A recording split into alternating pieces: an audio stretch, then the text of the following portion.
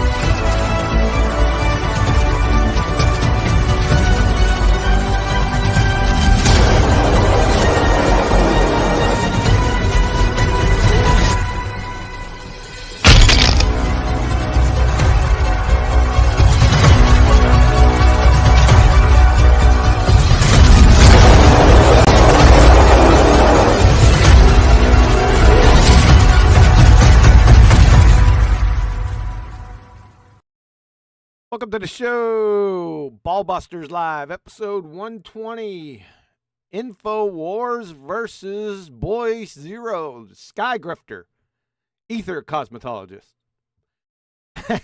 as usual, if you'd like to support this channel, there are PayPal and Patreon links in the info box below. Let's head on over to Discord to the distinguished MC of ceremony, Nathan Eckley. Good evening. Please share the show if you've not done so already. Cosmetologist is Sam Tripoli, right? Nothing to do with what we're covering today. Nothing to do with what we're covering today, no. So Nice echo. it is it's semi-linked because Ether loving person that we're covering today, Witsit, was interviewed on, I think it was Sam Tripoli, it could be someone else, but someone else basically put in their information box that Witsit was an Ether cosmetologist. Now, obviously, it's just a misspelling of cosmologist, I assume he wanted to go for there, but instead he's given him the ascribed title of makeup scientist, which is in itself hilarious. But there we go. Adam was the one that caught it because somebody sent it to me. It was AI that sent it to me, and he put a little smiley face and it pointed at it and started laughing, but the font and the print was so small, I didn't notice it on Discord, and then I posted it in Master B in Skype, and Adam caught it immediately. So instead of cosmetologist or cosmologist, got me backwards. Cosmologist, instead of that, it said cosmetologist. Yeah, that was perfect. Good catch, Adam. I'm kind of Looking forward to and slightly nervous about. Oh, sorry, that was addressed to Adam. Sorry. I said thank you. It was. He does look very groomed, though. I would say. Look at Witsit in the show. He looks like he is a qualified cosmetologist. To be fair, He got a haircut. Yeah. Got a haircut specifically for the show. Well shaved, well groomed. Got a breath mint.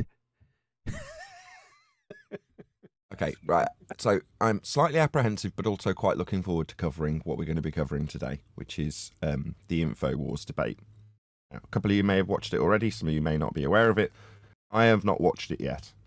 So what I did when I shared it was skip right to the middle and coincidentally landed on a bit where Witsit was saying, yeah, it's measured flat, in a kind of half-hearted way. I described it as fading facts, like when you're saying something that you don't really believe. Anyway, that was all I've seen of it, other than it was Flat Earth test trimmed out a section where he's babbling on about, let me think, toroids. And he's got a load of magnetic fields as diagrams up on screen. I saw a couple of minute clip, but other than that, I've not watched it, so I don't really know what's going to be presented today. What I do know is, of all of the debates that have happened in, say, the last 9 or 10 years, not a single one has generated more messages to me. That is to say, more people have contacted me about this specific debate to say, what an awful job, this man doesn't represent me.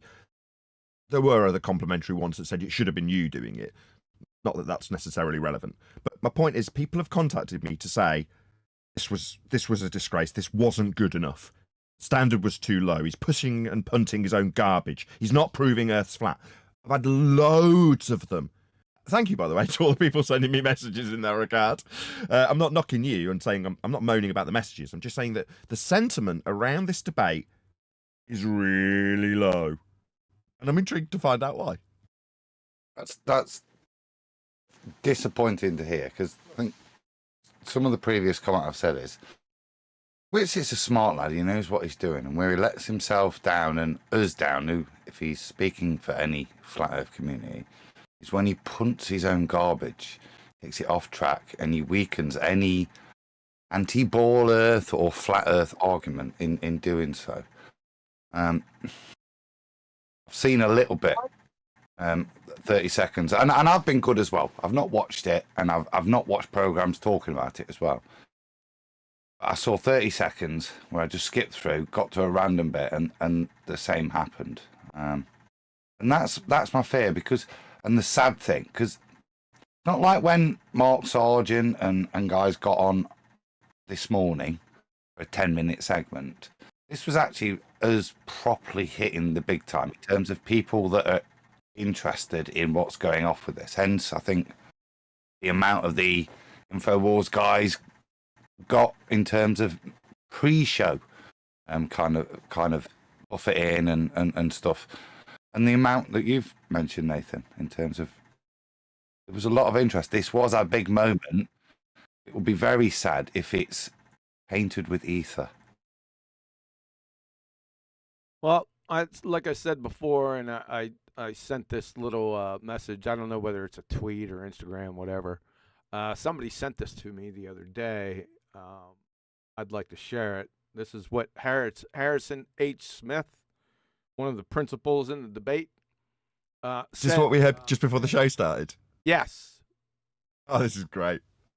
Yeah, so I posted it up. The YouTube folks can read it for themselves. I'll go ahead and read it. Harrison Smith, it's hilarious the amount of unsolicited advice I am getting for my upcoming Flat Earth debate with Witsit Gets It. People flying in from all sides and with charts and data and shit. I can tell you right now, there is literally nothing that I have not seen. I know everything. That is the first shot across the bow. So we're going to get right into this. It's already shared in Discord. I'll play the first few seconds, and then unless somebody's got something. Yeah, well, I got two things. It was an appeal to omnipotence fallacy, and secondly, Superchat. Super fluid, super mustache. I've also got a request. I've got Essential Goat. Oh, that's a really big super chat, especially when you convert that to American money. You could almost buy a house. Looking forward to this. No swearing. No swear. Thanks, I Essential Goat. can buy an arrow. Hey, thanks, Essential Goat. I appreciate it, man. Thank you very much for the super chat, man.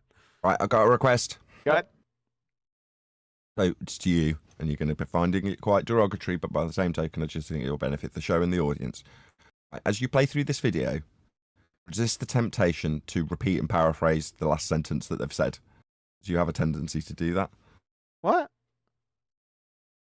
So you'll repeat the last few things that they've said, or paraphrase the last few words.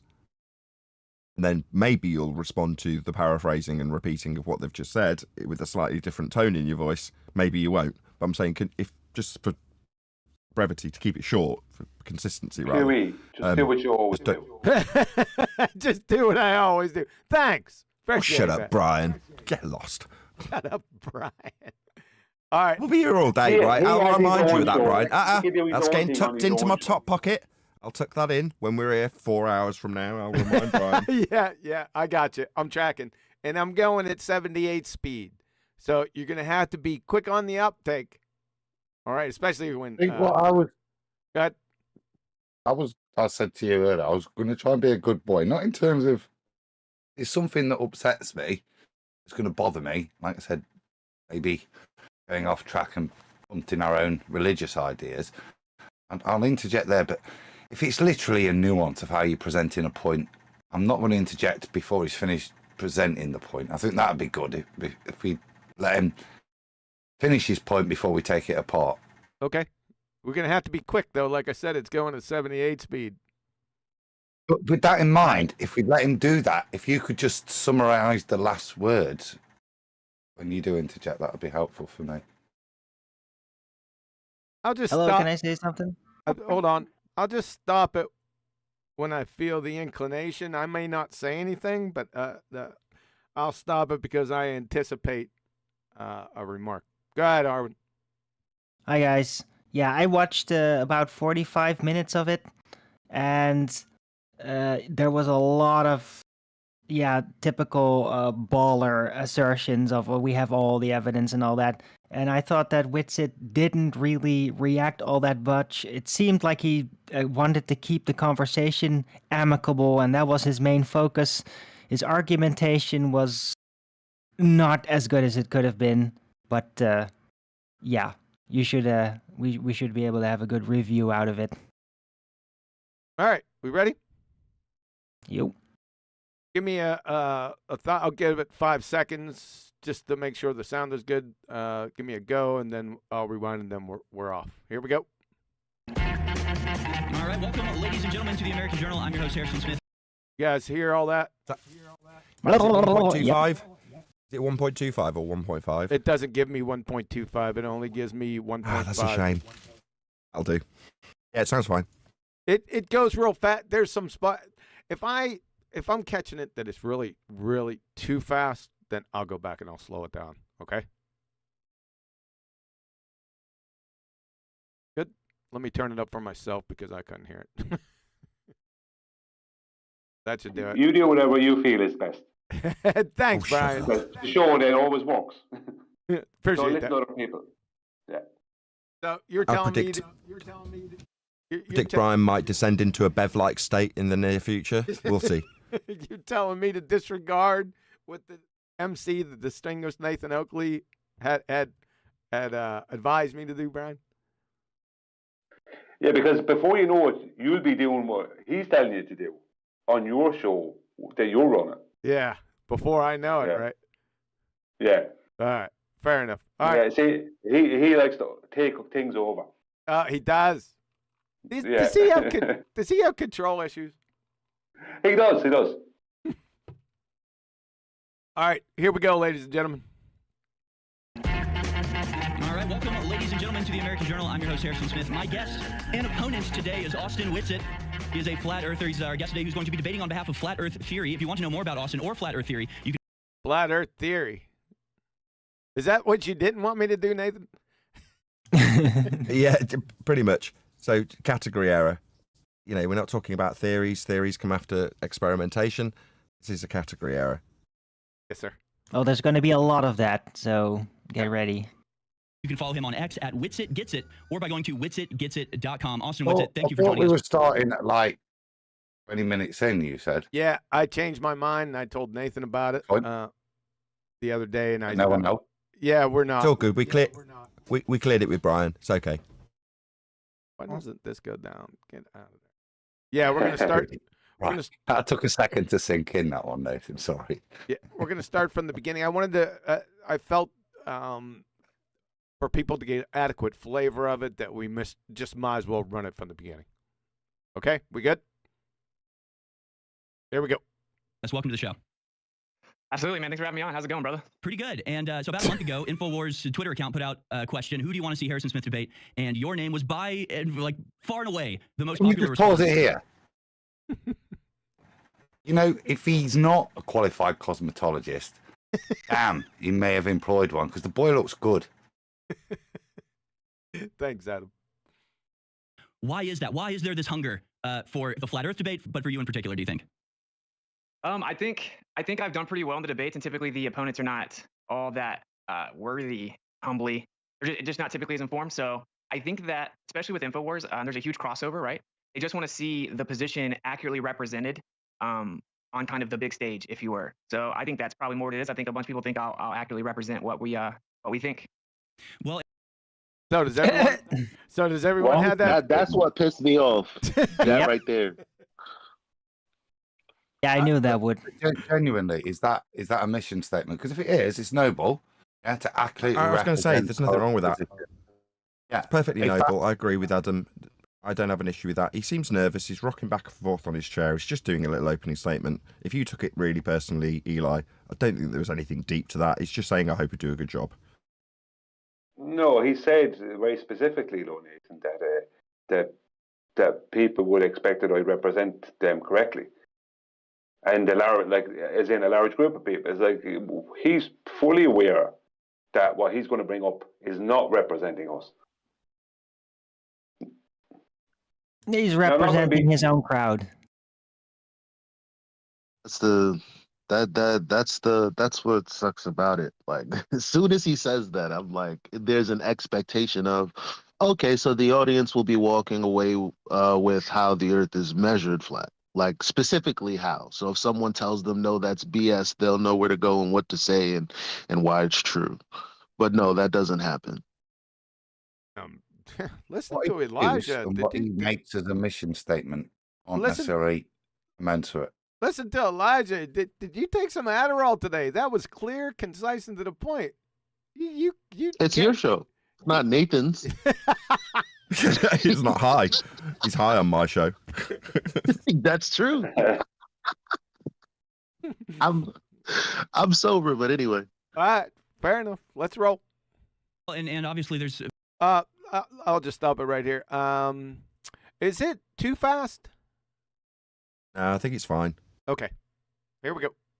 been a lot of comments I've seen saying either this won't happen because Infowars is controlled, or I don't know, all sorts of speculation about why Infowars doesn't cover flat Earth theory. But let me just ask you, because we got a little. Flat Earth theory again, obviously. That's what Nathan doesn't want me to do. But obviously, this is not a theory. It's showing in spades where exactly Harrison H. Hitman is at. All right, just First warning you, segment he's going to and say that another 20 times in Okay. the next 10 minutes. So, Okay. I'll make sure and Does he stop not at each. work? I'll make sure and stop at each time and paraphrase it. oh, goody. Does he not work for them? Does he not? Infowars. Well, yeah. So, with regards to why we've not covered it, surely he could say why. Well, certainly for him in his slot, he could say why he's not covered it before. Too hot to handle, or not interesting and nonsense. Not. It has come up on Infowars He before. doesn't need So, to present it as a. just let me- Sorry to interject, Adam. It has come up on Infowars before. It was just shut down. So shout out to Stephen Chess, who at the time was an Infowars fan and an Infowars customer. So he was buying Infowars products.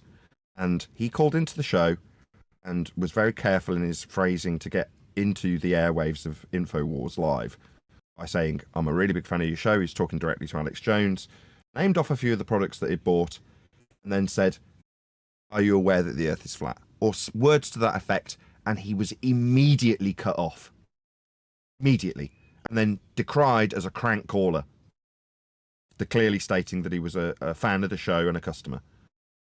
So there you go. Just wanted to drop that in there. And I remember that. That's from the beginning. So as a That's from the beginning they did that. That's my point. He's presenting as if they've done nothing wrong.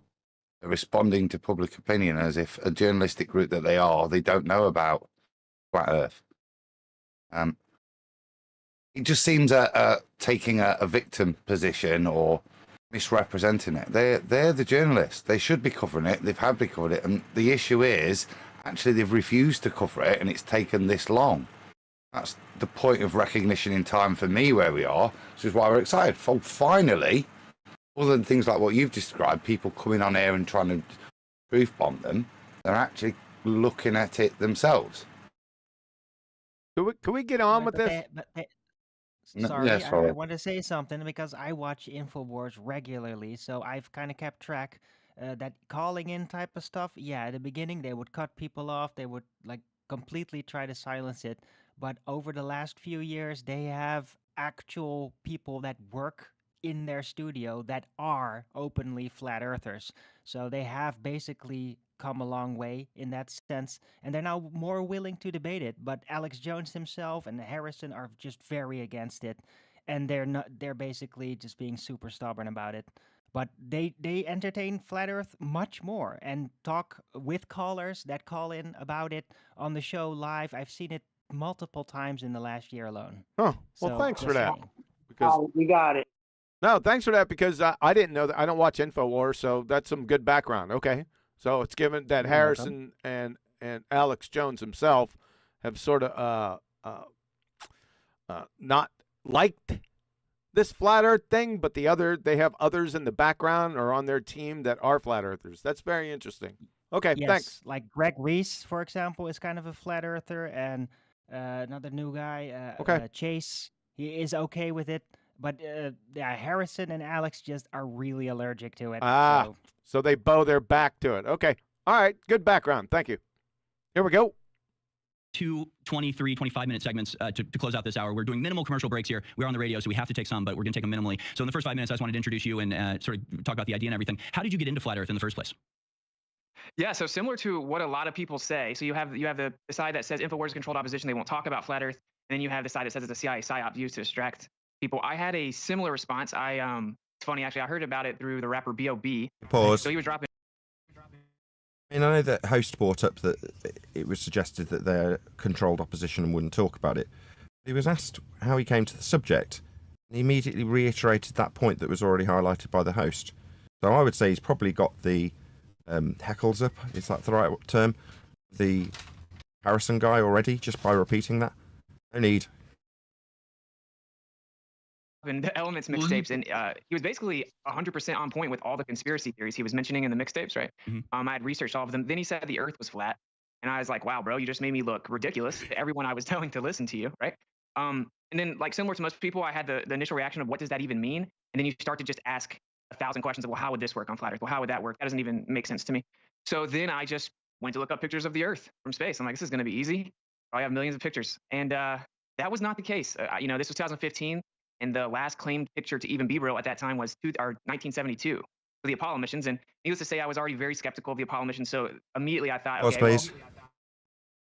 In the edit, what they've done is they've taken a curved picture of the horizon and superimposed it over Witsit's declaration that he went up and looked at Earth from space.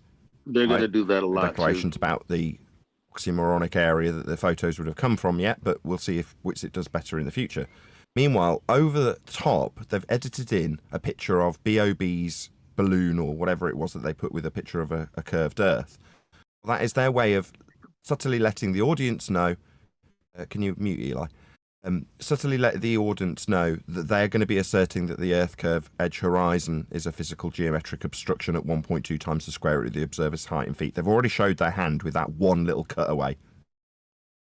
And like Elijah was saying, they're going to be doing that the whole time. They're going to overlay over what Witsit says the rebuttal or the opposite of it. They're going to do it the whole time. Okay. It's a poisoning of the well fallacy. So he's giving honest testimony, I think, similar to many people's.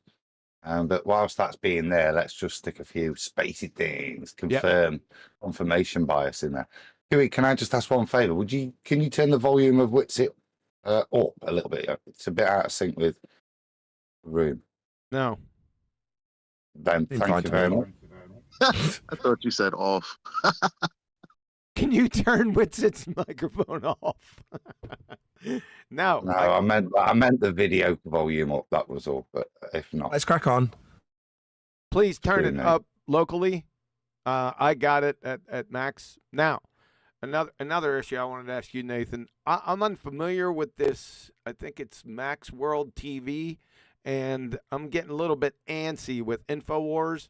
I don't care about the copyright strike. If they demonetize me, I don't really care about that. But I do care if I get copyright strike. Do I have any concerns here? This would be in Adam's territory more than I, because if they're particularly egregious, they might strike you, and I would definitely appeal it. We're definitely critiquing. We're definitely responding to it. This is definitely fair use. But whether or not they flag you and you have to go through a load of rings, jump through a load of hoops, rather, I don't know.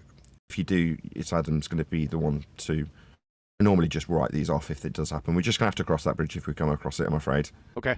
Just try and keep...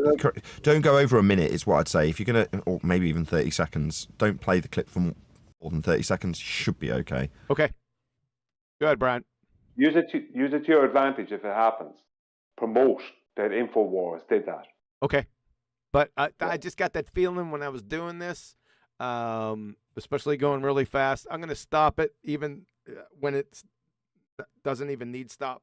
So we'll roll with that. All right. Here we go. There may be something here, right? Which there should be millions of real pictures. I should have live HD live streams of the Earth from space. So that's how it started. And then I kind of fell down the rabbit hole. And I think this is a bad start. There should be thousands of pictures from a second law of thermodynamics violation sky vacuum, should there, Witsit? No, there should not. No, there aren't any pictures at all. And there can't be any pictures because the place that are claimed to be taking the pictures from is a sky vacuum in violation of the law of nature. What I want in 2024 is people to stop propping up globe rhetoric. So when you suggest there should be an Earth curve in the way, there should be thousands of pictures from space. No, there shouldn't. Yeah, but he's probably speaking from his point of view in 2015, if you understand. We're very early into this. There's going to be a lot more of this. A lot. This is hold on. I'll take on board what Brian's just said. Right, yeah, okay. What you're saying is, within the tone and timbre of the discussion, he's illustrating where he was at the point he was asked about how he came to the subject. Right? Okay. Now, I can just take that as read from Brian, and you're right. That is contextually correct, and who am I to criticise? I'm a flat earther. Let's get down to brass tacks. I found out from whoever I found out from, and then get on to the brass tacks of proving Earth's flat with your first assertion, rather than propping up the globe claim in your discussion about how you came to the subject. That's my not fair. just because not fair at all. If this is your opening minute, Nathan, how did you get here? You know what? Sometimes I try to reify the horizon with rumpus. This is just a opening. How did I get here? It's just a little bit of testimony, which shouldn't be held for making the point. This is testimony of how he got here. I've got no critique to offer here other than, yeah, I think it sounds a bit like we all got here. We all looked for pictures of space. We all did this, and we would encourage those as the first steps, not necessarily to go straight to the fact that we measure it flat at this point. Yeah, but you could have followed up with that, Adam. No, he can't. He can't. Eli, hold on. Eli's hovering off mute and causing a bit of Go on, Eli. You're forcing your way in. Sorry, I didn't. Okay, there's a hum in the background. I don't know where it's. All right, I'll be quick. You go. You're gonna be upset then, Nathan, because regardless, when he does try to do that, it's gonna get swatted away anyway. So. Maybe. This is a difference in opinion, and I don't mind having a different opinion to Adam and everyone else on the panel in this regard. You can only go back and look at what I've done when I've debated people, and you can see that I'm straight down to brass tacks and proving what's what. Yep. There we go. Keep in mind, and maybe this is something to think about. Like, how can we maneuver these spaces, but do better? The thing is, on this platform, they've already decided that they're going to go with a specific debate structure. So that's not going to fly. Like, okay, here's where it comes from. And also, by the way, let me just go ahead and validate everything that I just said. Nah, it's not going to happen with this debate style. Right. This is media. You've got to paint a story. And like I say, this is the opening testimony where I was. And frankly, I'm just like you. Look, I'm the same. I think this is positive. Okay. There we go. Important part of it all as well. You'll instinctively just say, well, how would eclipses work? How does this work? How does that work? And if you can't find an answer, you think, oh, well, then it can't be flat. The actual way you have to go about it, and this is why all flat earthers exist, is they went to disprove flat Earth, and more so, they went to prove the globe. And then when you look for the actual, evidence that supports the claimed size of the globe, you've run into problems, right? And so if we falsify the globe, we don't really need to replace it, or it remains true. So that's pretty much my my really succinct journey through this. Is I just went to look for evidence. Again, I don't mind if I get shouted down for this, but where you have a different opinion in me, that's fine. Where you found out that there's a problem, we found out that there's a solution that proves Earth's flat. When they come to claim that the Earth's a sphere, we show that their measurements that they used to claim it were flat. So our approach in this regard does definitely have an opening to work in the down to brass tacks approach that I've just described, and there it was. That's my opinion. Don't have to like it. I agree. No, actually, because when I heard him say that, I was like, Nathan, here's the moment that he could actually attack it. And then he just decided to be super vague about it. Yep. Here we go. Of the globe, I went and made observations myself. It just didn't stack up. And needless to say, like years later, it just gets worse and worse. And, I can assure the audience, flat Earth is going nowhere because of the lack of evidence. So Flat Earth is going nowhere because of the lack of evidence? What? Maybe that was that. Hold on. Let it play a bit more, because there might be a bit more context to this. Play it again. All right. Yeah, that's kind of my journey really quickly. Yeah. No, that's it. That was contextualized. No, that was back to Adam's point. If we'd have heard that as one full piece, Adam's point that no, he's just contextualizing it back how he was in 2015. That was the sentiment, I think. So let's just give him a pass on this and move on. Okay, fair enough. Nice echo. Is that coming through you, Nathan? Probably, yeah, sorry. I forgot to. Yeah, I think he's leaving it up to the audience to decide to understand what he's talking about. He's not explaining himself. Now, it could be nerves. Do you know what I mean? It could be. But that's a problem, because he's talking to the audience, not his audience. And that's what upsets me, is because if you're going to go on a platform like this, you're not talking to me, Nathan, or anybody else in the Discord. You are informing a new audience. You can't be vague on the very, very, very, very fundamental details. Exactly. That wasn't vague. That was just an outright misspeak. So, and that's the only critique I would offer. And other than that, I think for an opening 30 seconds, which is probably all we heard, a nervous first appearance on Infowars to describe how we all got here, didn't do a bad job other than that final summary. The point I think he was trying to make is flat Earth ain't going nowhere, because when you start to look for the evidence of a ball, it isn't there, and it's never going to be there. So flat Earth ain't. Correct. That's not what he said. No, that is not what he said. That's what he meant. No, but that's clearly what he meant. Now, because the reverse of what he said is, well, that makes no sense unless he's a baller. Yeah. So it's just nerves, that is. Opening 30 seconds. Could be. Well done, Witsit. Could be. I'm not going to hang him on that. It was just something that caught my attention.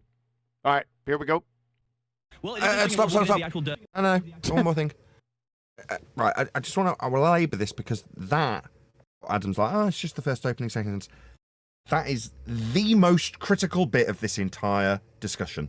That was his opportunity. That was his opportunity to grab the audience and tell them it's flat and why. Within context of how he came to the subject. I came to the subject when I discovered that Earth was measured flat. That's how we all deal with it. That immediately grabs your attention. Now you're saying, oh, he just needs to go with the flow of the info. No.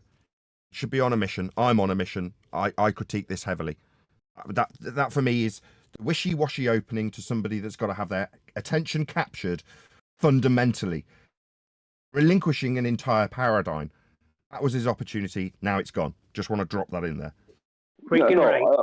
I agree, Nathan, that I personally, and I know you, would have done that different, right? Now, I would probably do it a bit different from you, but I would have definitely done it different from Witsit, right? But the only critique I made earlier on, and Adam was on the same vein, was that the fact that it was within context of his mind in 2015 when he first came across the subject. I'm not decrying that what you're saying, that he's could have done a better opening. Yeah, he could have done a better opening. I don't disagree with that. Well, I'm agreeing more and more with Nathan, because every time someone asks me how did I come to the subject, the end of my answer always ends with the proof that made me that this is why I know the Earth is flat. Here it is. Boom. Right. But Eli, did the beginning sound just like Witsit's? What's that? The beginning of your journey just sound like Witsit's, like a lot of people's do. That's a very everyman journey. Okay? Now, where we're at right now, No, it's not true. It's kind of not where. Hold up. Don't overtalk each other. Let Adam finish, and then you go. Go ahead, Adam. I appreciate that point, but where this conversation that he's having right now is at, there's no need to take it there. We've got an hour to talk. Okay, so. He's just been asked for testimony. I understand the need to get out that the Earth's measured flat, right? But at this point, yeah, you don't want to sound too much like the Jovo on the doorstep. Let's have a civil discussion. And at this point, for me, let's engage with the everyman audience viewer and just say, look, these are basic things that I did.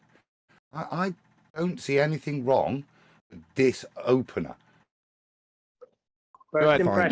Go. Hold on. Let Eli respond. Hello. Eli was going to. Hello, Eli. Go ahead. Yeah.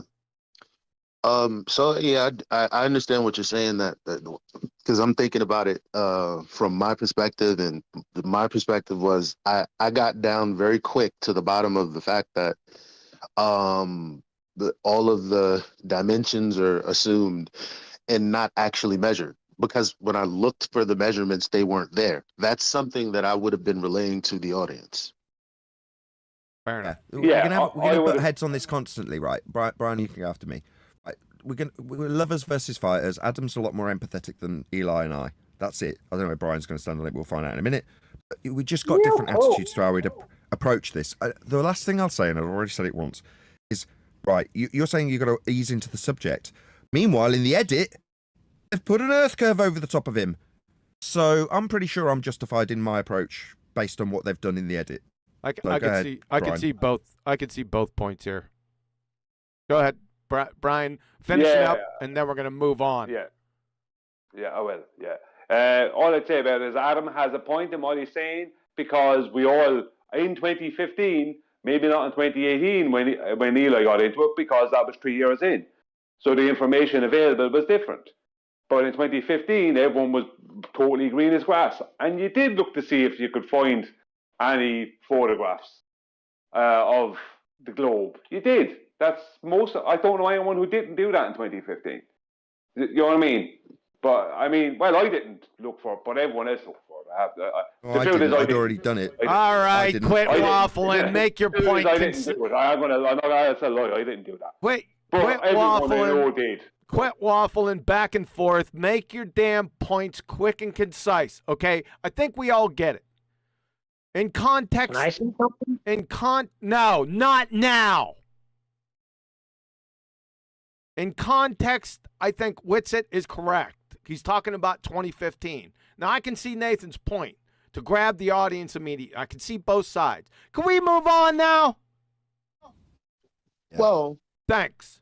the debate portion here on the other side. It's sort of the first debate we've held, so it'll be interesting, but I guarantee it'll be fun. Let me mention today's debate is brought to you by BrainForce Ultra, InfoWarsStore.com. Take your BrainForce Ultra, and we'll hit the ground running on the other side. Stay with it. BrainForce Ultra, maybe Fox Force 5 needs some of that. Nathan, can you get some for him?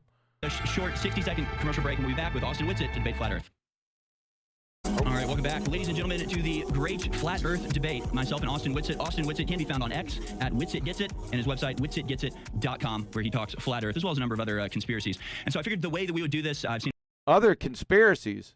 This isn't a conspiracy. That's your first problem. The only conspiracy here. So The only conspiracy here is the heliocentric ball-tard spinning space monkey religion. Just wanted to tighten his shot group right there. Go ahead, Adam, quickly. So in terms of, if I'm hearing that as Witsit, I'm not allowing that. There's certain things that I would address straight away. That would be one of them. Yes. He's the first time, maybe I'd just ignore it. The opening of the show, I'm not going to appear. But no, we've just come back after the break. Yeah. And power would be brain force right now, and there's no way I would let him do that. And not my ego, but actually to make the point, as you said, this is not a conspiracy. Let's address why. Yes. seen other online debates do it where both sides will take about a 10-minute opening statement to state their stance. Yeah, that's a bunch of baloney. All right. 10 minutes of baseless assertion fallacy after baseless assertion fallacy for both sides. It's boring. It pisses me right off. I don't know where you come up with this method, right? It drives everyone crazy. It's boring. We don't really care, right? You get right to the point. This is my evidence for a spinning ball space monkey. ... Response. Isn't that what he's going to give it? Go ahead. Isn't that what he's about to give us? I was just thinking, that could be quite good. Infowars, all of their production team behind us, are now going to give us their 10-minute spiel on why it's a ball. Yeah. Okay. There Well, we go. maybe If you need all you would hope. You think? But I think that Adam, to what you said, I think that what we need to do is get on a Joe Rogan kind of style conversation rather than, because these debates are very weird. The way no one gets any information out of it, the way that okay, 10 minutes to just talk about BS. Okay, now you guys go back and forth, but there's not really any moderation as far as, well, do you have any source for that, for what you're saying right there? That doesn't happen like that. So I'd much rather stop someone in a casual conversation or a cordial conversation and go, hey, here's why it's not a conspiracy theory, or here's why it's geometry and not natural science, or any of those things. Yep. Thanks. Here we go. all 10 minutes or not. And Austin and I talked during the break, and we decided I'll go first, and then Austin will get 10 minutes to respond. That sound good? Sounds great. All right. Okay. So I'll just go ahead and begin. I want to start with sort of 3 preconditions from my perspective, what I'm bringing into this debate. First of all, I do not care if people believe in flat Earth. I have absolutely no stake in the matter. Hold on a second. Stop. Adam, you're going to have your illusion shattered about what you're getting here. What we're getting is the rules of engagement and the terms that will put them in the most positive position to debate, not a string of evidence for the globe, clearly. Oh, no, no, that's different things. Will Infowars set this up knowing that they've probably done a little bit of research and the only outcome they could possibly seek for is a neutral outcome? Yes. That wasn't what I was saying. I'm saying I've got no problem. Witsit chilled his beans, set the stage, showed himself as an everyman. What these guys do, yeah, I started out saying they started out with a straw man victim status that oh no, suddenly this is all a bit new, this idea of talking flat Earth. They know they've been ignoring it for a while. I mean, with that in mind, am I surprised that they'll aim for a neutral outcome? Let's agree to disagree. No. Okay. Spin on. People that believe in flat Earth. Don't, because you better make it concise. I'm going to tell you what. I got an hour and 5 minutes. The super chat. Sorry. Go ahead, super chat. Yoda, Sorry. $4.99. No problem at Divergent Droid. I'll go since I can't support those that tolerate his agenda to show no hard feelings. I hope this will help. Thank you, Yoda. It was a bit back because I've actually been talking and missed it, and I'm this bugger. Over to you. Stop mumbling. Over to you, QA. Let's spin on. All right. So, by the way, just another admin note. That Flatsy said she was going to be late today. She had a conflict, so that's why Booger's not here yet. All right, here we go. I don't think that, like, I understand the impulse. I understand the questioning of institutions. I get all of that. I don't discriminate against flat Earth people. I just simply, honestly, don't think it's really worth discussing. But we are discussing it here, and we'll get to why that is. But I don't care if you believe in flat Earth. I don't judge people by that at all. I have family and friends that believe in flat Earth. That's good because I don't believe in flat Earth. I know it for an absolute fact. Respect them But he tremendously. just said something there. He just said, it doesn't bother me. I don't think it's worth talking about. While he's about to have a whole debate about it. Yeah, That's lie. It's poisoning the well. Poisoning the well. Yep. It's going to be. Two, I don't have any training. Don't tell us what it's going to be. We're going to run into what it's going to be. Okay? It's true that. Indoctrination. I barely have education in the matter. I've no.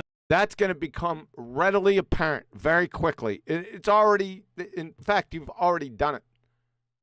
So thank you. That statement after the previous three show him to be a retard. Yep. But fundamentally, you can't say it means nothing to me. It's not important, all of that. But I know nothing about it. Make those statements. Wait a second. He said he knows nothing about it. That's not his previous message. Harrison Smith, I know everything. Oh. Yeah, but he's under pressure. As he says, he has family and friends who are flat earthers. So he's doing his best to pretend, it's no big deal. It's nothing we're talking about. We don't have to deal with it. I don't know nothing about that. And he probably can't stop looking into it. And that's why he has Witsit on there. Here we go. No loyalty to NASA or any other governmental organization. He doesn't have any loyalty to NASA. Oh, my God. Choke me with a friggin' spoon. Whatsoever. Just like all government organizations, NASA lies all the time. That doesn't mean the Earth is flat. But three, in my position as a professional conspiracy theorist, I'm really... He's a professional conspiracy theorist. No. Admission that NASA lies. If you don't think NASA's lying about space, what are they lying about? Like, if you're like, I know they lie because they lie about this, but they're not lying about space. What possible thing are NASA lying about? Yeah, there should be more images from there, really. Yes. No, he's saying he knows they're liars. They're a government agency, but they're not lying about this. Yes, that's what he said. Great justification. Yep. The train wreck. He's a moron. No, you missed. But what he's actually said is... Well, I'll go after you then. What Nathan was basically saying is they're lying about like military bases on the moon, like kind of lies. Like that's where his frame of mind is. Don't try to divine this moron's thoughts. No, that's what Nathan was saying. All right. It wasn't. No, it wasn't. Well, Lies. no, what he just said is he'll accept lies. That's what he just said. All right, That's fair enough. important. Let's roll.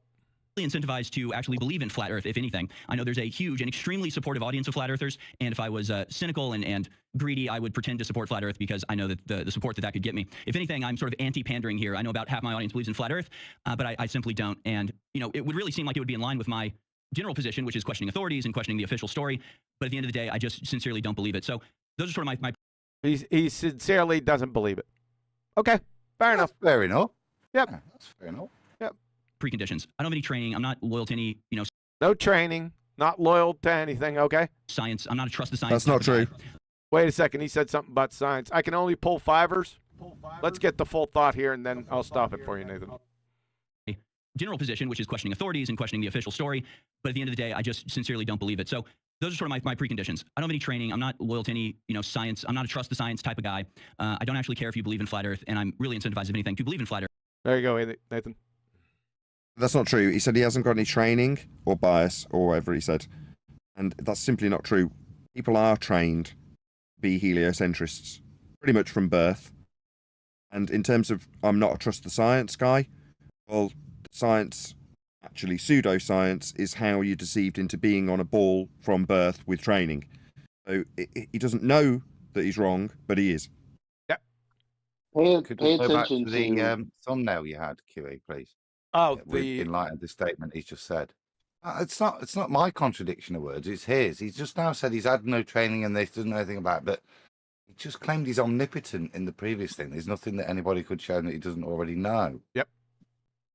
Yeah, just pay attention to just remember that he said that he's not a trust the scientist or trust the science kind of guy. Yep. Remember that. Okay.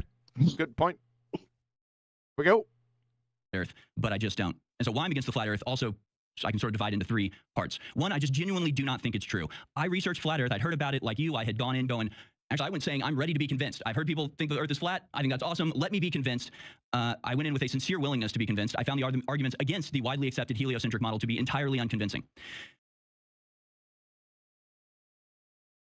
What he's doing is he's talking about how unconvincing the arguments against the globe are. Well, those aren't flat Earth arguments. Now, it might be a recent endeavour for us to start pointing it out. Going against the globe isn't proving a flat Earth, and saying that you're unconvinced by the anti-globe arguments has nothing to do with your, in this case, belief. We would set you straight again about your knowing Earth is flat with measurements. But these things are unrelated. Yes. Well, what he's actually doing is he's telling a lie, because he's not presenting any of these things in any way, shape, or form, or referencing anything. He's just saying, "Oh, I saw it all, and none of it convinced me." What he actually he contacted or just purely watched anti-flat Earth videos, and probably very basic ones like from Sleeman Dan or whatever. Yeah. He's very dishonest, this guy. Yeah, well, everyone knew that when he said it. It was a stupid, vague point. It was utterly hand-waved dismissal. It's so vague that it's like a child argument. Good job, Harrison. Harrison is like this all So I just don't- throughout, so. Yep. I think it's true. Two, I think the spiritual interpretations are total nonsense. Regardless of the cosmic model, Earth, I believe, is a priceless jewel of unsurpassed galactic importance. I see God's handiwork in all of creation, including... Really? You see all that? What does that have to do with this topic? His handiwork in all of God's creation? Yeah, well, duh. Well, how does that prove a spirit art? It doesn't, but it's nice to have something to agree on. And again, like the guy just said that he didn't know anything, he didn't have a bias. How do you juxtaposition? How do you have a juxtaposition against flat Earth for the heliocentric model if you don't know anything about anything? Yeah, when he knows everything. Because he has pictures from space. And they show it all the time during this interview, too. Yep. Especially during Witsit's turn. the divinely arranged solar system. If anything, It's a divinely arranged solar system. Harrison, you heretic. I want to see that divinely arranged solar system in Scripture. See the photo that you have paused on there? Look at the little bit of curve that's in the water. That's how absolutely desperate they are. Showing what's basically just a lens distortion off of a lens. Yeah. Whatever one. Doesn't matter which one it was. Which lens it is. That's pathetic. I find the concept of flat Earth completely out of step with the rest of creation, and I can explain that later. But three, I think the overall discussion about flat Earth is detrimental.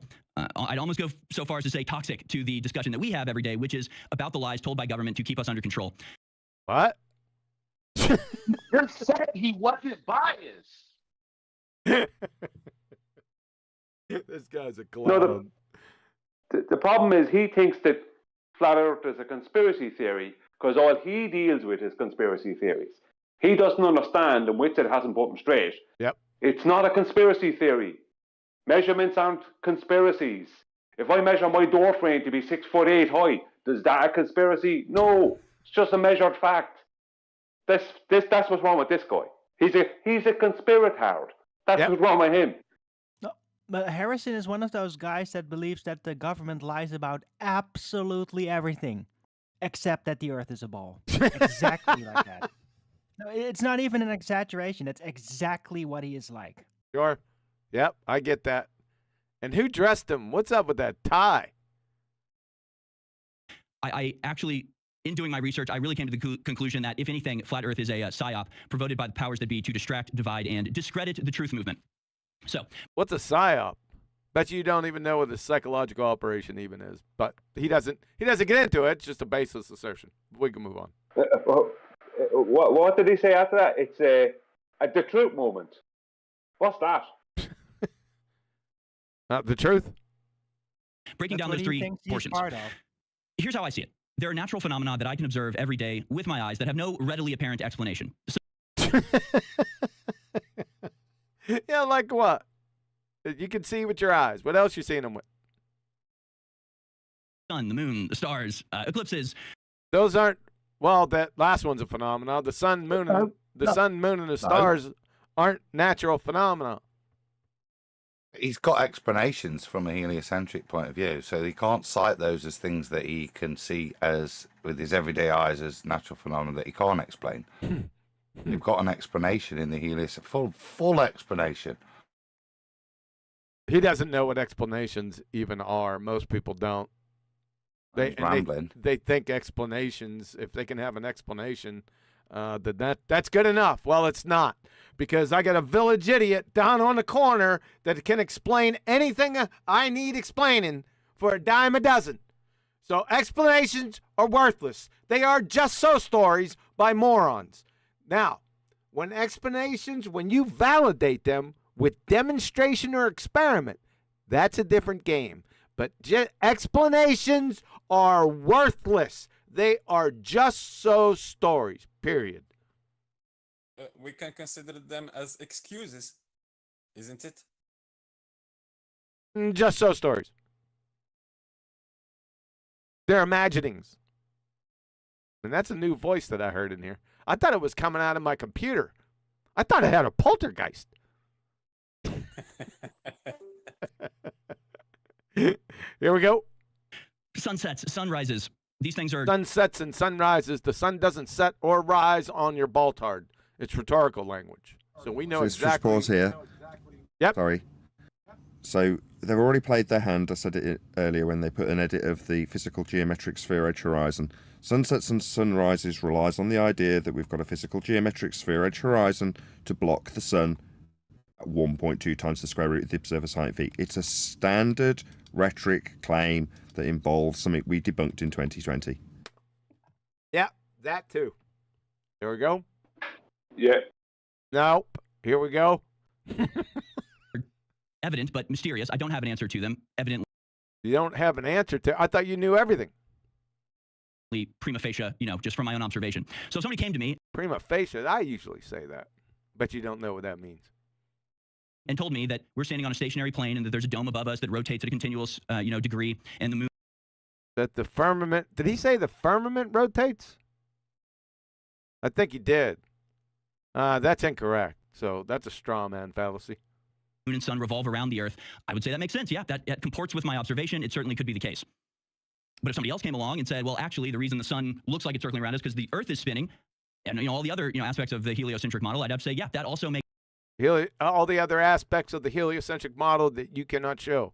And no one has shown, after requests, thousands of requests, for me personally, for about 8 years. I've never seen it. Has anyone ever seen the heliocentric model or the globe Earth model? Anyone?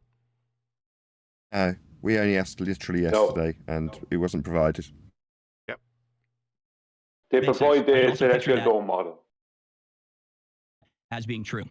But then you have things like stars that don't behave like other stars, whatever you want to call stars. The point of light, there's some that wander, right? Planets, that's where the term planet comes from.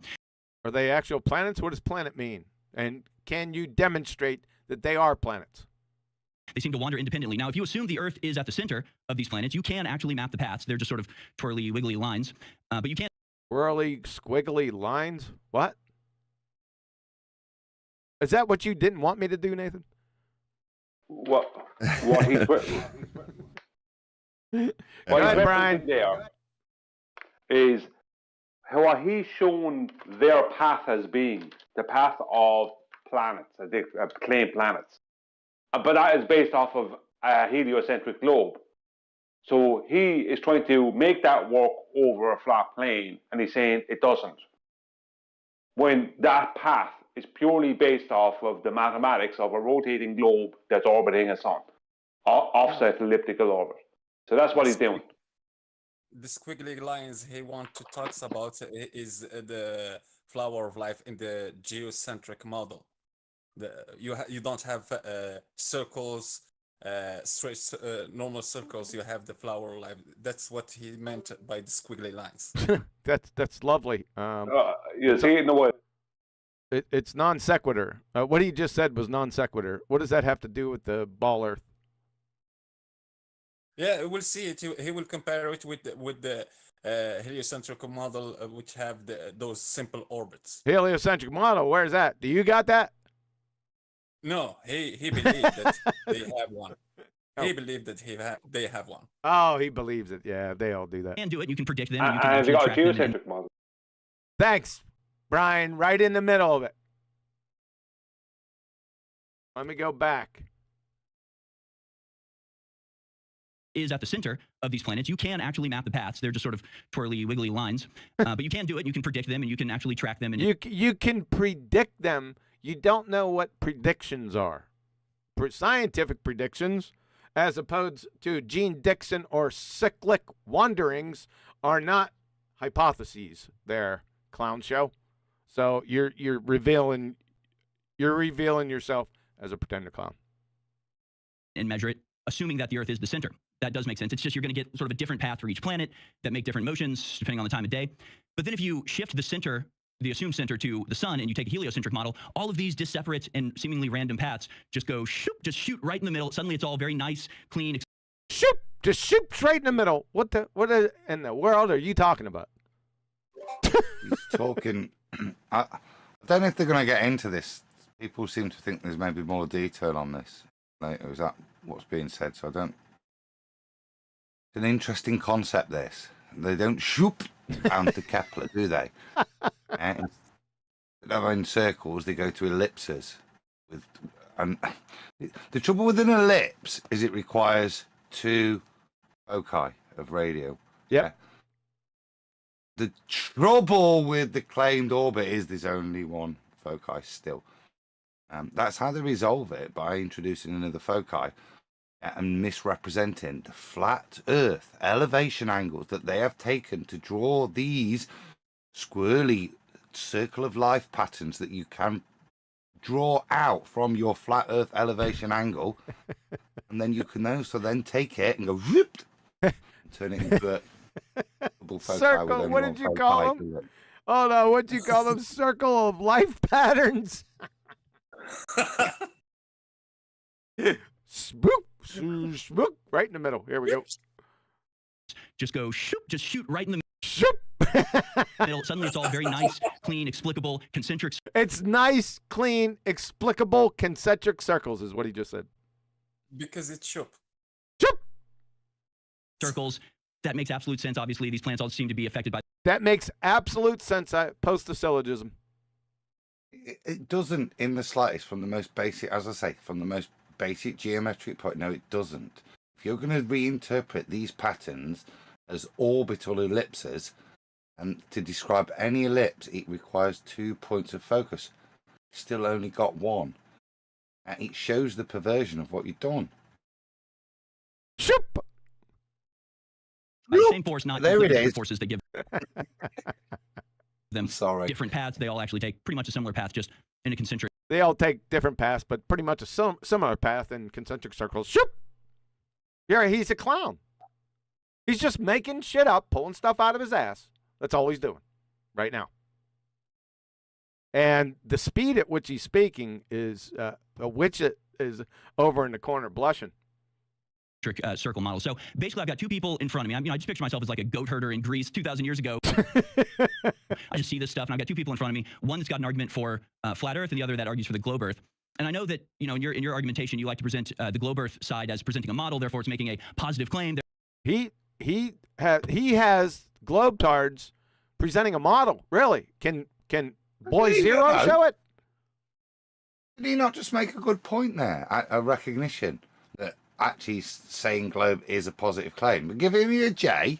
And let's just hear if actually that's he's recognising it's his assertion, not ours. This structure does not allow J's. I can only give you 2 fibers. I'll take it. There we go. And the other that argues for the globe Earth. And I know that in your argumentation, you like to present the globe Earth side as presenting a model. Therefore, it's making a positive claim. Therefore, it has the burden of proof. But to me, these claims are. Yep. There you go, I Adam. need to hear the next bit because it sounds like he's about to mitigate it because he did say, I know in your world you think when I say bull, it's my positive claim.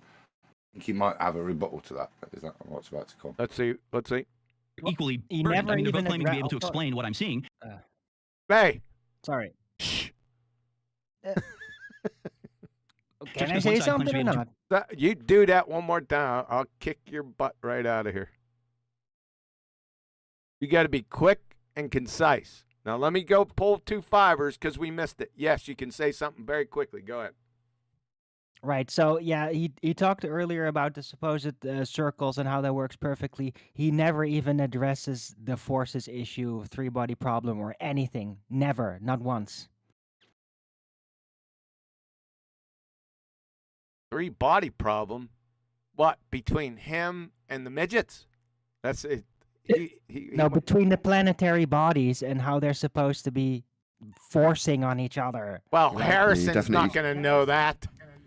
Of Back course off he your doesn't. mic. Do you back off your mic a little bit, Arwin? You're now definitely too close. What? Oh, okay. There you go. That's You're better. just distorting. That's all. It Here, is better? you're loud too. Let me turn you down. 1 second, folks. Turn him right down. Go ahead, Nathan. Say something. Check. Everything cool? Sounding good? Yeah, that's fine. Here we go. Making a positive claim, therefore it has the burden of proof. But to me, these claims are equally burdened. I mean, they're both claiming to be able to explain what I'm seeing. Just because one side claims to be able to provide a model and the other side doesn't mean that that second What? One side's claiming to have a model and the other side's not. Okay, let's see this model. Of course, it's your side that's claiming to have a model, right? We're into this fairy tale idiot game that would like, can we see your map? Same thing about this model horseshit, Harrison. You don't have a model. You don't know what a model is, even if you had one. second person has no obligation to explain anything. I'm looking We don't need explanations. I'm not going through that again. We need demonstration and validation. for an explanation for these things, and one side can present it, the other side can't. So the One side can present it and the other side can't. What he's saying here, people, is that they have a model with explanations, and the other side, the flat earthers, can't because they have no model. That's what he's saying.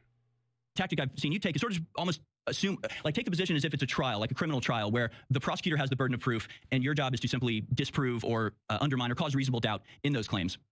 This isn't a courtroom.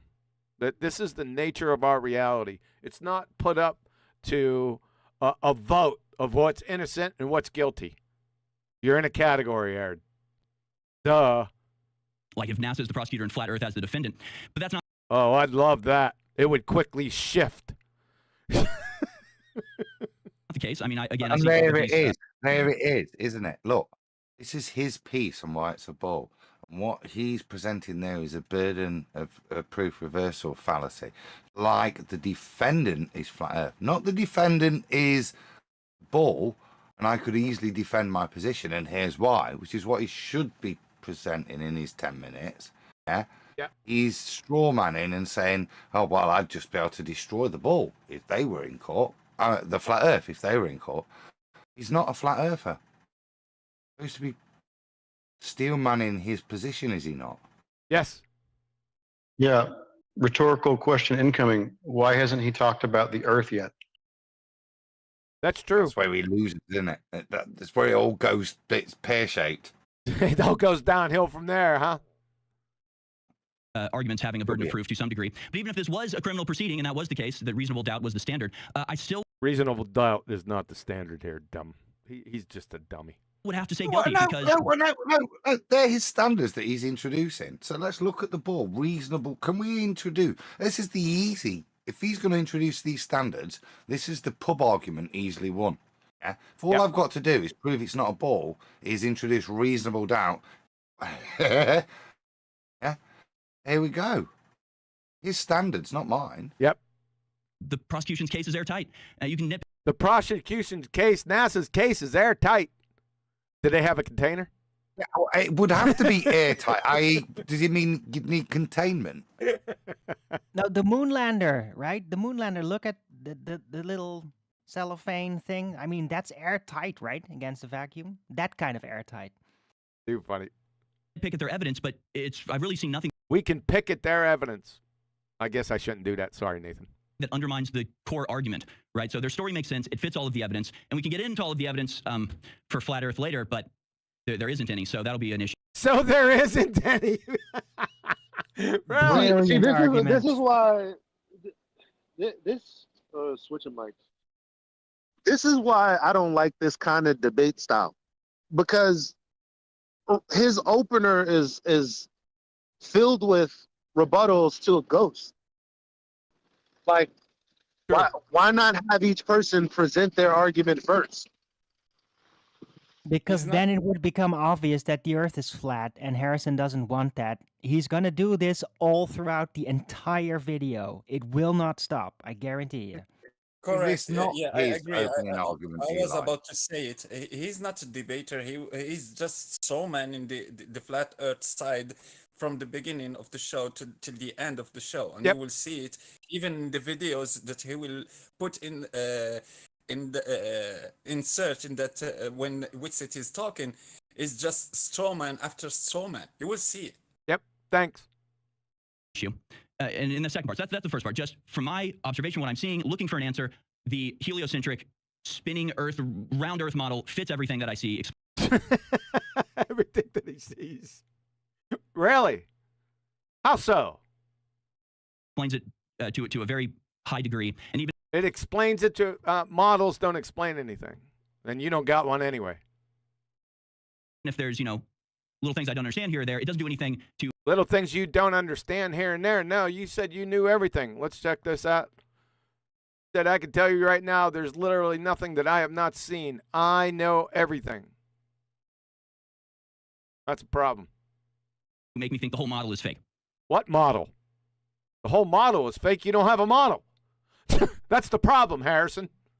You haven't shown it. You'll never show it. No one's ever shown it to me after 8 years of querying.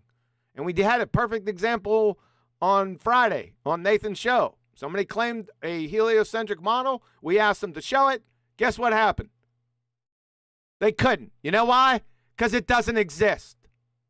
That's why. So that's just why I don't buy the flat Earth arguments. But the second part is the spiritual aspect to this. And simply said, I do not believe that the shape of the Earth has any spiritual importance whatsoever. Flat Spiritual importance. What? Those. Earthers seem to ascribe extreme spiritual significance to the shape of Earth. I do not. Whether the Earth is flat or not, I feel the same way about God. In fact, I think the globe Earth model comports more with my vision of God. There's the globe Earth model again. I don't know how many times, about 5, 6 times now. Everything's based on the globe Earth model, according to Harrison, which he doesn't have and which does not exist. There, he's toast right now. Yeah, and he thinks that the globe Earth model is more comporting with the Bible and all that. Like how? That spirituality did matter. And then said, but it means something if it's a globe. Exactly. Yes, you got it. Right. Yeah, that's what he said. He contradicted himself again. Yeah.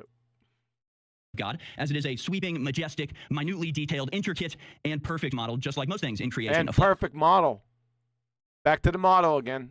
We should have Flatsy on here, marking down fallacies and models. Flat Earth model, to me, is childish. Now the flat Earth model is childish. What flat Earth model are you speaking of?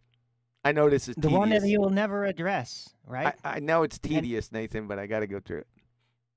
And simplistic in comparison. Nothing else in creation that I can observe, makes me feel like I'm in God's celestial hamster cage. That the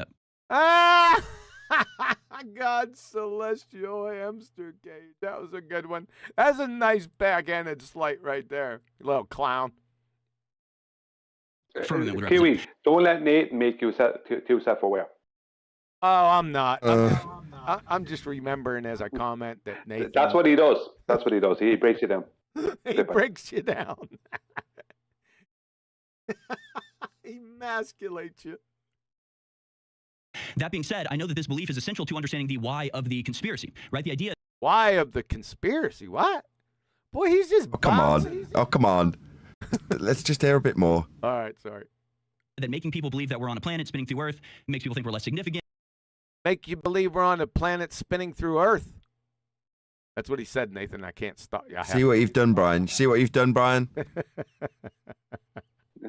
No, you didn't. Because all I did is he's now gone the other way. He's going to do it more and more on purpose. All right, I'll go. Just when I get crazy like Nathan, just like that, Nathan, just stop me. Here we go. Let's listen to the whole thing.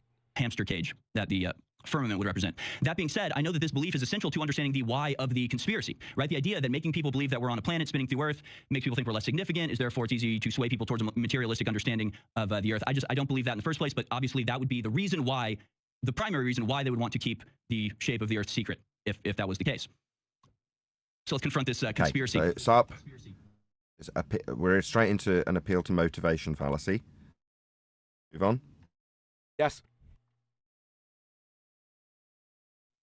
Because it would be a massive conspiracy necessary to uphold a lie of this magnitude.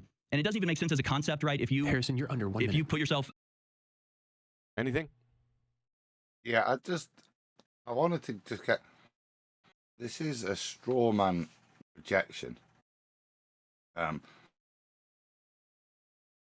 The purpose of the heliocentric model fundamentally is to pretend that you're an inconsequential point of randomness and nothingness in the infinity of nothingness, that there is no creator.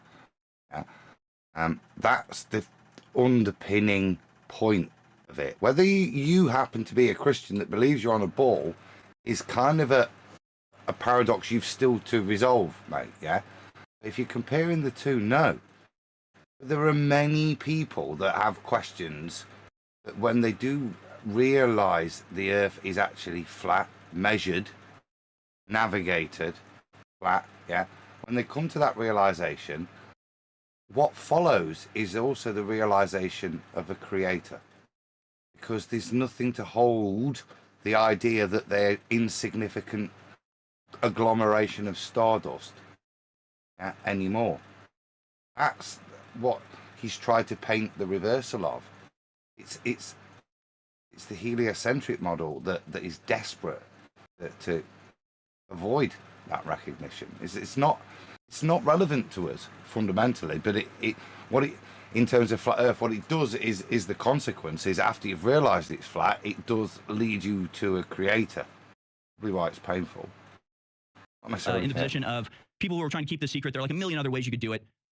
And I only have about a minute left, so I'll just stream through these. Basically, the scale of the conspiracy necessary to keep this up is too vast to be feasible. Millions of people have worked on space programs. Either they're all in it, or there's some sort of parallel industry constantly psyoping the people in the space industry. Whether satellites or balloons, every image from space is CGI. Rocket launches fall into the ocean. Just one of these would require thousands of people working for decades in absolute secrecy, and the payoff is what exactly? Possibly weaken people's faith.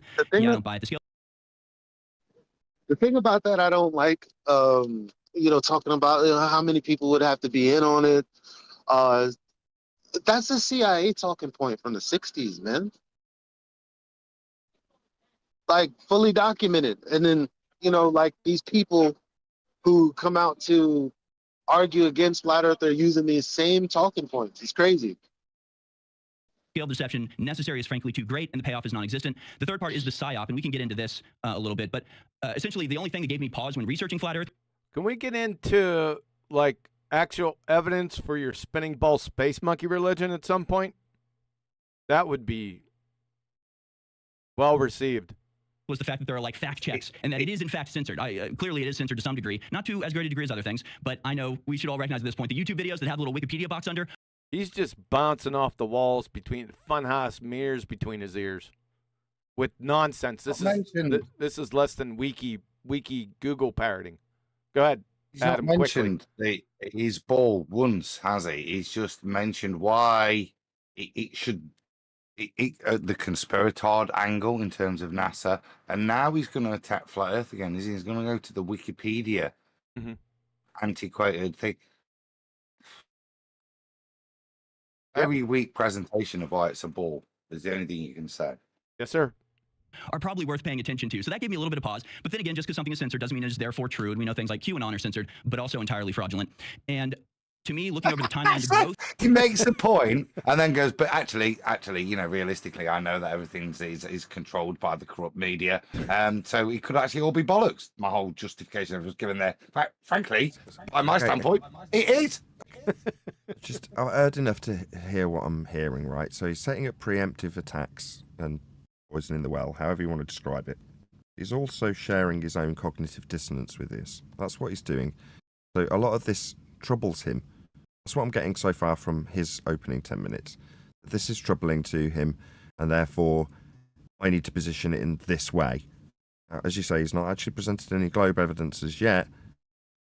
It's just spewing out his cognitive dissonance in terms of how the information may or may not be presented in the discussion.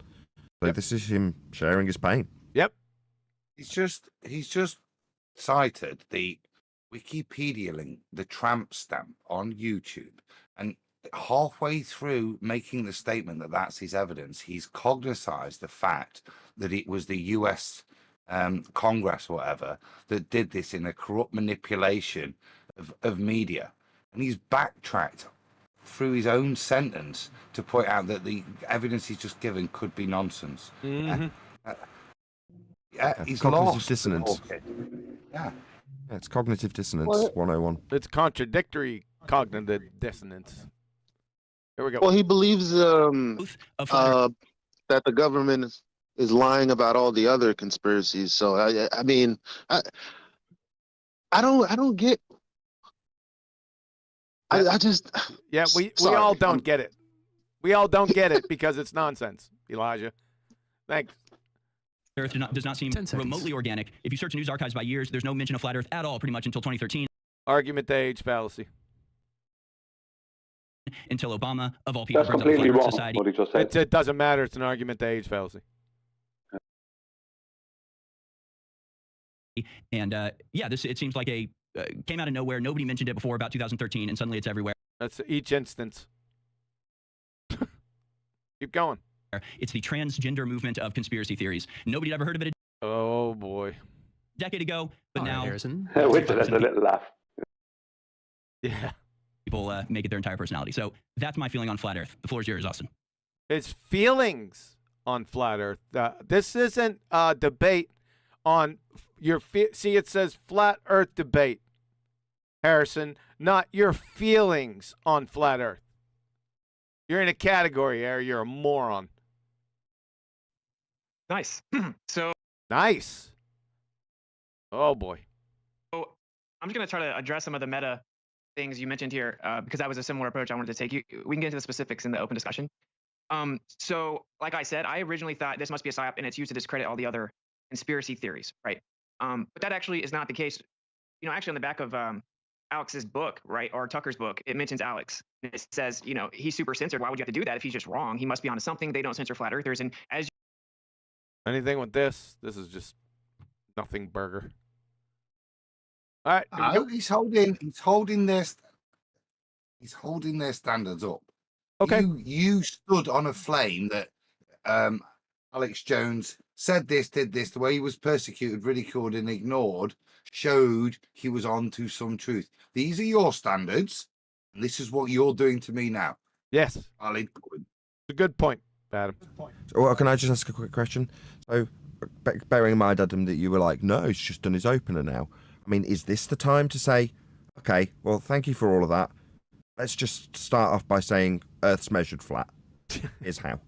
In other words, undermine every bit of garbage waffle that he's just gone through to set his stage, rather than trying to absorb it. I mean, maybe he could have took notes. We can address every last point. Or he can undermine a lot, couldn't he? At this stage. Right now, he could undermine all of it, couldn't he? Yes, he could. Adam, what's your answer? My answer is, what he's presented so far is a load of, oh, well, this says this, mainstream says this, the authorities say this. Once he's held up in a very one-sentence response, a rebuttal that absolutely tortures him, I think, there. It really means you can't have the internet says, the tramp stamp says. He just said, by your standards, the reason you might be over... Objection, Your Honor. Objection, Your Honor. You're not answering the question. Non-responsive. Yep, non-responsive. You want to try that again, Adam? No, I think... Nathan, ask him again. At this point, is it not reasonable to undermine the entire argument and just make your winning point? Earth is measured flat. Is this not the point to say that? Undermine everything he's just said. I think after all that, he's just come to him and he's taken one breath. I think by the time he's been afforded the opportunity for 2 paragraphs, that criticism could be held. But like I said, that the only point I've heard, first of all, is a valid point, which is to level the floor a little bit. Yeah. Okay, we'll get into 2 paragraphs, and then you can ask the question again, Nathan. All right? And then, yes, then I think that if that's not there, then that statement might be. All right, then just wait. Okay, let's just wrap this up so it doesn't go on for another section. Right, if it were me, I would have just undermined all of it and started talking about Earth as measured flat at this stage. Maybe addressing all the points he's put forth to level the playing field is also another approach. That's mighty white of you, Nathan. As you accurately pointed out, they absolutely do. And I've been kicked off Venmo, PayPal, Airbnb. We're talking about cosmology. As to why it's not as censored, there's no cover story, right? So with everything else, it's hate speech, it's dangerous, blah, blah, blah. It's dangerous medical misinformation that could hurt people. What can you say about flat Earth? Really nothing, right? So there's no even cover story to actually censor it completely. What do? They shadow ban it, which is arguably worse because when Alex Jones gets kicked off everything, everyone wants to know why. When you're still on YouTube, people. Look, they post this flat Earth interest over time.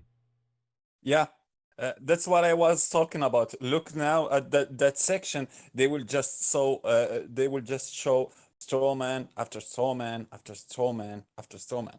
Yeah, go ahead, Nathan. It's an appeal to consensus, actually. So you're saying, let's have a look at what the people think of it, and how censored it is, and all of these are social aspects, as opposed to evidence of one way or the other, whether or not Earth's a globe or not, or flat or not. Yeah, and I just like to say that that guy was pointing out that it's not even that it is censored, but not that censored. No, it is the most censored topic. I'm feeding back on someone there. It is the most censored. Sorry. yeah, that was on purpose. It was the flat Earth is the most censored topic that there is. Right? I don't like whatever Alex Jones has been in the media for, or anyone else. Whatever those things are, whatever topics they are, they're singular topics based on a person. That is not this topic. There is no topic that's more held back than this topic. The proof of that is this company. This is the first time they're actually publicly addressing it. Right. So that's the proof of it. I was looking for the black swan spike. I think it's right here. I can't see it. It's too fuzzy right there. I was just looking. Never mind. People think, oh, you're not censored. Don't let him break it down, QE. Whoa. What Brian just said there is actually where the conversation is. I know we want to say certain things, but that's where the conversation is. Yeah, he said hello. He's had a load of spiel, and he's presented his bits. And Witsit has actually responded what the guy has said and taken away his authority. I know he's not said what we want, but at this point, in terms of an appraisal of the disjointed conversation, yeah, I don't have an issue. Okay, thanks for right now. All I hope for, he's done that. And this is Nathan's point. The next bit is right. I'm here now. Let me move forwards. I've been polite. I've rebutted. I've told you. Now let me move forwards with this positive statement. Yes. And that's something that I hope to hear, and what we should all be doing moving forwards. Okay, let's see if that happens. And then they can't find you. Like if you search flat Earth, you get nothing but hit pieces. So it did absolutely explode. Obviously, the conversation would be, is it organic or not? But like you said, they pointed to the Flat Earth Society, which is specifically crafted misinformation. So that's like probably the strongest piece of evidence off the rip against the PSYOP narrative is when I looked into it, all the information that was presented to me as Flat Earth is not what Flat Earth actually was. It turns out it's totally different. It makes the position asinine, and it's not actually what they think. And so that's exactly what you would do if you're discrediting the truth. And as to the comparison to, say, QAnon, we know that QAnon had a lot of truth in it. The reason QAnon... Based on the standards that Witsit laid down, if you want me taking that approach, Adam, I will. And I'll say, well, based on Witsit's opening gambit, he would therefore be the standards he's just laid out about the Flat Earth Society based on the standards of misinformation that he puts into the community. So based on his own condemnation, his own standards have just condemned Witsit's misinformation about Aether as being controlled op narrative from a PSYOP based on his own standards.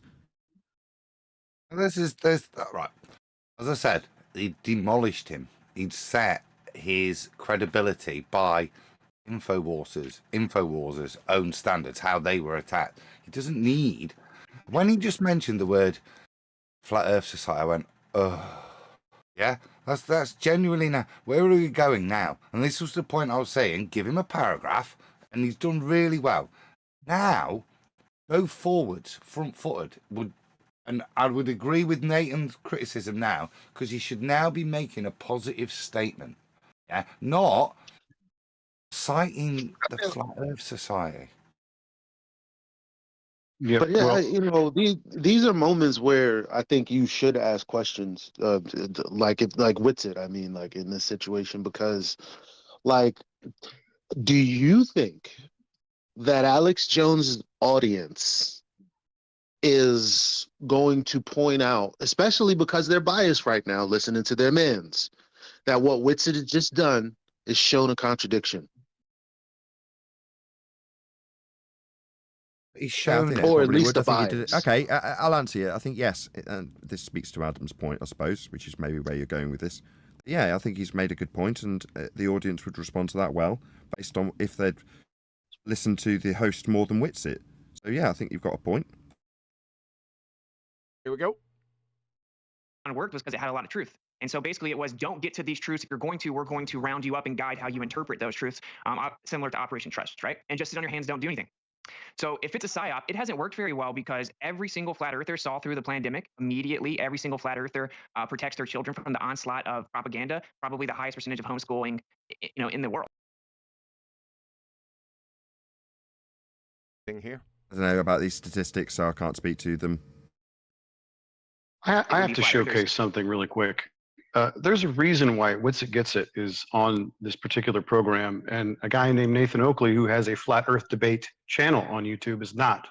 Because they know through this format that Witsit will chase down every red herring. He will actually try to filter the poison out of the well and not just go ahead and say, well, by the way, the Earth is measured flat. Damn, Good point. who's speaking? Who's that? Right? Someone Says who? named Aid. Thanks, Dad. Thanks. Look at Nathan getting jealous. That was quite concise. Some people should take a lesson from him. Adam, Brian, Elijah. All right, we'll move on. So as to it mattering or not, I'll touch on that. You did mention that it does have spiritual implications in our opinion, and you articulated disagreement, but it's pretty undeniable. So the conversation really comes down to two primary points, and is the Earth moving? Is the Earth a sphere? Those are the two primary things, and they're technically independent of each other, right? So the Earth could be stationary in a sphere in theory. And when you first go down that rabbit hole, it gets very, very interesting. To mention a few things, right? You obviously have the idea of geocentrism, as you mentioned. You mentioned the little squiggly lines. Well, it actually is just spiraling in a torus field. Of course. So now I am with Nathan. You see, what it's chosen to do is go down the route of attacking a ball instead of demonstrating how the Earth is flat. No, like the gentleman just said, he's filtering poison, right? No, it's how we all used to do it, and yeah, it's how we all used to. I tell you what, give me your best idea, yeah.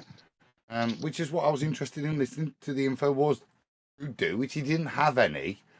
And what's happened now is Witsit's now presenting an argument that's much better on behalf of the ball than the guy who's just had 10 minutes to present. Why? Yeah. Here we go. It's exactly the flower of life geometry, which we see all the way from the small scale The flower of life geometry. Really? Where are we seeing that? to the big scale. We would actually Hold on, expect the macro that was scale a hell of a. Did I miss something? Where was that segue? I don't know. You want me to pull a couple He was fibers? talking about.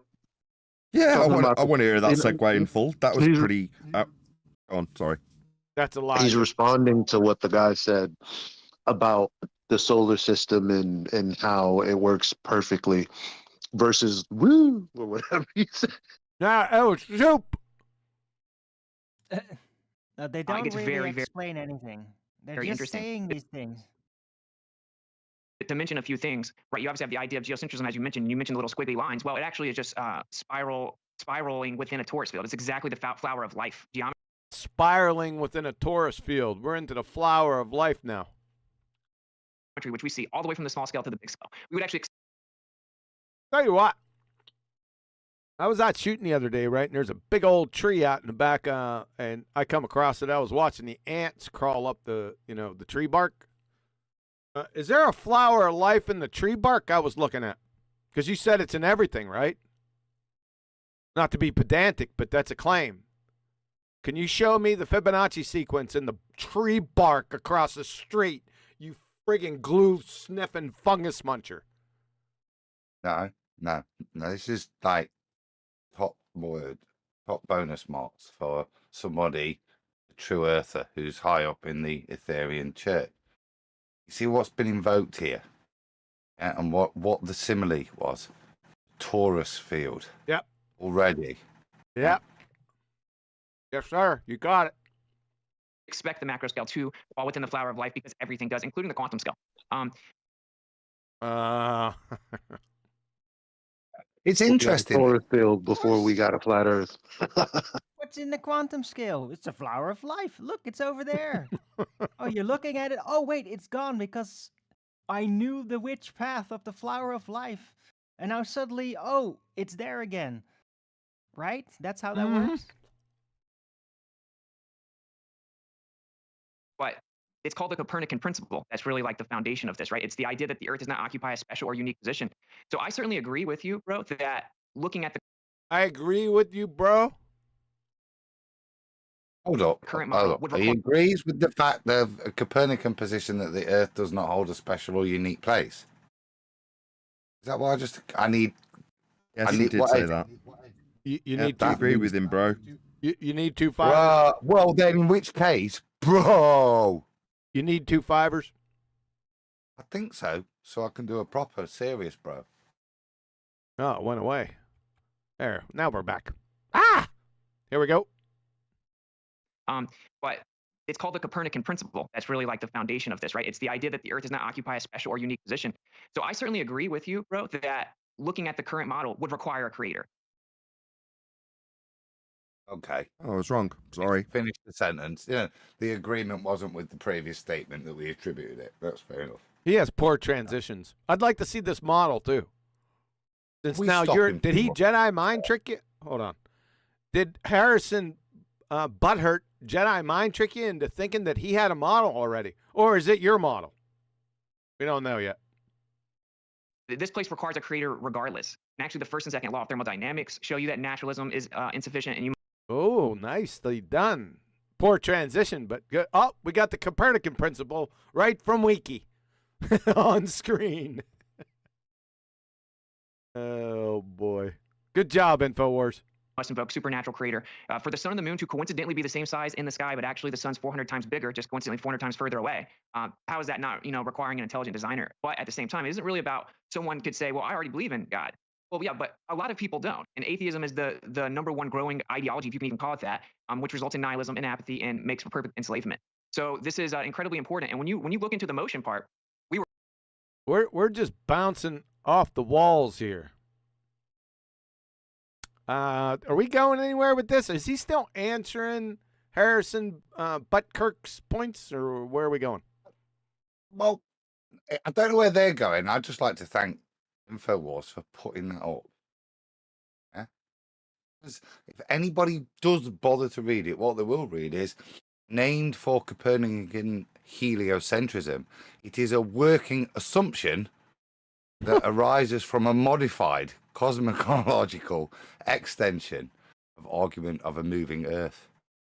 And that's in the top line. Anybody that bothers to read it realizes what, yeah, if you are interested, bother to put that up there. There, that bit of truth. It's a working assumption. I like that. It's a working acceptance without evidence. Good job. It's worse than that. A working assumption that arises from a modified cosmological extension of an argument of a moving Earth. You hear the strap-ons? Beautiful. Oh boy. we were 100% undeniably lied to and misled about that situation. We're told that we know the solar system's a fact, and it's been proven the Earth moves around the sun. But in reality, you can look at Stephen Hawking, Edwin Hubble, Albert Einstein, Arthur Eddington, every major prominent astrophysicist or astronomer in history, and they will tell you, oh, we can never disprove that the Earth's in the center. We can actually prove that the Earth is moving. Is this a geocentric argument? I thought this said flat Earth debate between Austin Witsit and Harrison Smith. Yeah, but that's where I was going to step in. Sorry, He's still in his that's where I was opener. going to step in. At some point, we've got to say that priority has now been given to proving geocentrism rather than just proving Earth is flat. Yep. Well, That's first. That's a higher priority, Nathan, isn't it? to be fair, though, hold on. To be fair, Witsit specifically said at the beginning of his opener, which we're still in, that he's going to address the meta because he can get into the arguments in the opening statements or whatever. I think that is a point that's worth labouring, because I think that's Nathan's objection, and I think that's what, from me, my point of view, I'd advise people not to do. This is your time. Make your case. Don't listen to the case he's just described the heliocentric stuff and steelmanned it in a way this guy could never even comprehend it, and now he's going to try and take it apart with a little bit of ether thrown in by the smell of things. Yeah, this is my criticism. Yeah, not what this whole little segment will unveil or what information will come. That he's bothered to start with that. That he should start with the Earth is measured, navigated, yeah, flat, and get the guy triggered on that. Not educate him on his own model. Moving. That's my criticism at this point. Sorry, Kerry. But he's viable or more viable. We prefer to not go that route. Sorry, John. But I mean, Witsit's there to have an amicable conversation. Harrison is just continually being a triggered baller. So Witsit is moving back, taking steps back to geocentrism. So in the hopes that Harrison will be slightly less triggered and they can just continue the conversation. That's basically what's going on. Out because Stephen Hawking said on grounds of modesty, and Edwin Hubble called it horrific and intolerable, a special and unique position. So that's a philosophical decision that they made for the world and then misled the world about what it actually was. So that's important. And we can obviously get into the specifics. You can 100% prove the Earth is not moving. It was done in 1887 with Michelson-Morley. With Michelson. Notice that he didn't say Michelson-Morley experiment. We have successfully ridded that vernacular from their fairy tale. Go ahead, Adam. Quick. Not quick, isn't it? It's a disappointment. Take our time, Adam. Yeah, no one's getting in my no one's ball Hurry up, me, Brian. He's doing it to you now. Brian's antagonising you, QE. Meanwhile, I'm tuning out from this point. I just tune out. This is the point that I go, he's failed. Now we're going to be into ether waffle. He's not demonstrated Earth's proven flat. That's Adam's point that I'm trying to segue him back into. This is it. I'm probably going to tune out at this point. No, because then you're missing the emissary's point. Yeah, this is the point of this, isn't it? Yeah. Why would you start? What I critiqued him for was what's your starting topic, Witsit? Why would you start with rotation? And now we know why. Because I can crowbar in Michelson-Morley, which is fundamental to my religious belief of ether. This is why I'm here. Course. I'm not here to represent you guys, Flat Earth. I'm here to pimp ether. And if that means I take a couple of hits and start with a topic like this, it means I can... How do you get Michelson-Morley in with regards to a Flat Earth elevation angle to Polaris, guys? You don't. Nope. This is not a flat Yeah, Earth debate. exactly. You know, he's holding up his pseudoscience against the other pseudoscience. Yeah. But he's poisoning the well with the other nonsense, like the stuff about Hawking and that. Now he's adding in Michelson-Morley, which is also pseudoscience. But the audience don't probably know that. There we go. And it's been replicated many times since then. And what happened was they brought in Albert Einstein, flipped physics all on its head to keep the Earth moving around the sun. And that's why all physics is at a standstill now, because they threw out... All physics? Is that? I don't think so. Albert Einstein wasn't a physicist. So I don't know what you're talking about. Do you even know what physics is? That's the question. Bet you don't. The electrical field theory understanding That's of where you look at Hold Mars up. as well. Hold up. Electrical field theory. What the hell is electrical field theory? design, flip physics all on its head to keep the Earth moving around the sun. And that's why all physics is at a standstill now, because they threw out the electrical field theory understanding. Electrical field theory. I would like to know what that is. Yeah, what it's going to mean. I don't think it exists. Doesn't matter whether it could, that's irrelevant, and whether if you can be used to support another conceptualization. Yep. That may take the shape of a toroid. Yep. Electrical field theory does not exist. There is no such animal. By the way, just FYI. Of a background medium, or what is called the ether. They kept the Earth moving. There it is. The ether. The ether shows up before the flat Earth does. Through space, and now we have this compartmentalization of physics that doesn't all work together. So to not overload everyone, my point there is that's one major part of it. Yeah, if the Earth is in the center of the universe, it had to be created. There we go. Center of the universe. Hey, Boy Zero, Sky Grifter, do you see the title of this debate? It says Flat Earth Debate. It has your name beside it and Harrison Smith. You want to get there at some point, maybe? Oh, and so here we are. We went on that journey. We've dropped a couple of ethers. We've invoked Mickelson Morley. Instead of just saying, dude, Hubble.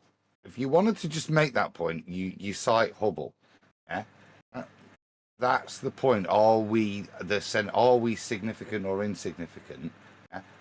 That's the geocentric argument that's being made now, which is not a flat. It's got no.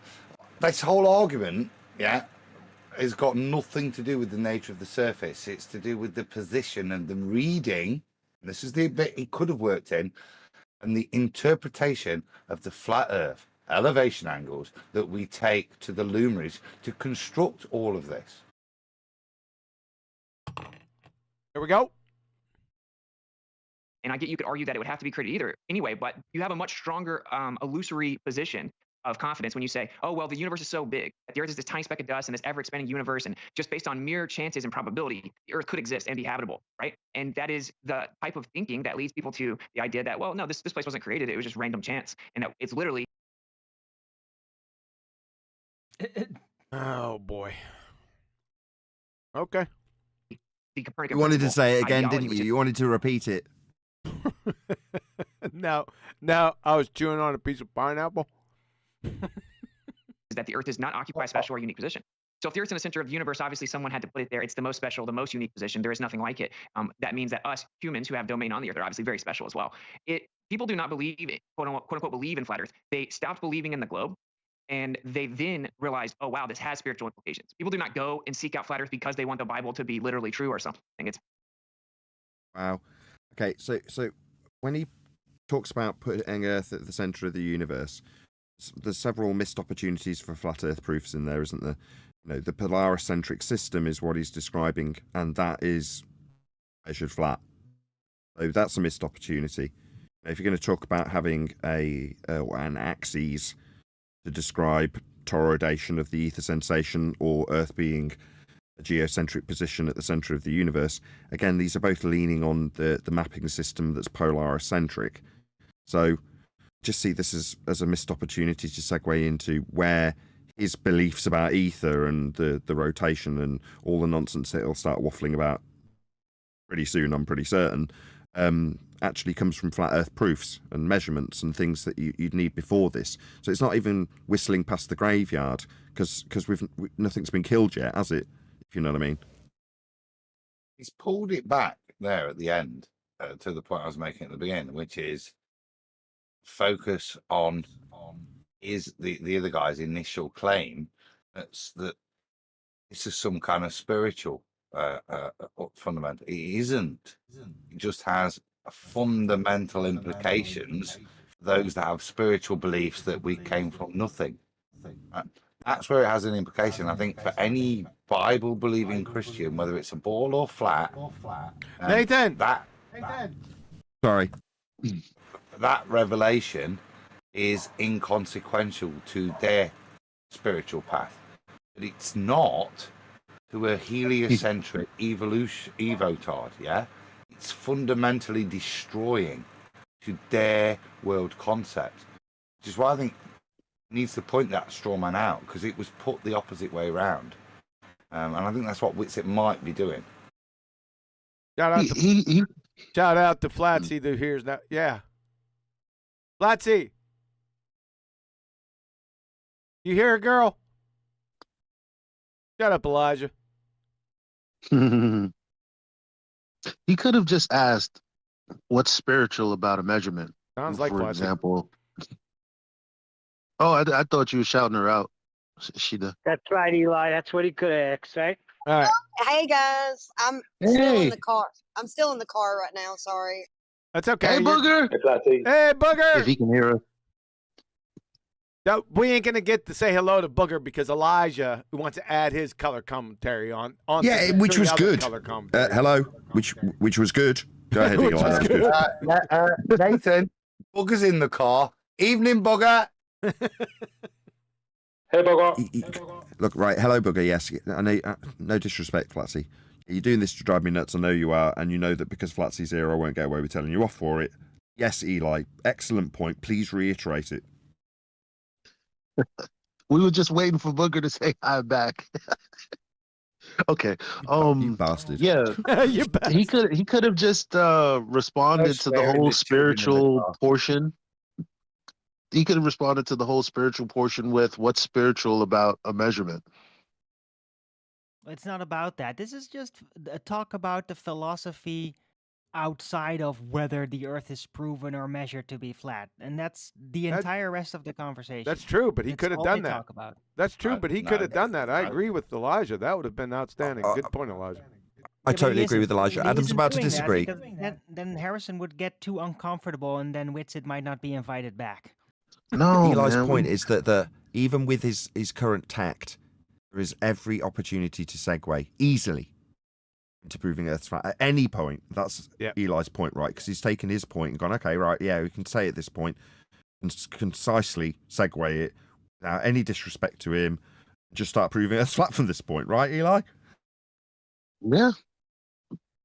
It's not gonna happen. Well, Adam, you disagree. Nah, we don't want to hear his disagreement. It's quite Well, the I do, opposite. please. People find out that the scriptures are now viable again. And so then it also comes into curvature, right? And so that's the two major things. And we falsified the radius value. So Ah, my God. now we're into it. No, we're not into it. Oh, no, just let's just vomited. hear QE first, and then I'll object because QE's about to say something I'm going to fundamentally Can I disagree deal with. with because he- can I deal with the sick in my mouth first? Yeah, go ahead. Falsify. Right, QE, just repeat your last statement. So now we're getting into it, you say. I'm sorry, I'm talking to Adam. I thought he was done. Sorry. No, the sick in my mouth was the phrase. I wasn't. Yeah, we falsify the radial value. There is an implication. You've just reified a radial value by that statement alone. What are we doing right now? We've got opportunities. Exactly. It's introduced their argument for them in such a way that just drives me mad. And I've spoken to Witsit personally in 2024 and said, look, right, all I want you to do is move forward on the front foot and start proving Earth's flat. Not introducing their claim for a globe first to try and defend it. So what have we had? We've had, I'm going to segue from rotation Earth into geocentric Earth into Aether. Now it's all about the curvature. I could throttle the guy. Said it earlier, Nathan, right? Old Ron Burgundy there had 10 minutes. And in the few minutes Witsit's had, he's presented two better heliocentric descriptions than that guy did in 10. Or he's steel manning stuff to set up to just attack because the guy's got nothing. Right at this point, why is he not just presenting his own position now? Well, Providing let me nearly done. Not providing an argument, on the opponent's behalf to then attack. What's a little confusing. What? You've got your own argument. You don't have to attack one that they're not even able to make. Make your own positive statements. I've done rambling. Thank God. On Eli. I totally forgot. Good. Let's move on. So when it comes to all the model works so well, that's also not true, and we can get into it. Every single part of the globe Earth model took hundreds of years to theoretically patch together. Globe Earth model. Now he's giving him the Globe Earth model. Good job. I guess next time we see you, we'll ask you for it then. And it doesn't work. From the core all the way to the universe, none of it works. It's not even close. And that's why you have dark matter and dark energy making up 96% of the universe. And it's just an illusion that we're in the center because everything's accelerating away from each other. All these. Stop. So, for the longest time, I've described my admiration for the eloquence of the heliocentric model for its ability to work and the aspects that do work and are useful and how they've advanced the church's understanding of when Easter will be and things like that. And the reason the globe works, as opposed to what Witsit's saying, which is that it doesn't, it's because it's based on a reverse engineering of flat Earth measurements. That's why it stacks up so well in debate. And we haven't realised until recently, some of us on the panel realised a couple of years ago, that they're using a flat Earth to claim a globe. And that's why it, quote unquote, works. So when you enter into these discussions where you say the globe Earth doesn't work, there's two problems with that. One, there's a good chance they'll show you how it does.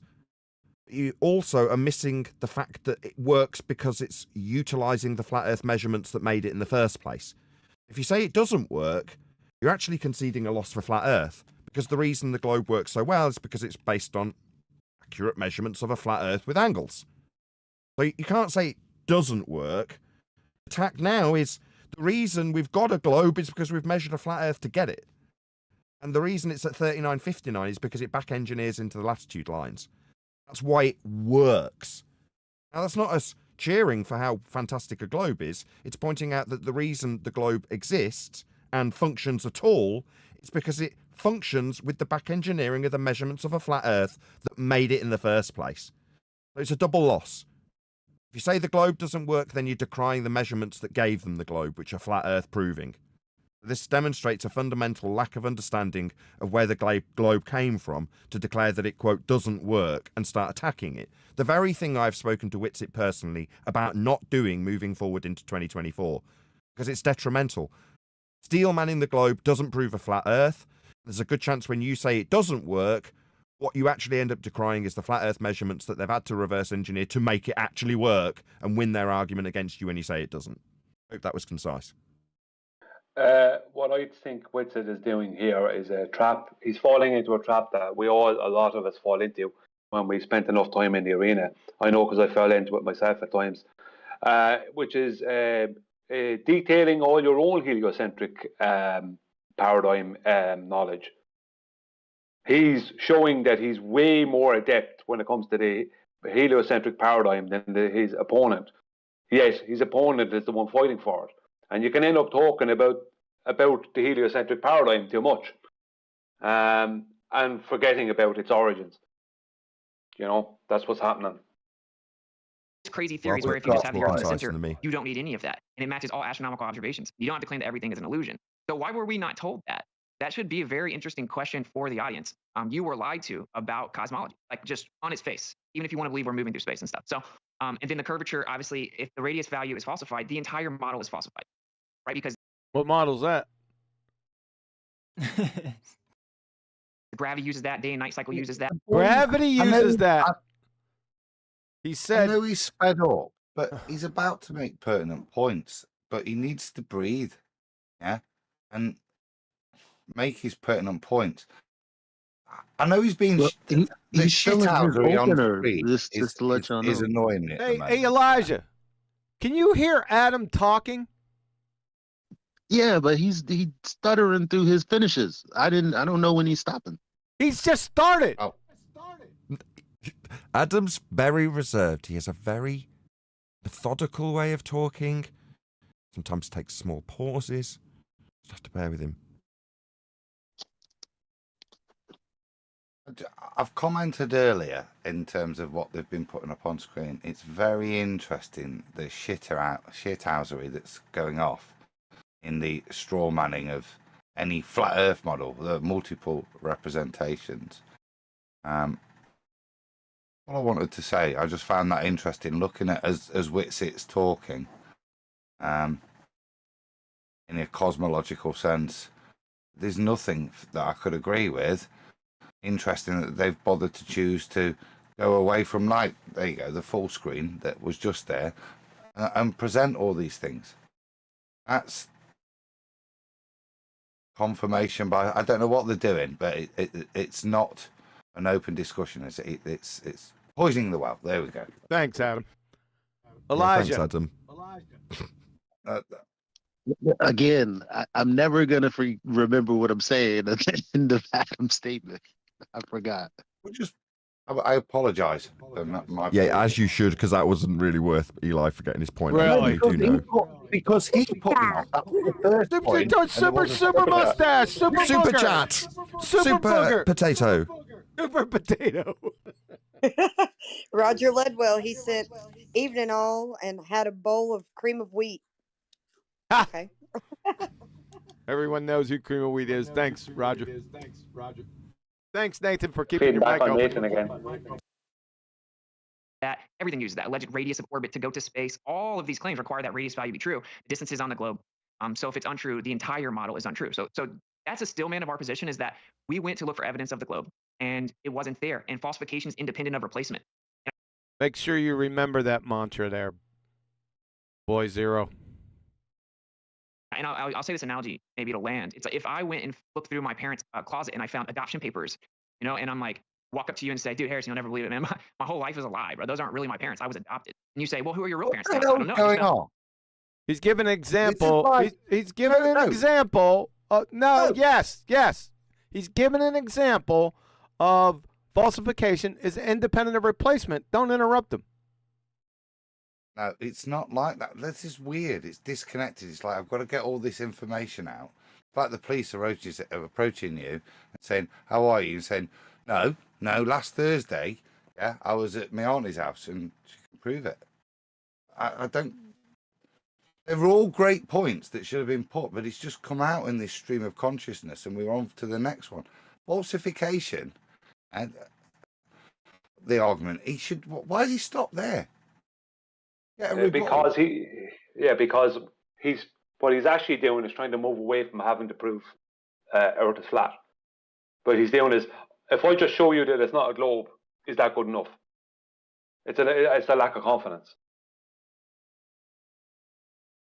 That's what I'm feeling, bro. It's just that brain fart. You've just made a Okay, really good QE's point. also okay. Yeah, thanks both of you. Yes, you're right, Adam. I agree. However, QE is also right. He's got a good point about not needing to replace that which you debunk. So, although he's, a clock hitting the right time once a day or whatever, he's got a good point in that regard, QE, and I kind of agree with you. So let's let it roll. Okay.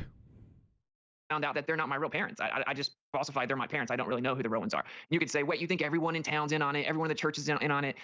No, they believe the lie. They believe that those are my parents. And if you said, well, until you can tell me who your real parents are, I'm not going to believe that those aren't your real parents. See, that's a good point. So he made just relax. He made a good point. He supported his falsification is independent of replacement. He made a good. You got to give him one for that. Okay? Yeah, he said absolutely. I might even. Cedric the Entertainment. I think me. I even take ownership of the example. I think that's copyright. No, 1980 right there. I was just no. He got that from me because darn well he never spoke to you in his life before he came on the show. That's my example, where you find out that there's some adoption papers in your parents' drawer. He just changed it up and put it in a closet. He said it. He Cedric the Entertainered me. Do vaguely remember Brian talking about it a couple of weeks before you mentioned it. Actually, Sounds like it's Eli admitting that it's his homie that went bad. Are you serious? Is that yours, Eli? Has he robbed that from you? Well, I can't say I've used that example time and time again when it came to falsification. Be modest. Just say yes. Just say yes. You don't have to be modest. Yeah, I've said that mad times. That's good. That's a good example for that concept. It's really well done. So I gotta give him a positive. If it's Eli's, hold on. If it's Eli's good example, we've got to kind of give it back at him like it's a kind of crap example. It's Eli's, right? I mean, it's all right. Come on, man. Trying to put it down. Let's have a J on the video and listen to it. Let's have a J. We just listened to it. But the last time I listened to it, I didn't know it was fundamentally Eli's from back in the day. So, hear it again. Heard it though. It's all brother. good. We don't need it again. We don't need it again. Don't let him tell you what to do, QE. Yeah, It's a new bias being applied. Let Give it Eli his happen. dues. Don't do that. yeah. We just gave him his dues. It was a good job, Eli. That would be ridiculous. Job, Right? Eli. Obviously, the Well falsification that done. there might Keeping you down, Eli. See? parents. Are we stands on its not? own. We've given him You props, listen to right? Brian. If this It's is not Eli's- even a big deal. talking Come to on, me. y'all. Let's- It's been talking to over me, clarified right? by me, Adam. I've over clarified it that it is specifically his. I've told him he needs to take credit. We've had a little jape because it's now an example that belongs to one of our friends. So we're going to nudge him and go, yeah, it's not that bloody good. We know it's a good example and it's Eli's. This is awesome. Let's just move on though. Thank you. That's the way that this situation goes. Heard it by now. Frankly and respectfully, I would say it's somewhat coping. Do not focus on that. Focus on the evidence or lack thereof for the positive globe Earth claim, which is antithetical to all evidence and experience. And then focus on random questions like the meme says, oh, how does everything in the universe work? Oh, you don't know? Well, checkmate, stupid flirt, right? If you've ever seen that meme, that isn't a proper way to go about it. So that's kind of a lot of the meta arguments there. I don't really see this being a successful psyop. I think that it's done quite the opposite. And people should just step back and kind of look at the evidence for what it is. And that's what I encourage people to do. And just like you said, I will say, just like with everything else, like with the pandemic, we got Yeah, pause for brevity, but then carry on. Comment. Yeah, go on. There's a point there that I think was Adam doesn't salient. get it, Nathan. There's a point I think you made there that was salient with regards to what the guy made, which was it's a psyop. He said, actually, I think it's quite the reverse. I would agree with him on. gaslit the whole time. Oh, you science denier this, science denier that. Oh, you have no idea what we're talking about. Trust the experts. And of course, it was all a lie. It was all a lie. So ridiculing people, mocking people, dismissing them as a psyop and stuff. Wow. What a missed That's a bad opportunity. standard. Very bad. Totally missed opportunity. He's got it into the context of science. And then it's about trust, immediately juxtaposed with the fairly loose segue back into what we are accused of in terms of being science deniers. And that needed to be a total reversal. Oh, so disappointing. Well, what the thing about it is that it's for me. It's that, but it's more than that because he's talking about all the people that were claimed to be conspiracy theorists from 2019, 2020 up to about 2023, and how they turned out to be right. But that doesn't make us conspiracy theorists. And Can I we're just right. point? I mean, Can I point out that we're nerds? I just realized, like, I totally love you guys' commentary, just like there's commentators on boxing, but we do it for debating. It's so dirty. I love it. Eli's discovering that he likes our own show that he's part of and creates. You like this show? Yeah, I do. I watch my own show too, Eli. I love it. It sounds like somebody's come out of the closet and realised he's a nerd. No, out of the drawer. No, out of the Yeah. drawer, not out of the closet, Adam. Is not an approach we should take as truth, right? We never do that. So long story short, when you look into the actual alleged claim that the Earth is a spinning globe, which again is antithetical to experience. So you're saying, well, I think you have the burden of proof as well. I agree. If we say that the Earth is flat and stationary, that has a burden, and it's substantiated with every. Yeah, we do. Can you do that now? No, let's hear it. This is it. Let's hear it. Observation and all-day experience that we have. Everyone experiences the Earth is stationary. Everyone experiences that the stuff in the sky moves in relation to the Earth not moving. We fly planes like the Earth is flat and stationary. We build bridges, runways, railways, all engineering as if the Earth is flat. Stop. As if the Earth is flat. I'm glad you let that bit get in there. As if the Earth is flat. He's talking about it being stationary and the motion with the relationship to a stationary Earth as is evidence of a flat Earth, with the segue talking about how he's proving Earth as a flat stationary body. No, it's back to Adam's already pointed this out, actually. Justification for having Aether as a segue into this. Because what's he proving? As if it's flat, things measured flat. That was a terrible phraseology right at the end there. Yep. Everything that we do is if this Earth is stationary and flat. That doesn't mean you get to talk, Adam. No, it does mean that what Nathan. Oh. Go on, Adam. Oh, Flatsy. Booger said super chat, guys. The super phone, super booger, superficial, super mustache. Misfit, FB 850 cent. Boy Zero, the Ether Pimp. I like it. Can't be changing the name there, guy. Okay. Don't But forget it's a good one. Cosmetologist. Yeah, The horizon, I mean, it comes from the word horizontal. I've not So the finished my Stop point. mumbling, Adam. He still Not Adam didn't finished actually my make his point. point. There was a super chat that interrupted. I think Go there's ahead, another Adam. one coming. Quickly. Super mustache. Super mustache. Super potato. I'm sorry, Adam. Roger Ledwell said, if Chuck Norris and Luke Skywalker had a baby. Now go ahead. Sorry. Go ahead, Adam. I was aware, bugger, don't you worry. I agree with Nathan here, and it's about this confidence and the subconscious phrasing of what Witsit said. Why is he not saying it is measured flat? It is not it. It's just that's this step, the front foot forward in just your grammar and your language and how you structure the sentence with a positive affirmation with confidence, and you're happy to make that statement and you can back it up. That's what I heard as well. No, that was the bit that went, ooh, why did you say it like that? Well, I think that like often when I'm speaking to normies, I speak in that way.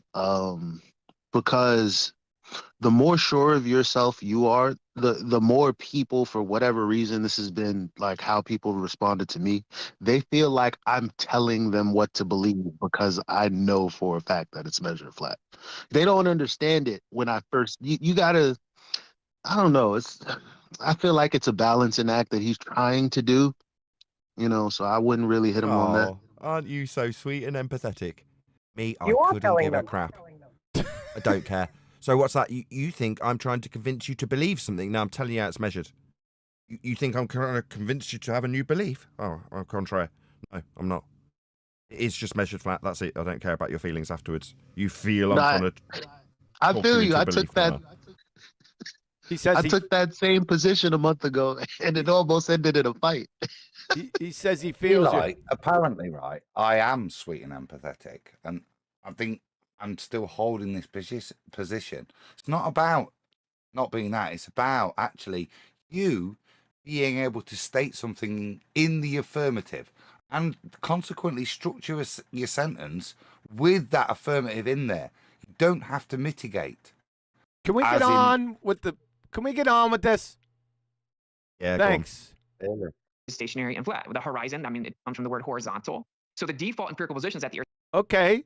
The horizon comes from the word horizontal, and what? Nothing. He's just going to go on his another funhouse mirrors between your ears. That's a death blow to the Baltard.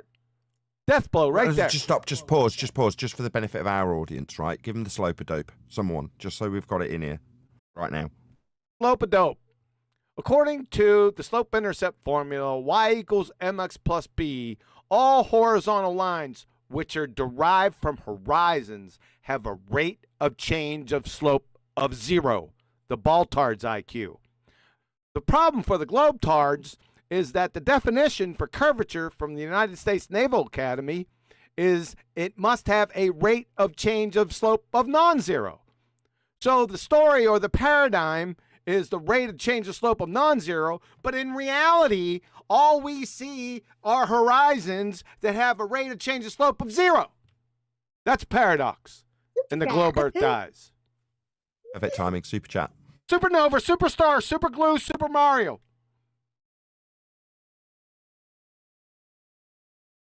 Yeah, sorry. I'm having to do this on my phone. Highway Hermit sent Witless and his sidekick Jeranism are making a mockery of flat Earth. Mark Sargent must be jealous. Ooh, that's Mark's one of the good guys. Let's move on. Yeah, he was actually on. I've looked at some of his old stuff, and I'm like, man, good stuff were missed there. Thanks, Highway. Appreciate it, man. Here we go. The Earth is flat and stationary, and that the sun and the stars and the moon, they move over top of us. There's a claim that comes in and says, well, that's actually an illusion, right? And everything is back. So that would have the burden of proof, and that's the line of logic for that. All right, and with that, that is your time, and we are headed to break, guys. All right, fascinating stuff. We'll do open discussion on the other side. If you got any videos or anything we want to play, we'll get into it on the other side. Stay with us, folks. All right, I like that as a round out, to be fair. Yeah. You know, I'll give it Let's just spin on. Let's just spin on. Let's not take their summary and commercial break as our break. Come on, let's just carry on. Let's go to InfoWarsStore.com to support this important discussion, and we'll be right back.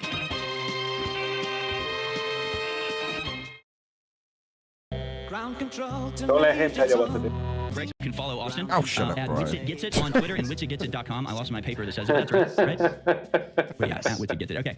So yeah, open discussion time. Obviously, we both brought up. Okay, try to keep your comments concise and to the point. No diatribing monologues. All right? This is going to get hot and heavy. Trigger warning, yep. Bunch of stuff in our opening Don't statements. let him tell you what to I do. guess to me, again, Shut up, Brian. You friggin' potato tree climbing. every debate I've watched from Flat Earth sort of has the same paradigm, the same dynamic. It's somebody like yourself that's arguing for Flat Earth, and then there's like the Bill Nye the Science Guy, Neil deGrasse Tyson wannabe.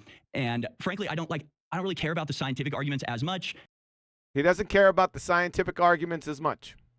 when it comes to whether experiments are valid or whether the physics. Whether He experiments doesn't are... understand what science is. Yeah. There's a tell. He doesn't know what science is. Whether experiments are valid or not. Remember The I unique say he thing about doesn't care about science the is, science from the beginning. I mean, but the way he stated was, I don't care if the experiments are valid or not.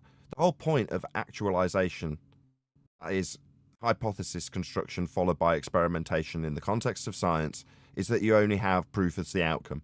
That's the whole point of doing it. You can either validate your null or validate your alternative. So when he says, I don't care if experiments are valid or not, what are you talking about? Clearly, that's a tell. He doesn't know what science is. That's an excellent segue there that Nathan Witsit could take by saying, that's great, because this has nothing to do with the physical and natural world and the scientific method. Actually, we would be talking about geometry. I'd like to get into it. Yeah, you're beautiful. He's done it again. Yeah, all the value that's going to be given to the show, it seems Eli's going to get the most points. Yeah, because what Eli's doing now is saying, at any point we could segue onto the measurements of Earth, proving it by demonstration, unequivocally, and take it out of the error of his category or categorization into science when it doesn't need to be. Right, I agree. Physics checks What's out. going on I really here? do just go down to like Oh, basic what- observation. We're in the middle of a clear declaration of ignorance. Yep. I love the way it started. Yeah. Let the man hang himself and just show and demonstrate to an audience. He's not even got a parameter to judge anything by. He's just been science. He declared even if he was going to use science, he wouldn't know what it was to be able to judge whether that was science or not, because he doesn't know whether it's a valid experiment. Yeah. Let the declaration of ignorance continue. I'm loving this. I'm loving like Harrison Smith, his name, yeah. Harrison's approach to how to deal with the flat Earth. Well, let us love it. And put a cork in it. Can't do it. And logic and what would Let me get that full thought. I'm going to pull 2 5s. when it comes to whether experiments are valid or whether the physics checks out. I really do just go down to like basic observation and logic and what would be necessary to cover this sort of thing up. And we can get into the psyop aspect in just a little bit. But like the moon is a sphere, right? Can we agree on that? Because I mean, to me, After all that, the moon is a sphere. Can we agree on that? What a clown you are. Here- He's about to, he's Super about chat. to begin a Superman, super chat, super salad. Oh, there's 2 super chats. Roger Ledwell sent, he is the perfect glober, kissy face. And Willie Nanny sent, you think Witsit will be promoting the clock app? Yeah, you never know. It could happen. Thanks, guys. Yeah. it's pretty So he's undeniable. about The moon to. is- What, He's about to give Elijah? it. Haven't you got enough Just kudos? a- Haven't you got real enough? quick. Haven't you got enough kudos? Oh, you're like Eli. You're like my kids when I sit and watch a film with them that they've already watched. Oh, my ex hates me for that. Yes. Stop I it, did get then. that vibe, Eli. You've watched this already, haven't you? Like, keep in mind, I'm just as bad when I haven't watched a movie. But I'm just gonna. Only It's, can push it down here. it's gonna be an agree train. That's all. Don't get triggered. You do what you want, Eli. Don't listen to Brian. Is in fact a sphere that we can all see. Do you agree with that? Well, I've never seen the other side of the moon, but I would agree that it looks somewhat spherical. Sure. Okay. But I It looks spherical. I looked at the moon. It doesn't look spherical to me. It looks like a circle. Let me quantify this. I'll be as quick as I can. Okay, right. By observation, you've got libration and can infer sphericity to the moon because you've got more than what would be a simple circular two-dimensional shape being presented to you if you study it. I've done it myself. Yes, there is libration. If this was in any way contentious, libration is you seeing the other sides of the moon as it goes through its phases. So you're seeing an extra percent. If you wanted to count it as a sphere, you could say that you're seeing something like, I think it's 55% of a spherical surface. As it goes through the phases, you can see extra parts around one side towards one end of the phases and extra parts towards the other side. So if you were looking at it, you'd see a bit more of the moon on the left-hand side towards the end of the phases and a bit more of the right-hand side of the moon. Does that make sense? That's what libration actually is. So you can, my only point to this is to say that it's acceptable to say, yeah, okay, you can infer sphericity of the moon. How is this in any way linked to Earth as a sphere, Earth as a flat plane? Sure. It doesn't, it's completely non sequitur. Yeah, so this isn't, so it says flat earth debate down here, notwithstanding your point that I'm going to jack up here in a few seconds. It says flat earth debate, not moon is a sphere debate. But you have to ask the question, why does he need the moon to be a sphere? Why does he need an agreement on that? I don't know. We'll get to that if everyone will be quiet. I think I know. He's gonna say, well, if the sun is round, if the moon is round, well, guess the Earth is round too.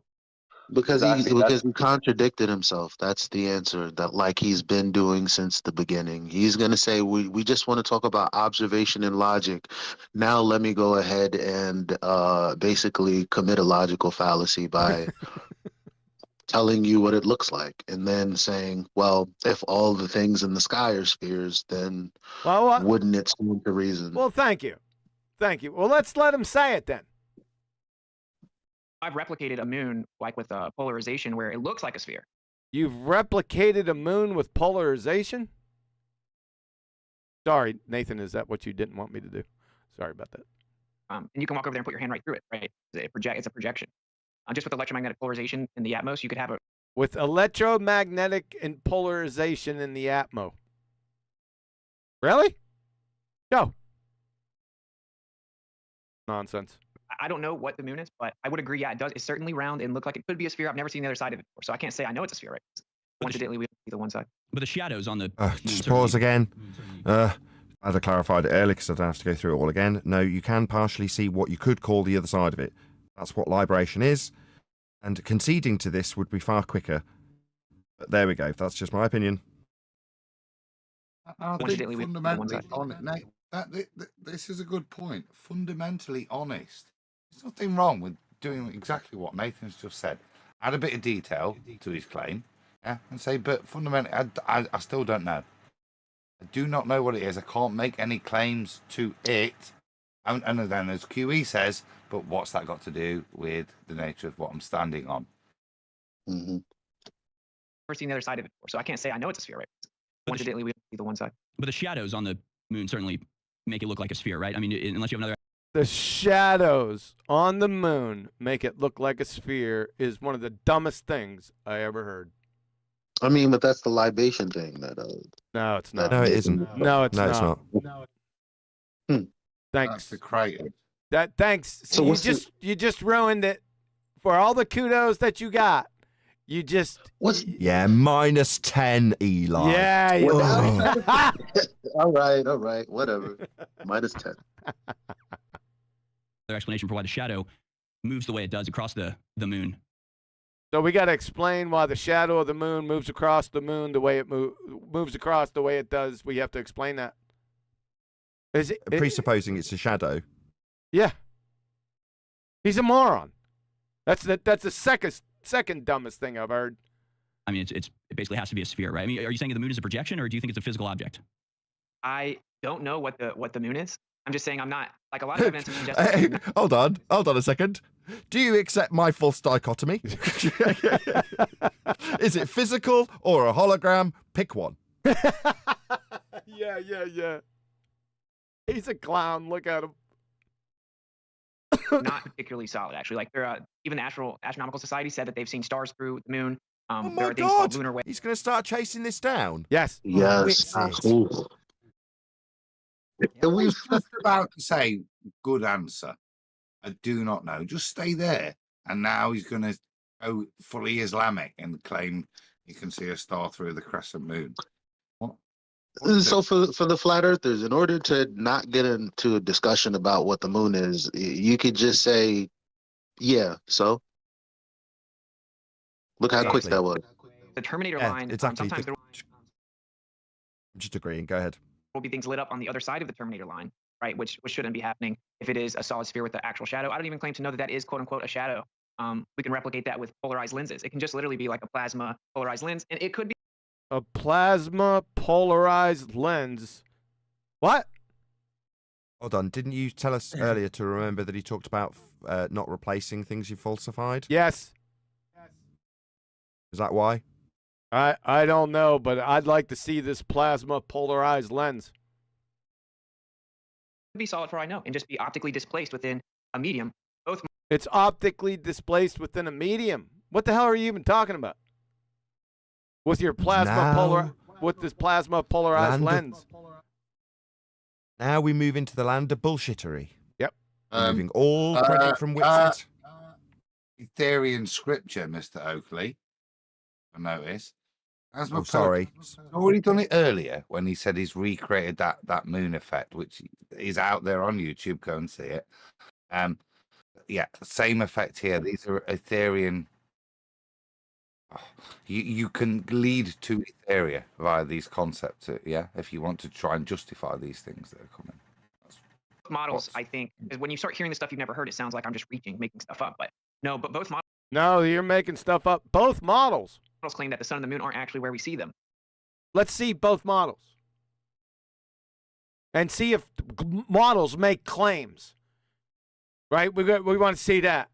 Clown. Right? That they're apparent positions. So that's interesting to know. It could be a solid sphere and just not where we see it. It could be relative to each observer based on their angle to it. So, but this is what I will say, that is actually kind of a meme. Normally people do want to, like, what's the moon? I don't know, man. I just know that the Earth is not what they said. He didn't ask you what's the moon. He asked you what shape it was. I feel like he's using this time right now to just pull out all of his best cards that he's ever studied, you know, just to put it on TV. Like he'll just riddle off whatever he wants right now. Super Tad, Supernatural, Super Mustache. Roger Ledwell said, "We need the soundboard." What? Oh yeah, I can't do that because I have all these guys in here, man. I can't have the soundboard along with Booger and all these monologue diatribes. Can't do it, but I hear you. Who was the last gentleman that was talking? Oh, that was me. Not me. Who are you? Oh, the chosen ones. Ah, the chosen one. All right. Thank you for that. Raise his hand. Praise his show. Goodness. You know, I can ask you a question. Like, you're like, So shut up. Quick. Like you said, you're just kind of into observation, right? That's what made me a flat earther, bro. You're kind of into observation. Yeah. The seeing public is I've been kind of into that ever since I was born. Like for every microsecond that I'm awake, I'm kind of into that too, bro. What the hell was that? I'm kind of into seeing things, dude. Like, Jesus. I really dig seeing things. I really dig seeing things. Let's listen to that again. No, man, I just know that the Earth is not what they said. You know, I can ask you a question. Like you said, you're just kind of into observation, right? That's what made me a flat earther, bro. Because I did not want to be a flat earther. Okay, let's just get that out. Like, it discredited everything I ever said. Right? I'm like the conspiracy theorist of my family. So like all of a sudden I'm going to come around saying the most ridiculous thing ever. I'm immediately discredited. So I went out and looked, though, bro. You can see mountains. He went out and looked, though, bro. From 300 miles away. They should be 2-3 miles below Earth curvature, and you can see them. Oh, Nathan. All right, I'll let it go. I thought that would trigger you. We'll talk about curvature here in just a second, but again, it seems. I was just gonna say, I've kind of. He won't talk As soon about as soon as he branched into Aether, I tuned out. We'll tune back in. We're on a show. To me, like, you can see the moon, and it's pretty clear what it is. It's a rocky body. It's solid. You can see the craters. I mean, powerful telescopes or even powerful cameras can zoom in quite a bit, and it's not a projection. It seems fairly solid to me. So, to me, it seems fairly solid to me. Yeah, fairly solid, right? It's not a projection. It seems fairly solid to me. It sounds to me like he hasn't got a clue what the moon is, just like everyone else. No, not very solid. Fairly solid. It's like, yeah, it's kind of solid. If Somewhere if in between. Witsit was interested in giving our position, he would sound like how we do on the debate servers, like Heretic or anybody who. Yeah, but what's that got to do with flat Earth? If that was his focus, that's where we would be right now. Yep. Me, this is obviously just because the moon is a sphere doesn't mean the Earth is a sphere. Just because the moon is a sphere, you haven't demonstrated that.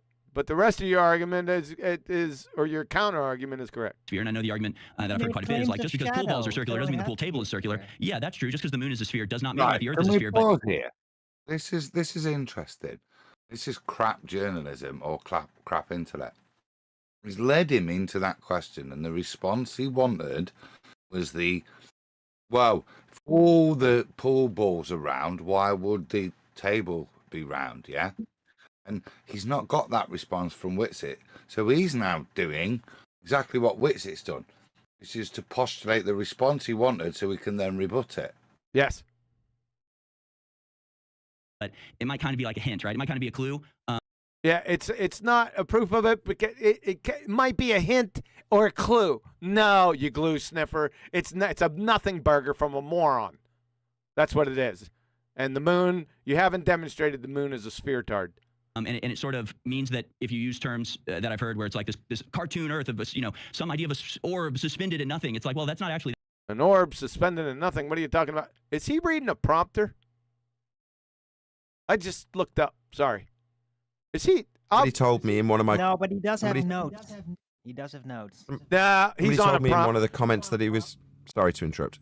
Somebody in the comments suggested that he was being fed by a whole team of people through an earpiece. That was one of the. I have no idea if that's true. It's just somebody in the comment section telling me it. I don't see It's an a earpiece. produced show. I don't see an earpiece. I see a prompt. He's looking dead at a prompter. I'll guarantee it. Don't necessarily. It's not the earpiece, but I just mean the fact that there's going to be a team of people that are feeding him through a screen or whatever else. You know what I mean? There's going to be people supporting him. Yep. That's what the sentiment was. Yep.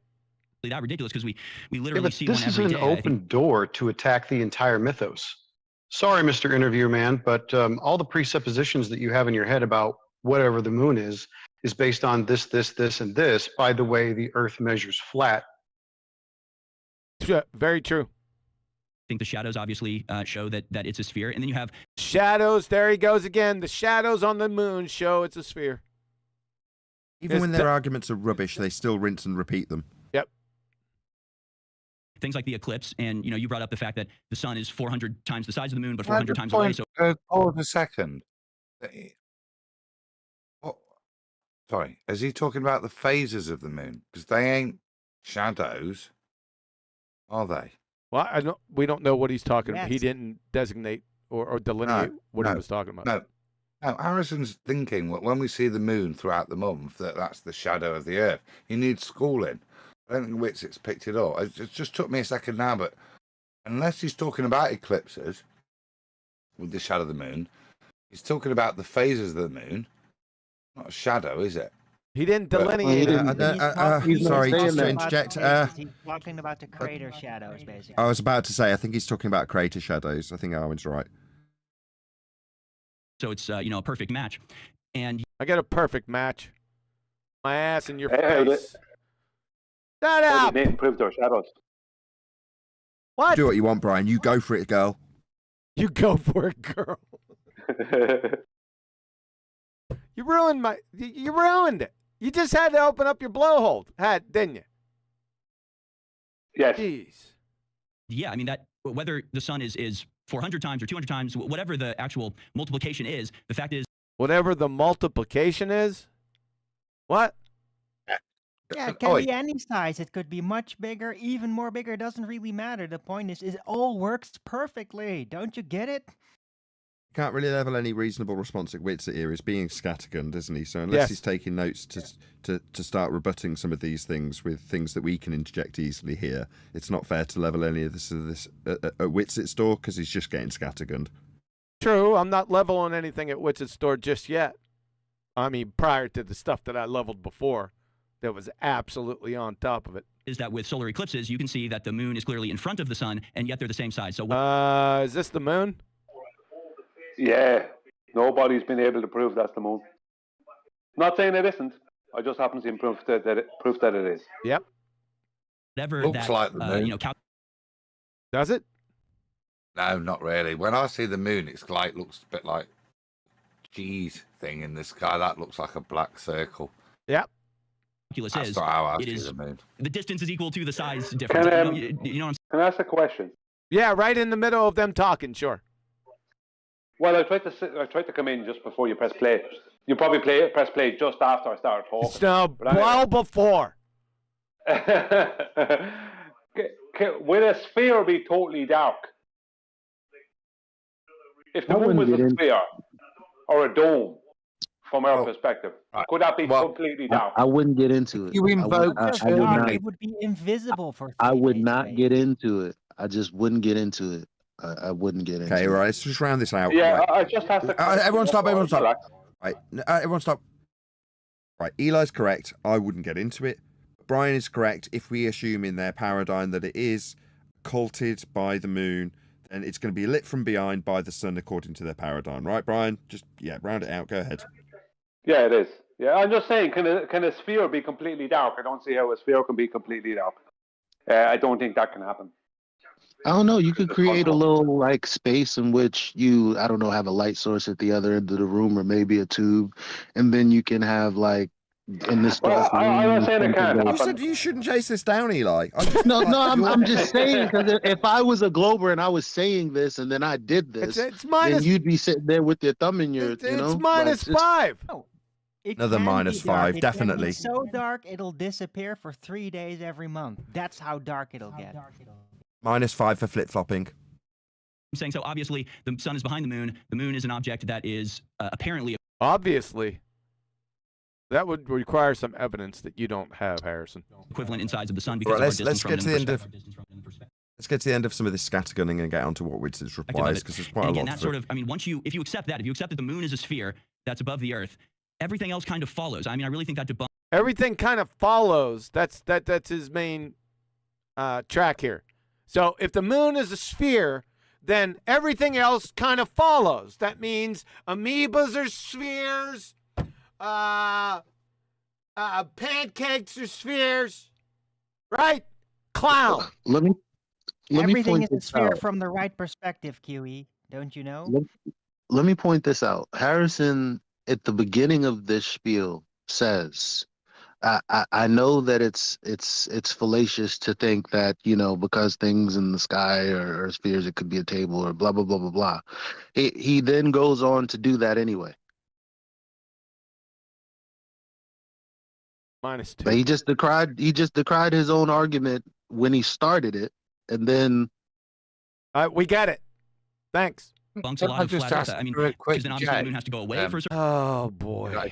Again. Brian, look at the transition on this eclipse. Just if we can see it. Just check it out, Brian. There, this bit, this. Just go a little bit before, QE. Give me 5 more. Watch this, Brian. We've got to verbalise why he's watching it, Adam, otherwise we've just got dead air. Well, no, just press play. It's not playing. Object that is apparently equivalent in. See it? Yeah, is that equivalent with a sphere, Adam? If you understand what I mean. I know it's more of a personal point, but it doesn't really fit. Anyway, look, I won't go. Thanks, Adam. I won't labour that point now. Sides of the sun because of our distance from it. Look at that. A super chat. Supernatural super chat. Superman. Super Roger leaves a shadow of doubt in Globy's mind. Nice one. Thanks, Roger. And the perspective of it. And again, that sort of, I mean, once you... Ooh, look at that. Interesting. Exactamundo. Look at that. Look at that. And tell me that is the moon passing and leaving the sun. Look at it. Where's the moon? Okay, as much as this is fun to chase down, I agree with the original non-flip-flop Eli's point. It's like, what? Who cares? Okay. Yeah, I was gonna get back onto that. Who cares? let's Because a ignore religious zealot is gonna see that and go, "That's exactly what I believe it looks like." Just because So it doesn't even I've matter. got to now recontextualize it because what Adam's just said. Yeah, okay. It's us discussing this, Adam. This is the most interesting part of the discussion, isn't it? Yes. Right, the real nature of the world. This is truly, truly exciting, interesting, fascinating. I could give it all the praise you want. We're here to prove Earth's flat to a fundy who thinks you're on a globe in a flat Earth debate. As far as I'm concerned, within the context of the discussion that's on the table, this is completely non sequitur. It doesn't win him a point for a globe. It doesn't win us a point for a flat Earth.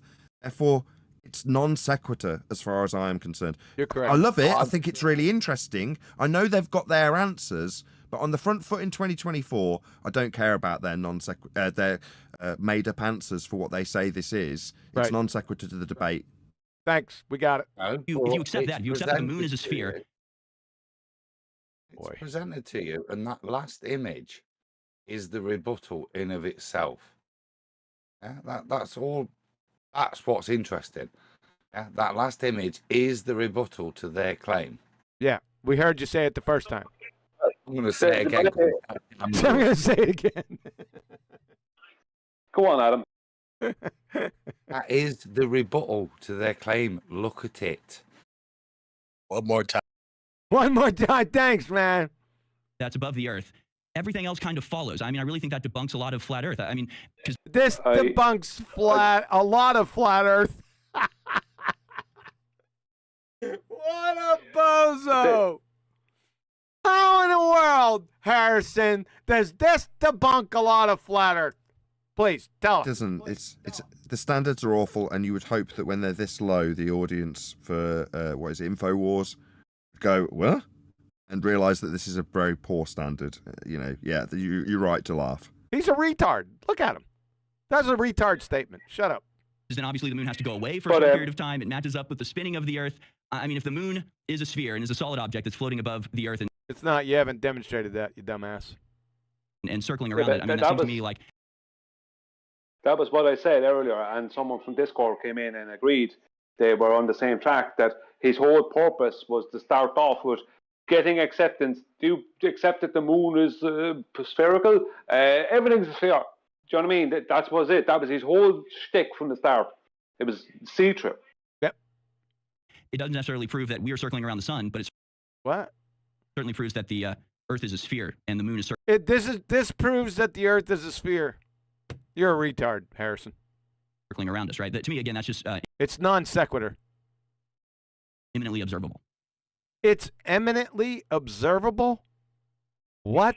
No, actually, it's not, because if that black object in front of that bright object was the sphere, then the bright object would be lighting it around the edges, and it would be coming in very different from that. It would be like nearly like a half moon. If you understand what I mean. Yeah, I thought Nathan said to disregard that, but you gonna go over this again? No. Tell him to look at it, Adam. Tell him to look at it. Look, use your eyes. Do science. Observe. This is eminently observable. You clown of an idiot. Carry on. Like I said, it could be a sphere. It does Thanks. somewhat look like a sphere. I will just say, stars have been seen through the moon, it appears. I think that reality is way more mind-blowing than we know, and people think they have answers to everything, but really when you look under the hood, there aren't answers for everything. But if we kind of talk about that, if we use like Occam's razor, that which requires the least amount of assumptions is most... Oh, no.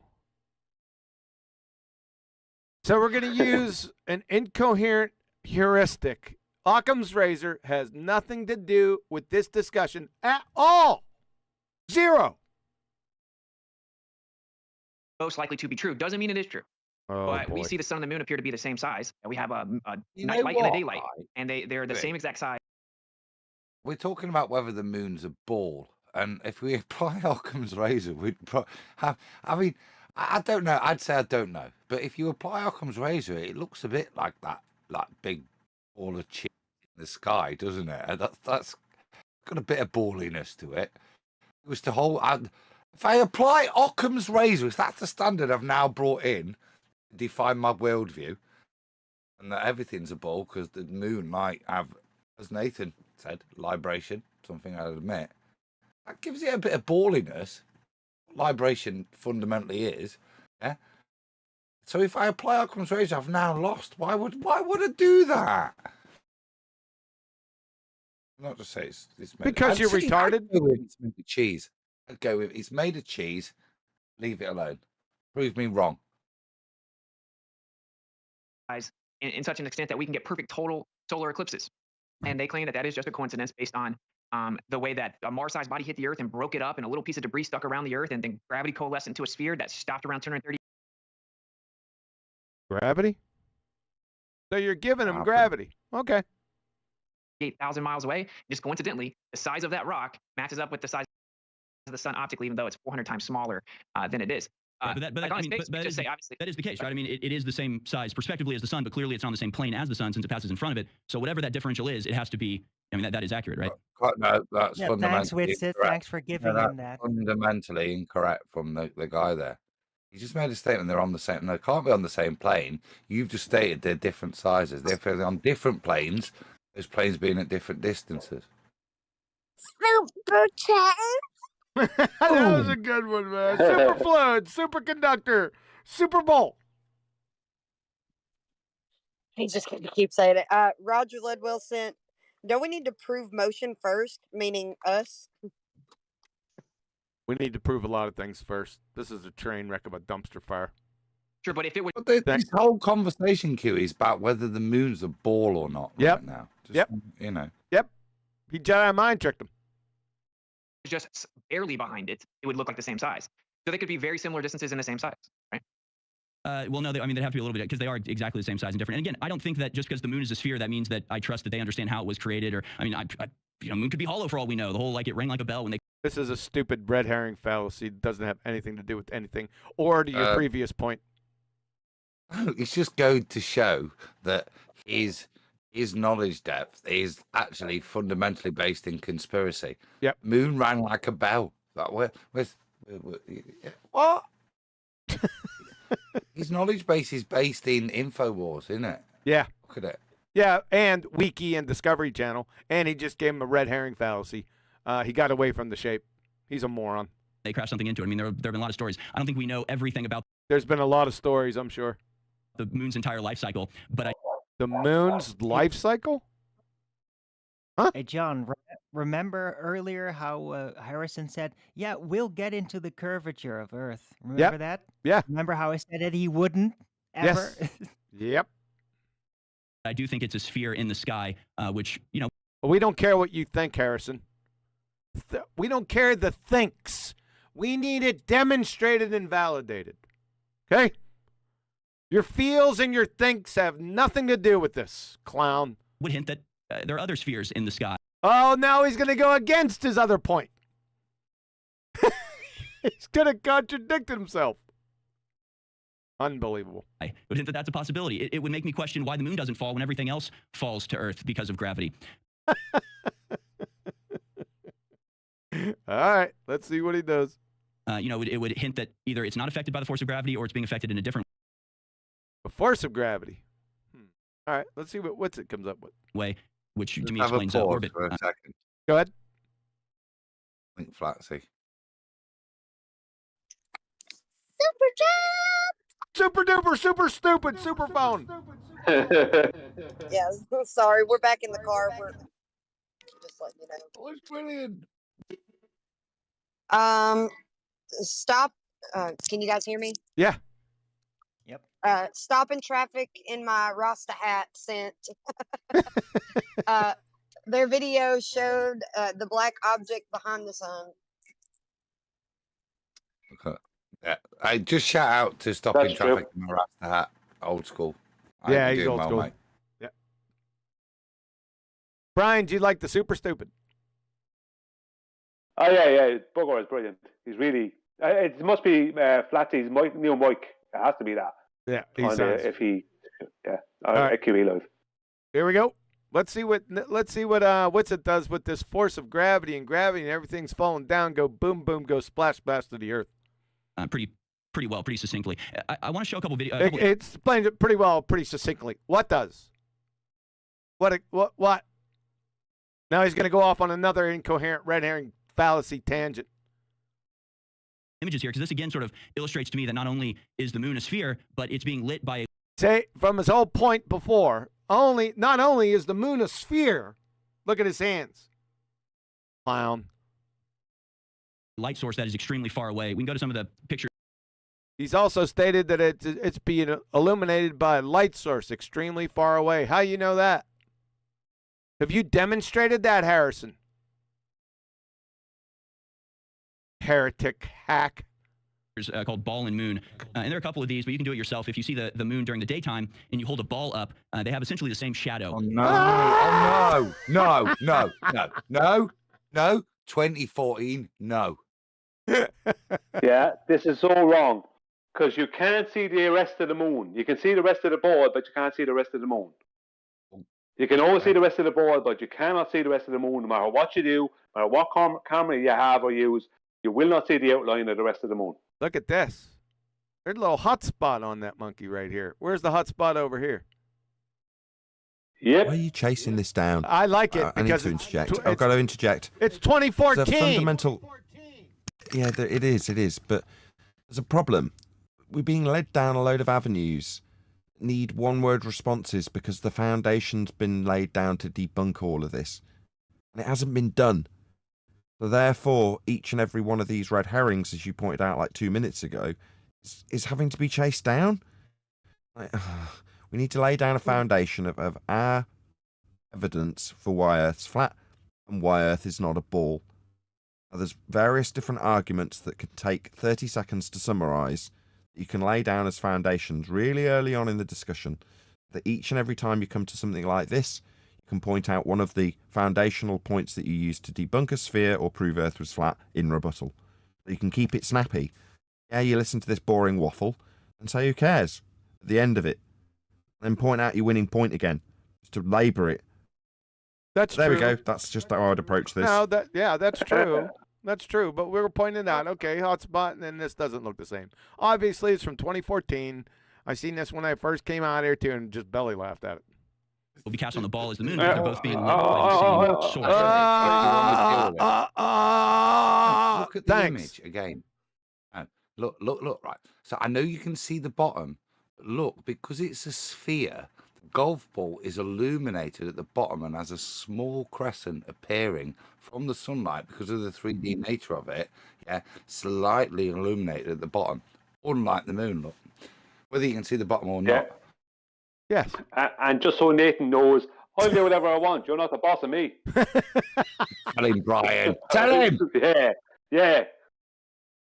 Can I say Which would be something? the sun, which would be Everyone else has. You might as well. I'm sensing a lot of hostility from Brian towards Nathan. It's all being done in a jokey fashion. You're just not picking up on the humour. I am. It's hilarious. I'm really loving it. Brian's today's been great. It's humor. Neil's having symptoms. You just don't get it, Neil. Don't worry about it. extremely far away. So how would this happen without an extremely far away sun Another hotspot. lighting both the ball and the moon? Well, for one, they actually don't look entirely the same. Another one. What's this have to do with the Earth being measured flat? Nothing. I used to have this highlighted here. Flat Earth debate. And the angle is different on the ball. Yes, it is, Brian. Right, you actually see that there's a gradient of light on a pretty similar, though. They are somewhat similar. Yes, that's how we made the model. Right, we looked at the sky and then we created the model over hundreds. Created what model? Giving them the model again, right? What's it? Unbelievable. Of years. So of course it matches the sky. That's how we made it, globe Earth model. But I'm not. Globe Earth model. That's how we made it. The globe. Did you make it? Can you show it on your next live stream? Could somebody offer a clip to me the next time he shows it on his live stream? Because he just gave it to him. And he's made it. There could be a relationship between it being Yeah, up, or there are many that theories is wrong. about it. The globe Earth comes from flat Earth elevation angles to Polaris. What he's referencing here is the celestial dome, right? And how we decided to describe it.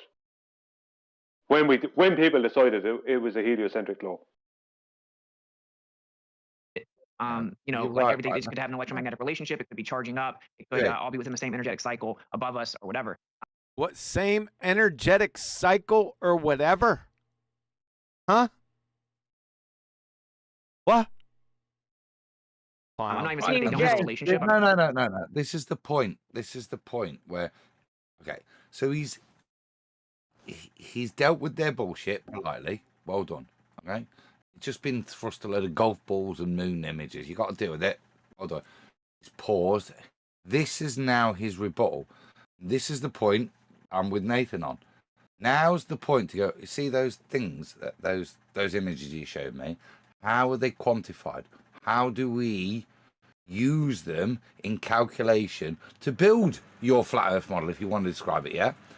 You've got to take flat Earth elevation angles. All of these things that you're going to describe are taken from the flat Earth. We're about to get into energetics, which may mean crystal absorption of photons and later emission at cooling rates, with regards to why the moon has phases. This is the point of pause where you've dealt with his shit politely. Now make our point strongly. Make our own point. So we've been very polite, and there is a point at where you have to start making your own statements if you've got any to make, which I do think we do have. Okay, what's the minute mark? How many minutes are we up to? We are at 37 minutes. 37 minutes. So for the empathetic amongst you, 2 commercials and 2 responses is where the empathetic man would say, now's the time to go in for the kill, right, Adam? No, not now. I'm making the point that this is another opportunity to have made a point. I think by this point now, yeah, there's been multiple opportunities for you to present flat Earth proofs instead of steelman them or go off on your own religious beliefs that have got nothing to do with flat Earth, which is where I think this is going. And that's why I said that's a great opportunity to bring it back to how we even quantify that moon, where it is, what it's doing. How is that achieved?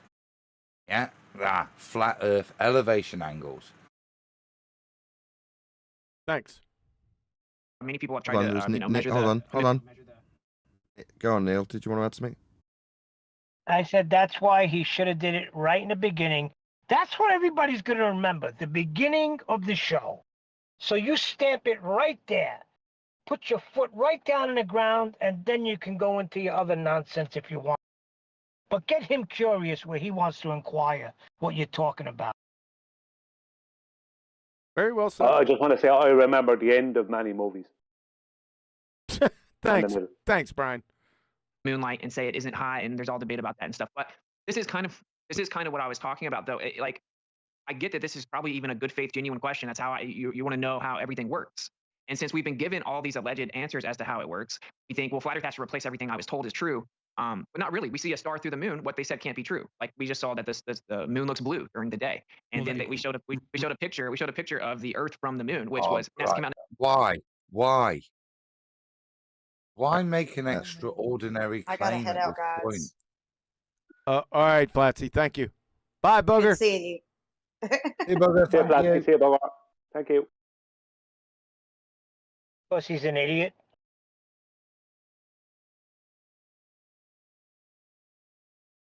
On a midday photoshopped one of those pictures and didn't tell the public about it, right? Just a second ago that was shown. So I guess what I'm saying is do you agree that if the radius of the globe is falsified, everything else is falsified? So as to a question like, how would the moon work on a flat Earth? I don't know, but it is because we measured the surface of the Earth. I think that is the most important part. And I want to say this one more thing.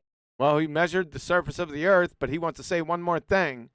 No, go back to that thing.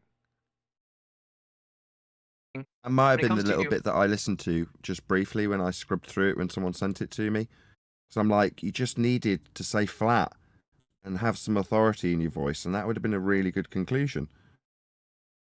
Yes. Huey, can you go back? Because I think he said I didn't get it in before.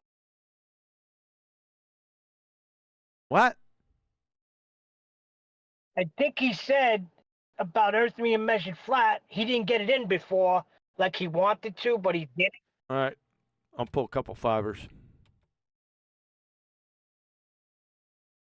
Would the moon work on a flat Earth? I don't know what it is because we measure the surface of the Earth. I think that is the most important part. And I want to say this one more thing.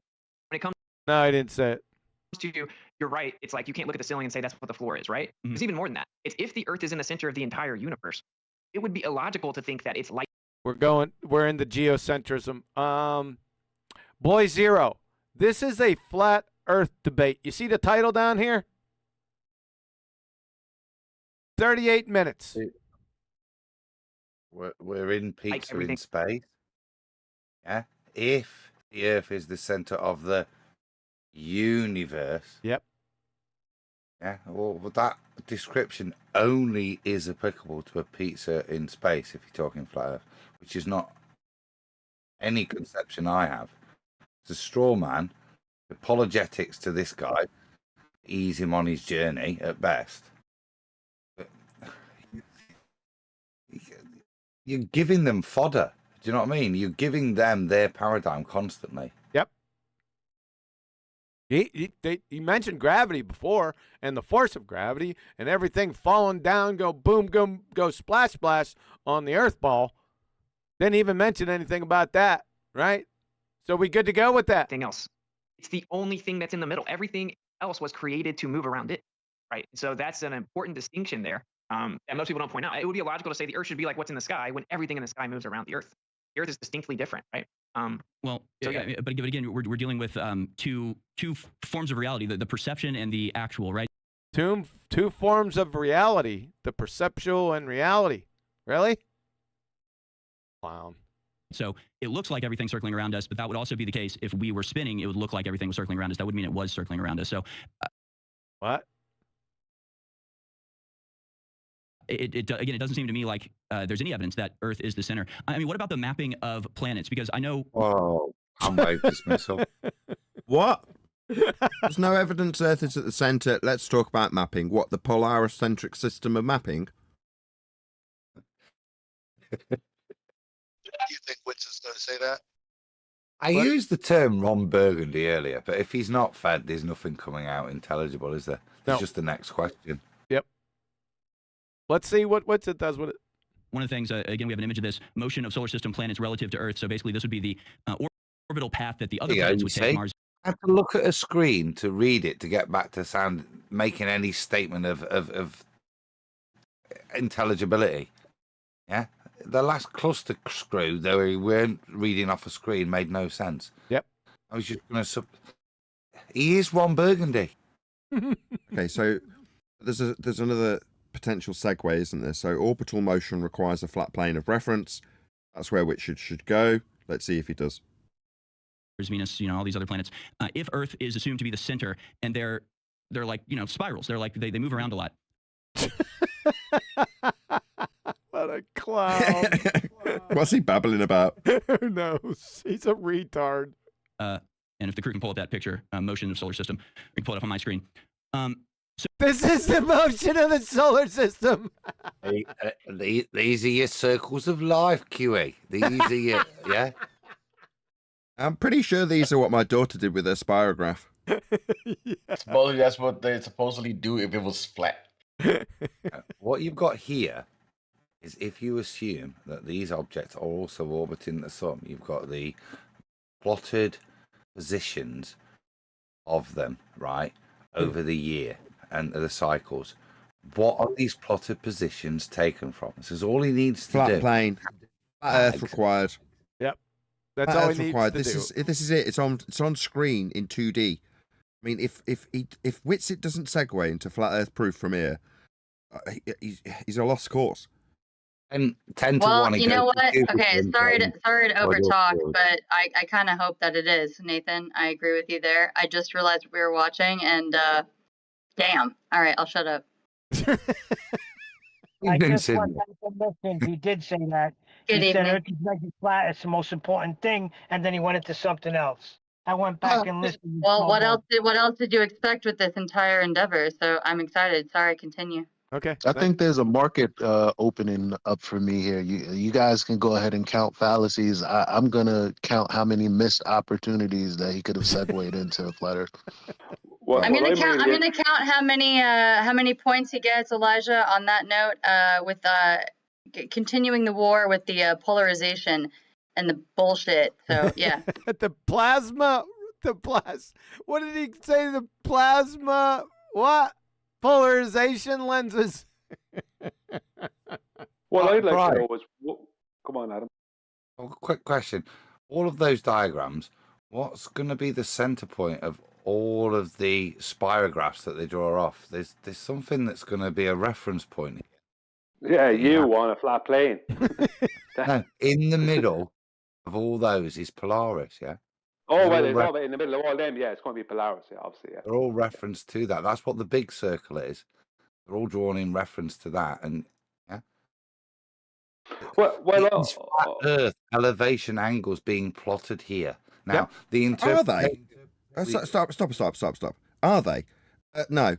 What are we looking at? What do you think this is? Yeah. I mean, yeah, I don't know what. I don't know. Just to say, if you want to plot out the inferred epicycle, right, you might be able to look at the bottom left image as an inferred, because it's not an actual movement we observe. Epicycle. What do they call them now? It's not epicycle. Retrograde motion. Right? That's it. What's the rest of this crap? Yeah, I don't It's know not a if stars move. Jupiter takes that path or anything. I don't know that. I just know that I look up and I see the sky moving around. That's all I know and need to know. Yeah. Does it look like this? I have never seen that. Now, that would be maybe a sped up version, but I don't know. Come on, Adam. Yeah. Just want to stop us going off in La La Land. Like somehow what we're seeing on screen is in any way representative. I've studied the sky. I look at the sky, right? But study the sky, make it sound more inflated than it really is. But I'm just saying this is not what I see. Now I can infer the motion through tracking them night after night, and then say there's epicycles, and then draw them out in a pattern like this. This is just stupid. Yeah, I'm still waiting for some kind of argumentation for the Earth being spherical. I haven't heard any so far. Nope. Well, the issue I really have is why does Witsit, right? I don't know why he keeps on wanting to put us at the center of this universe thing. What is that? True. Yeah. That is begging the question fallacy. That this universe thing, that's a heliocentric paradigm idea. Go on, Adam. Sorry. Kind of what all this is alluding to, isn't it? That we're the center of things. Look at it. All these patterns are repeated with respect to us. That in its sense is nonsensical in the heliocentric point. Whether you want to make these Kundalini looking or not is the point. The point I would make is to generate these patterns, certain assumptions have to be taken, and the primary data gathering is a flat Earth elevation angle and a position, date, and time based on a flat Earth to even begin these presuppositional patterns of what they all mean. Yes. The only way. Yep. Flat Earth elevation angle and time. Yes. Yes. Adam gets 10 points. Thanks, Adam. So, how do you explain these paths and this motion with... How do we explain? Isn't this your claim? Yeah, Berdner-proof reversal fallacy. Yeah. Without, a force acting on the planets. Without a force, now he's getting a force acting on the planets. What planets? Other than We've gravity. got a force making these bloody spirograph diagrams, have we? What the bloody hell is he babbling about? He doesn't know. Going towards and away from us if they're circling around us. They're going towards and away from us if they're going around us. What? Circling around what? Around a sphere Earth, perhaps? What is he talking about? He's just this is just incoherent babble. He just train wrecked himself. Let's see what Witsit does with this. Well, there is a force. Automatically, there's something. Well, there is a force. Oh my god. type of force, right? Because everything's moving around.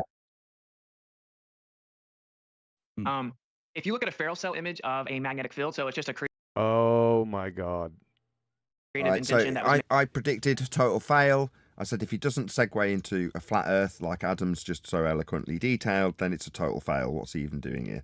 What does he segue into? It's not that he just failed to prove a flat Earth with this. No, we're immediately into ether bullshit. You know why? Because the top left picture, yeah, looks like a ferrocell. If you squint a little bit, right, and it looks like a ferrocell, and then I can start to talk about not flat Earth but the ether. He's a sky grifter. made. Yep. You use two little pieces of glass. You put ferrofluid fluid and another fluid inside of Gravity it, is line the it with trigger LED. word. It is the Pavlov's dog response. Every time we invoke gravity, we can also go ahead and give ether as a juxtaposition. Every time. Lights, and you can see the magnetic field. No, really important point. If we need to invoke a downward bias, if we don't, then we don't need a juxtapositional causation of the thing that doesn't happen. Yeah. Yeah, we just need to prove weight exists first, and then we can decide what's causing it. Yeah, but why would we need to prove any of that when we haven't even established what we're standing on yet within this debate at all? 100% all this is non sequitur. Yep. Well, there is a force. Automatically, there's some type of force, right? Because everything's moving around. If you look at a Ferrell cell image of a magnetic field, so it's just a creative invention that was made. You use two little pieces of glass. You put ferrofluid fluid and another fluid inside of it, line it with LED lights, and you can. Stop. We've just been talking about the movement of the Celestials to imply that because their movement means we have a force that means down. Is they both moved happily on from that, and I don't blame them. Down or to the center, it doesn't really matter. They've invoked an unnecessary concept. They'll just, I don't know, waste my next 10 minutes over, I assume. Is anybody feeling like they are being represented well by his flat Earth argument? I'm buzzing right now, Eli, buzzing. It makes that exact same pattern. The torus field, sacred geometry, the golden ratio. That torus field. Sacred geometry, the golden ratio. Really? Fibonacci sequence. You ignore the Church of Ether. Torus field. Say it, Kiwi. Say it. The Da Vinci Code. Field. Every one of those planets pass perfectly within a torus field. And of course, the heliocentric side's explanation for this is it's just a coincidence, which is pretty ridiculous because we see the same geometry everywhere. But how can it match perfectly when each planet is a different path? I mean, they can't all match perfectly because they don't match each other. Yeah, but within a torus field, there are multiple different paths. Right? So if you look at a Ferrell cell image, and I could maybe pull it up, but if you look at a magnetic field, you're going to see that all of those patterns are in there individually. Why is Witsit trying to explain what planets are doing? What the hell? Planets? Well, show me, prove one of these things. I'm He's still showing me a light in the sky. discussing about the flat Earth or the globe or something. But Didn't you see the title of the show? Yeah, he must not see the title. Like, try to explain what planets. No, my title. My title of the show. Oh, your title. Oh, Yeah. yeah. Sorry, I did. Sorry, I thought I asked him, did he not see the title of the show he's on? No, we already went over that. It's a different one. It's the title of this show. He's an ether cosmetologist. He's the sky grifter. I already told you guys that people are stuck in the space. Mike, religion the mic, that Mike, nothing get up to the is mic. there. Get up to the mic. It went lower for some reason. I can't fix it right now. Can't hear you, Eli. Can barely hear you. All right, let's continue. And basically, each one of these quote-unquote planets are taking their own path within this torus field. They all fit within it perfectly. Oh my God. That's a Okay, complete no. heliocentric paradigm he just used and presupposed within his argument, whatever it's supposed to be. Yep. And Adam. Those patterns are not so many assumptions you draw with that for those things. And I'll stand to be corrected, but the best of my understanding is it still invokes retrograde motion, which is not seen, to then place those And you said luminaries in a position based fundamentally on the other luminaries still orbiting the sun. It's not, as Nathan said, it's not a description of what they do, what you see, those patterns. Remember that. Yeah, we see a moving projection. Let's just call it tonight. Tomorrow night, we see another moving projection that's similar to tonight's one, but slightly different. We don't see any change from one projection to the other. I'm not stating it's a projection. I'm just saying that that's the way I'm describing it. We don't see that. They're just, or what you're saying, Adam, is they're just adding all these things together and making up a story. Pre-assuming. Would you be happy to call it an analemma? That's what I would describe those things as. Of those particular wandering stars, the planetas, that's their analemmas. Yeah. I wouldn't even go that far. But you get my point. Not their motion. You understand? It's not their motion. What we see is what they do, which is move east to west, throughout the night. That's what we see. But if we take a particular moment in time and plot them, and that pattern comes out, it's their analemma over time, a bit like the sun's figure of 8, okay, throughout the year. But it's not a description of their motion. Yeah, it's more of a mathematical, like the collapse of the wave function, if you understand what I mean. It's like, that doesn't mean light is a wave. Do you know what I mean? It's just, that's how it's, just, you're describing the process of what happens in that scenario with mathematics. You know what I mean? It doesn't make it a wave. No more than that makes those circle or whatever, that doesn't make that an actual path, a continual path of anything in the sky. As I said, tomorrow night, it will look slightly different from tonight. I won't see that change. And neither will anyone else. Look what you have to do to sell bullcrap. You got to resort back to being a glober. Why is he even talking about this? For his I don't ether? know, but I'm not hearing anything about globe or flat Earth. It's just talking about the sky. I mean, isn't this supposed to be a flat Earth versus globe debate? They haven't even addressed it at all in content. They haven't made a single argument for either side with this at all. This does have pertinency. The reason I'm on it is these are the patterns, like I said, these analemma patterns, which are not a description of motion. They're like, but it's these patterns that are unpicked, and if you then stick the Earth as one of the orbiting bodies of the Sun, you then end up with a mathematical resolution of an elliptical orbit, which, as I described earlier, geometrically requires 2 points of axis, one being the sun, one being, that ruins things, The only way to unpick the patterns that are being put on screen is the way Kepler, and they do it with regards to the introduction of elliptical orbit. That's how you resolve this mathematically. That's what's being presented right now. Being poo-pooed, but fundamentally, I just want to say it again, Brian. That is an analemma. They're date time positions over significant periods of time. They're not a tracking of motion. Well, what I would say about the whole elliptical orbit thing is Kepler had to make that claim concerning the sun to explain it, the sun's path or the sun cycle, yearly sun cycle, in the way that he had to explain it. So this elliptical orbit thing, right? I'm not saying there isn't elliptical orbits or elliptical motions, because orbits is a global thing. The point I'm making is that whole elliptical orbit thing, that comes from Kepler, because that's the only way he could make it work on a heliocentric globe. That's the only way he could make those observations work.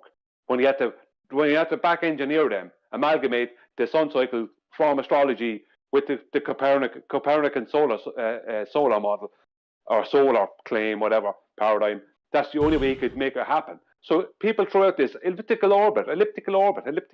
Yeah, that's purely comes from Kepler and heliocentrism. Show me one of these elliptical orbits. No one can show you an orbit because they can't show you the back. Show me the orbit of one of the moons of Jupiter or whatever. If Jupiter has moons, you can't.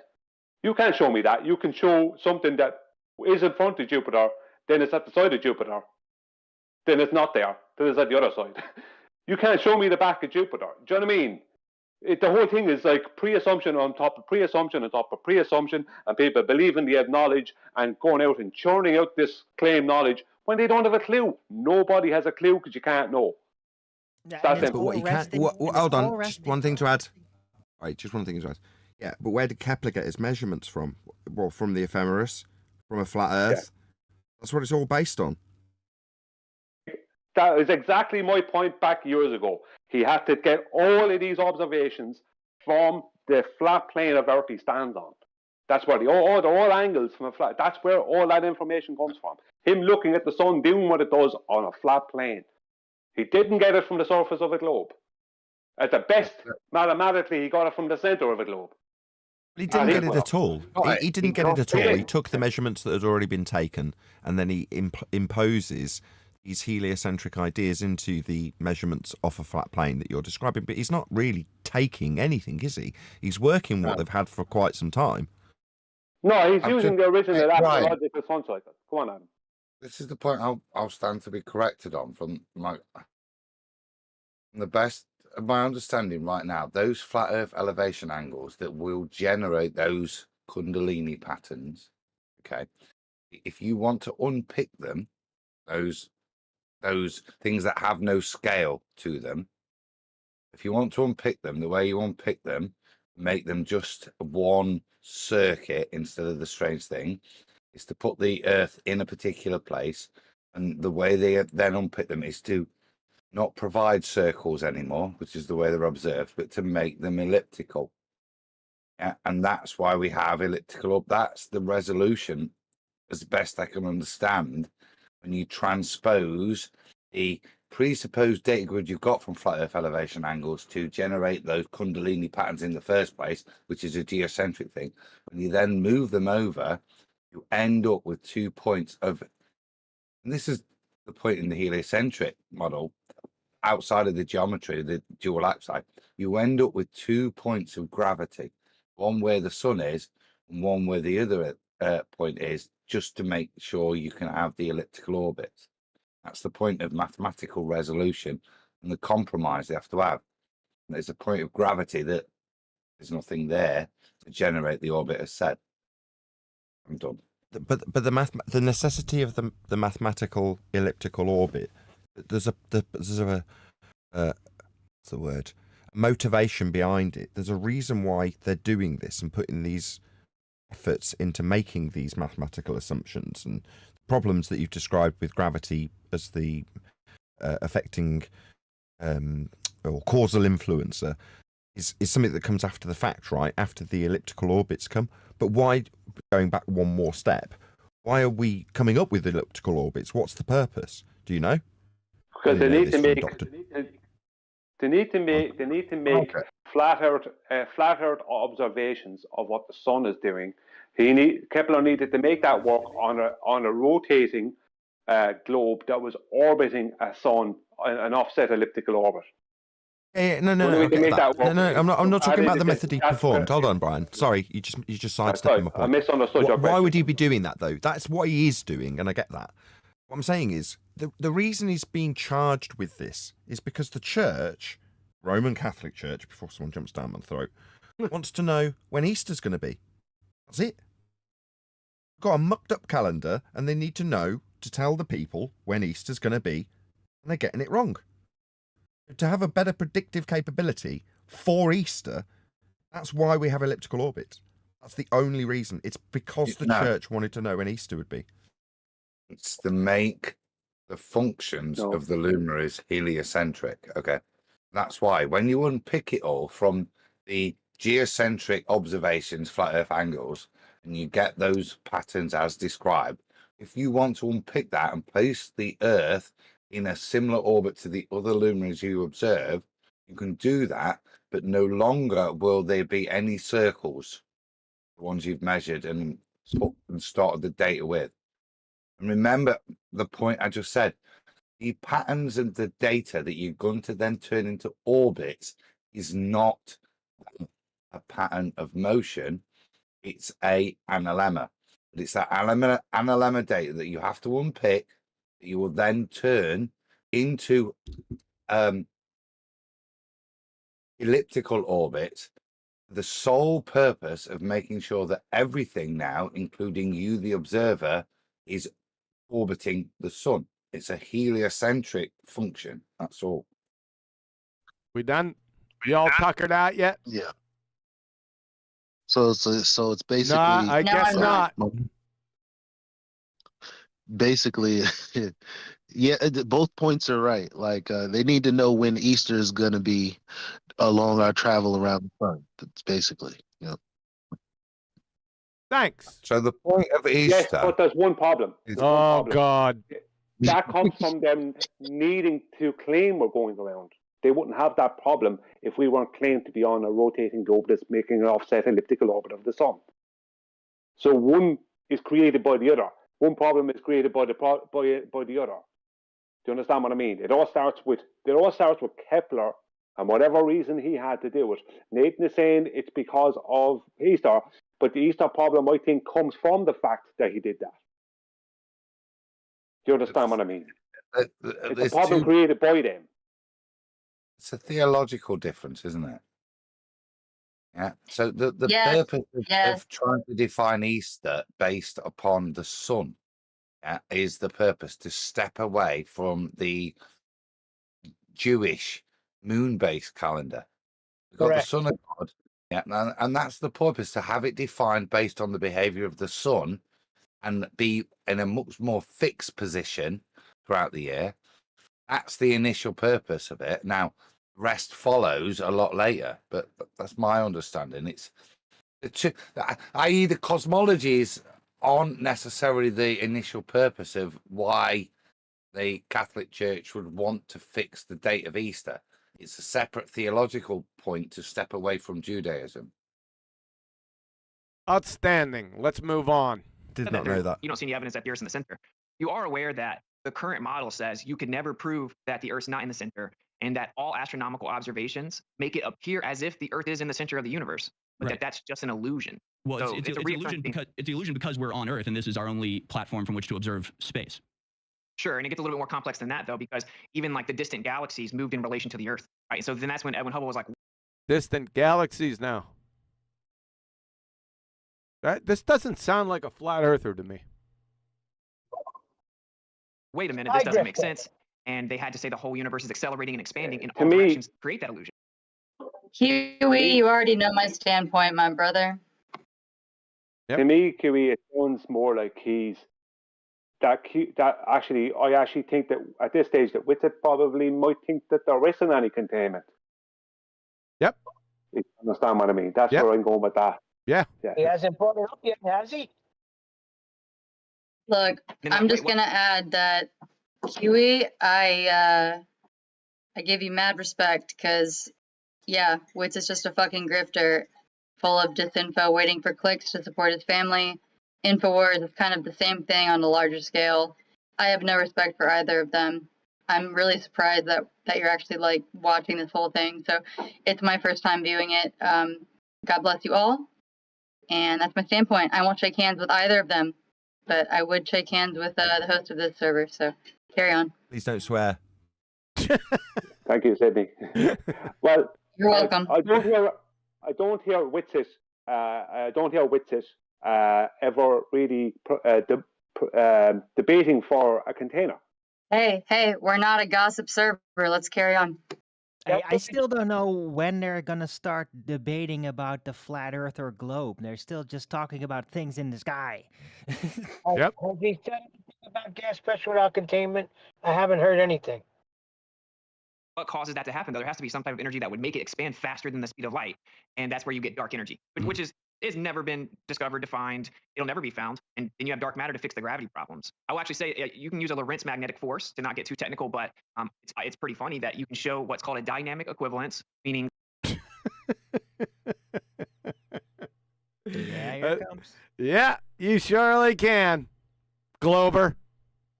The way that the force makes objects move around each other from a geocentric universe. Yeah, he's a geocentric globetard. Yeah. Any problems with that? I haven't heard any flat Earth arguments. We're in this flat Earth debate at 42 minutes. I have yet to hear one. All I've been hearing is geocentrism. So you're a geocentric globetard. Yeah, that's where the origins of this stuff comes from. It's electric universe. Well, I haven't heard any arguments for curvature either from Harrison. I literally just call it the Infowars rhythm. So they do that shit for anybody that's on. The fact that there were 2 hours allotted is beyond me. So carry on. He's trying not to It's swear. a magnetic Lorentzian force. And what a coincidence, the patterns of the planets fit perfectly within a magnetic field. Planets fit in within the magnetic field. There you go. It's geometry. So it's more elegant, actually. Okay, but it's more elegant. That's what we were waiting for. What's more elegant debate by Austin Witsit, Boy Zero, Sky Grifter versus Harrison Smith. Unbelievable. It's more elegant for an astrophysical explanation. It's not an That's it. explanation. No, I know. none of that actually explains Whatever idea. what the force is moving it or how it's None of it actually explains the force moving it. Moving what? And what force? Harrison, what the hell are you even talking about? set on this path. And the other thing is that you would also get paths that match up to this if you were to take a Mars-centric model and plot the He's on a Mars model. My God. What? Yeah, but he's just shown there that with his statement about a Mars-centric model that this could be worked out mathematically in any direction you want. Yep. How does that help him? movement of the planets as if Mars was the center. You would get the same. I don't think it could. I don't know what he's babbling about, but he doesn't know. The fact that they've done it from those positions and then turned it into that means you have to turn that and then presuppose the supposition there. So once you've done that, you could then reverse engineer the previous presupposition you've already done and take your viewpoint from Mars. Wouldn't again be taking anything from reality. This would all be mathematical calculation based on the two sets of presuppositions you've already done with regards to the flat Earth elevation angles you've initially taken. okay, I stand corrected. Same patterns. I mean, it's like one of those little toys that has the gear, and you put the pencil in and spin the gear around, and it You creates the pattern. guys gotta understand. I've talked to Harrison, and he's not a bad dude. The whole thing was just brilliant. Thank you for actually like playing it back at 2x. Thank you. Yeah, but he's a dumbass. He might be. Of course he is. I mean, I understand him and his fam. Like, it's all good, man. Like, they got the same little agreement going on. But Yeah, it's like, yeah, of course he's a dumbass. Yeah, he's But, a moron. Yeah. Well, of course. Yeah. Well, put it in traits of similar. They're all in Texas. It's cool. It's cool. Yeah. But yeah, no, I've talked to him and the staff there. Like, the whole thing is just mind-boggling. Thank you for playing it at 2x. Go on. Pattern So that they're will all have flat. will look on the face of it similar to like the torus field or the magnetic field, but that would be true if you plotted the motion of the Earth relative to Venus or Mars or Jupiter or any other planet. Earth is not the only one that plotting the rest of the planets creates this this design. Yeah, it's a whole bunch of horseshit. It's nothing. No, it's not. It's really right. So, like, putting my emissary hat on, why are we? You just heard me just give the honest and I'll be hold to account. This is my best understanding of this data. Yeah? And the only reason you wouldn't disclose that information is because what I said earlier, top left, pretty patterns, that looks like a Pharaoh cell. Yeah, this is the religious fundy crap that's holding this bit of interest with Witsit. Is to pimp this bit. It's nothing to do with flat Earth. All to do, you know, with that kooky little pattern that looks a bit like a Pharisee, and we can then attribute that to the flat Earth elevation angles that we take in reality if we plot them. And remember, we've got that doesn't work in reality. You've got to then presuppose them to Polaris and the flat Earth place, and then transpose them like that. If we do all of that, then it'll look like a Pharisee. This is the underpinning of the religious crap, instead of just pointing out that everything's built on flat Earth elevation angles. that again is not evidence that Earth is in the center. It's evidence that Earth is on the circular path that all the other planets are on, because that's what matches perfectly. Well, it's not just about the paths; it's about distant galaxies, right? So you're right. You can match it on any planet or whatever, and you could treat it as if it's in the center. Certainly with Distant galaxies. What in the fuck? Yeah, Sydney. Please, Sydney, please stop swearing, please.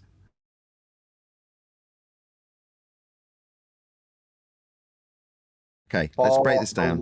Distant galaxies comes from extrapolations using Kepler and using Huygens. So they've discussed Kepler, right? Why doesn't he highlight the fact that we can't? He's the one saying it. I can't believe I'm having to do this against Witsit. And Witsit uses distant. The only ascribed distances have come from heliocentrism when deriving a radial value from a flat Earth measurement of Polaris. Then using that radial value with Kepler's third law of interplanetary motion and Huygens' assumption that Venus has the same radial value to give you the distances to these planets and solar systems and etc. etc. The whole scale comes from Kepler. It's heliocentric in nature. We as flat earthers categorically do not ascribe distance to the stars. Here's Witsit representing us, talking about distant galaxies. All right, when they don't change in elevation, and that's the premise, or the measurements that give you Keplerian distances. It just seems like Witsit's poorly educated in the subject. He's not a good representative of flat Earth. Well, a lot of these things, I agree with you there, Nathan, but a lot of these things are actually extrapolated out of a pre-assumption. They can't even see them. They're just pre-assuming they're there. Yeah, the patterns are mathematical. Adam just went through it. You're absolutely right. This isn't something you can see.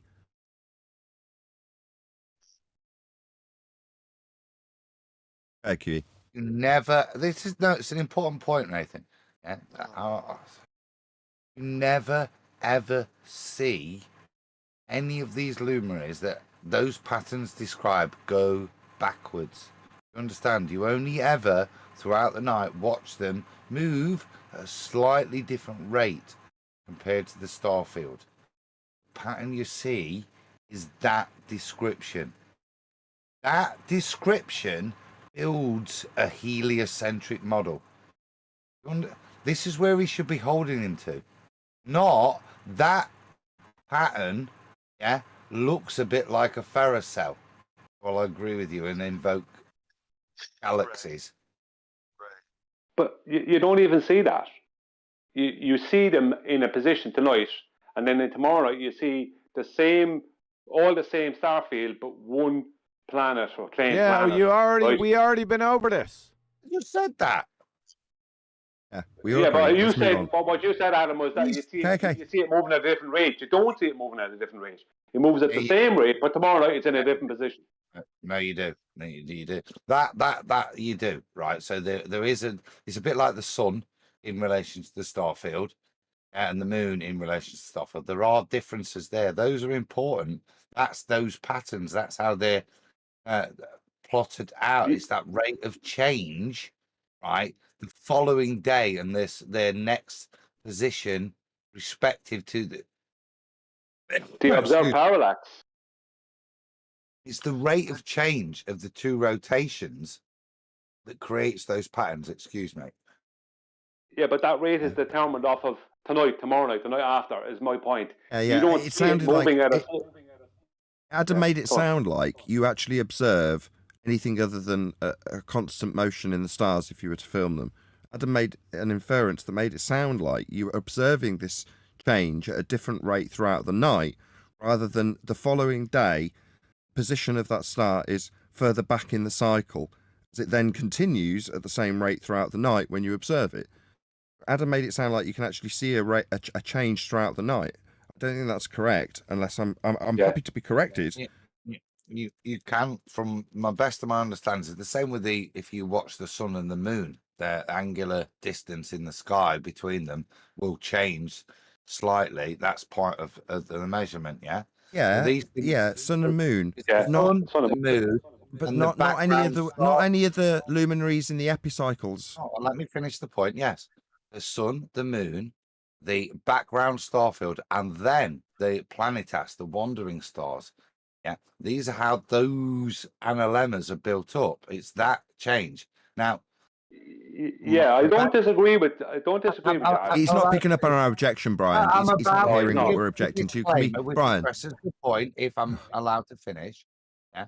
Now, to the best of my understanding, people say that that differential rate of change, and excuse me, in the sky is measurable, i.e., with both with the sun and the moon, and also with the moon and the background star field, and also with the wandering stars, the planetas.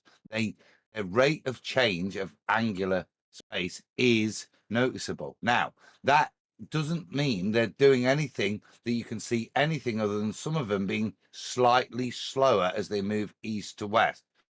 That is when I say those diagrams aren't describing motion, because that's the motion. They're all moving east to west, some slightly faster, some slightly slower as they get circulars, right?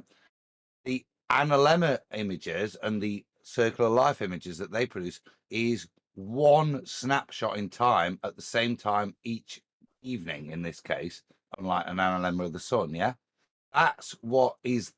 They then take Kepler's motions to take into orbit. You understand the point I'm making? Yes, Adam. Yeah. We understood it from the start, except for you're stating that we will be able to observe one of the planetas moving at a different rate throughout the night than the background star field, right? Yeah. That's my understanding. That's the part. I have an issue with. Yeah, I have an issue. I'm not saying that the next night it won't be in a different position. I'm saying that as far as I know, that it will change from night to night, but I won't see it change. Yeah, and that's the thing that I can say I've not done myself, but when I've researched it, people say this is demonstrable. But there's some ambiguity. Okay, right. For now, we're just gonna have to leave this here. Stop. Wow. Okay, right. We understand that. We understand there's a different position. Brian and I think there's one thing occurring. I've looked at the stars. I've not studied this aspect through my own telescope, so it's something I'm happy to be corrected on by Adam if he's right. But we're just gonna have to leave it here because we don't know who's right. Okay, so let's just leave it there. You're gonna get back to it after he states another thing. You kind of lost the plot, guys. Yeah, but that's more interesting. That's a point of contention. What do you want? We are what we are. We do what we do. We're not robots here. We have to. I didn't say you are a robot. Yeah, but I'm not saying that. My point is, you can't expect us to behave uniformly. It's just not going to happen. I didn't ask you to behave uniformly. You have your own expectations, QE. You do what you want, QE. It's up to you to do what you need to do, QE. Yeah. I didn't claim you were a robot. I didn't claim that you have to do what you have to do and do it all together. I'm not claiming that. I'm claiming that you lost the friggin' plot. We're evaluating this video. I agree. We did. My God. The red herring fallacies. What? I was just going to agree. I thought we were a point of like, yeah, I agree. However, it was a bit more interesting than listening to them Muppets. But I agree. Thanks. Can we continue? We're not going to get through this. I thought we'd try to get through this. It ain't going to happen. Whenever I tell you to make your points concise without long frigging monologues and trying to go into all the heliocentric lies, I meant what I fucking meant. No swearing. You don't tell me what to do. Sorry, I have to say it. Relativity, it says it's completely valid. You can choose anything as the center. But this is a little different than that. They looked out into deep space, quote unquote, and saw the galaxies moved in relation to the Earth. They should not have been. In this model, the Earth is tucked away in an insignificant corner of the universe. It is a random, non-unique position. Everything should be moving every which direction in relation to, say, the singularity of the Big Bang or whatever people believe in, not the Earth. But they discovered it was. So it's not as simple as just I can put the order system anywhere. It's we're back to geocentrism. Yes. Still. Yep. But no, not back to it. We've never left it. I'm succinct though. Yeah. That the universe has to be accelerating and expanding away from every other point. There is no center, and everything just makes the Earth look like it's in the center. Although you could map it out both ways, but that's not the proof. First of all, it's on its face. All observations show the Earth in the center. So there we go. Geocentrism. He's a baltard. To say it's not in the center, you're going to have to prove that. Then we went and looked further, and even the distant galaxies show that. But if I'm trying to stay on top of it, he said you could map it out both ways. explain where the mapping initial coordinates that you're going to then extrapolate out to your galaxies in the universe come from. Yep. They come from a flat plane. Yep. I mean, And he there did, is the QE. Didn't he have, what's his name on the show? The geocentrist guy. Robertson Jenis. Yeah. Remember that? Yep. Yeah. centric model that maps everything and explains everything. Geocentric model. Yep. Maps everything and explain maps. Models. You don't know what a model is. You don't have a model. There is no geocentric model. There never was. Even if there was, it wouldn't explain shit. You reifying moron. You don't even know what explanations are. Everything really well, and you can make predictions based on it. That what? Swearing. Stop swearing. Why? It's already been demonetized. Are proven out in observation. So. And let's all just take a chill pill. We'll keep playing through. Just try not to swear. You know, to say that everything centers around the Earth, obviously the heliocentric model is not centered on the Earth, and that's on a very small scale. You could say the whole solar system revolves around, or the whole universe revolves around the Earth, but at least in our solar system, it makes a lot more sense that things circle around the sun. I mean, the math, it makes a lot more sense in that regard. Post a syllogism. Again, Moron. You've got to bring to the point that, unfortunately, every observation he has is geocentric. So why would he say it makes more sense? Because he's a moron? Yeah. Yeah, let's just see what Witsit does. I still haven't heard any argument for curvature, damn it. If you assume that the sun is 93 million miles away and this huge ball of gas in a vacuum, if you assume the size of it and then you assume gravity, which is that, the bigger the mass, the more gravitational. He didn't even hit. Oh my god, he didn't even mention the second law of thermodynamics. He just skated right by like he was gonna. Ugh, that's nasty. I've said it already. I've spoken to Witsit and I've said that this is not the tax that we should be taking. Admittedly, it was on Earth Discussions panel. Nevertheless, I've spoken to this guy personally, Witsit, and said, why beg the question for them? Why go into this amble about how if Earth's a sphere and the sun's 93 million miles away? Right, Adam's already covered this. All of the measurements that are used to make these inferences, you to beg the question on their behalf, on the back foot, defending the globe and how it isn't working, need a flat Earth measurement to derive the latitude lines, to wrap around a sphere, to give you your heliocentric measurements. So this is all folly. Pull, which isn't even considered a pull or force anymore because that doesn't work. But that's actually not true either. The heliocentric model doesn't work. I mean, this is why we have dark matter. It doesn't work because this is why we have dark matter. Again, stop. What we've got is refracted curvature's description of what's now occurring. We've got the guy on the left describing how the heliocentric model based on flat Earth measurements of Polaris does work, and the flat earther on the back foot talking about how the heliocentric model with a 93 million mile away sun doesn't work. And I said it right at the beginning of this, right? If you declare that the heliocentric model doesn't work, and you're suggesting that their very careful and concise back engineering of the measurements that are flat don't work. It's a double loss. Because for the heliocentric model to work so eloquently requires the measurements of a flat Earth to be transposable onto the globe. Therefore, it only works well because of the flat Earth measurements it's using. But you need to point out that it's using flat Earth measurements rather than fighting against his hijacking of a flat Earth measurement for his claim that the heliocentric model does work when using flat Earth measurements versus you telling him it doesn't. This is sad.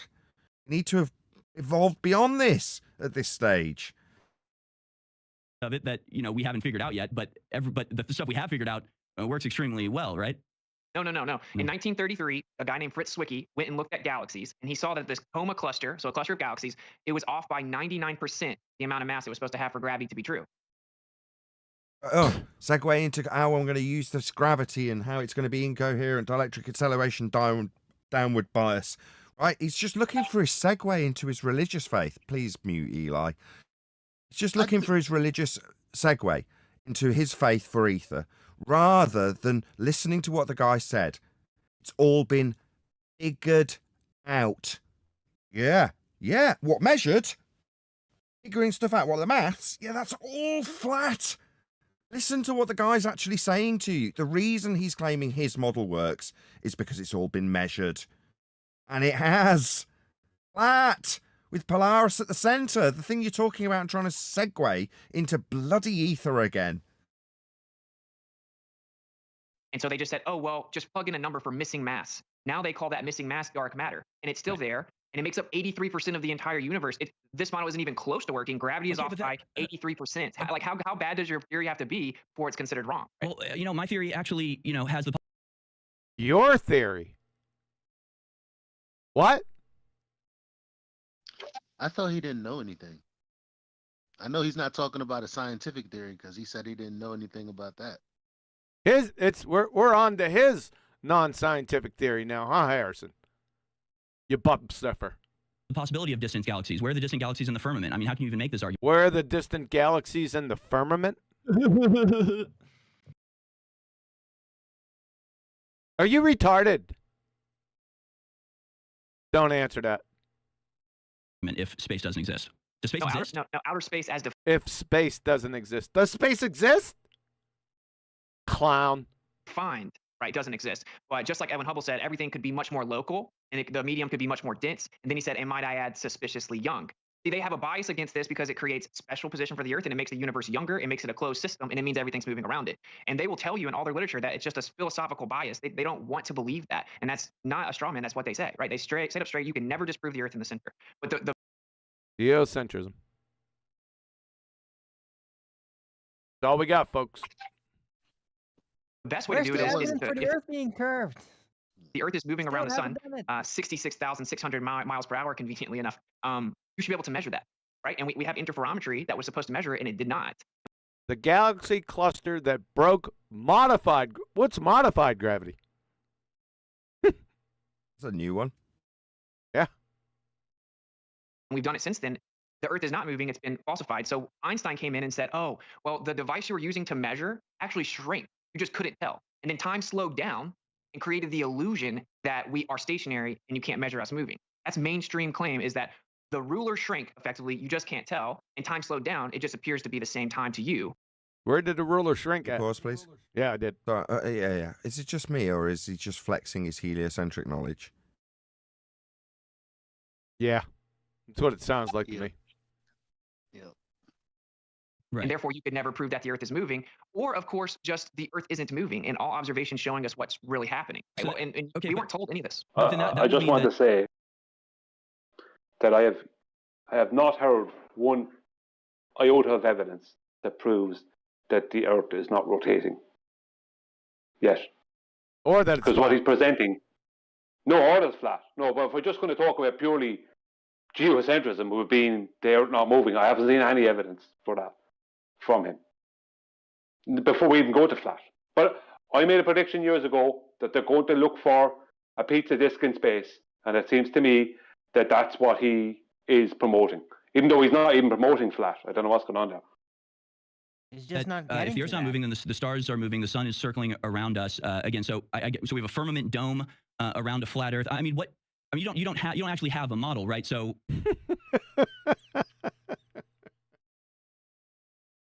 Swallow my straw, man. And projection. He wouldn't be able to do any of this if Witsit was doing his job. Yep. You don't have a model either, glue sniffer. What is your conception of what Earth is? I mean, again, my conception of Earth is not exactly super scientific. Like, I don't know all. My conception. We don't care what your conceptions are. You've been a demonstrated retard. What's the evidence for your?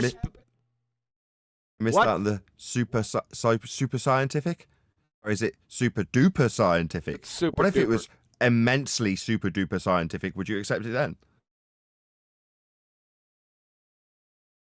All of the details of it, but it makes perfect sense. Earth is spinning. It makes perfect sense. The Earth is spinning. Tilted axis, moon orbiting us. We orbit the sun. Other planets also orbiting. I mean, all that makes perfect sense. Really, post-syllogism. You just declare it. Just declare it just like that, and it makes perfect sense. Don't argue anything. Don't prove anything, especially not on the Earth itself. Just declare it, right, Yep. Harrison? That proves it. Yep, that's all he's doing. He's just he's an ignorant muppet. What are you gonna do about that? Boy Zero. Do you have any semblance of a model for flat Earth at all? Again, appeal. Do you have a model? Yeah, sure. So Dichotomy fallacy. Yeah, he said, yeah, sure. Yeah.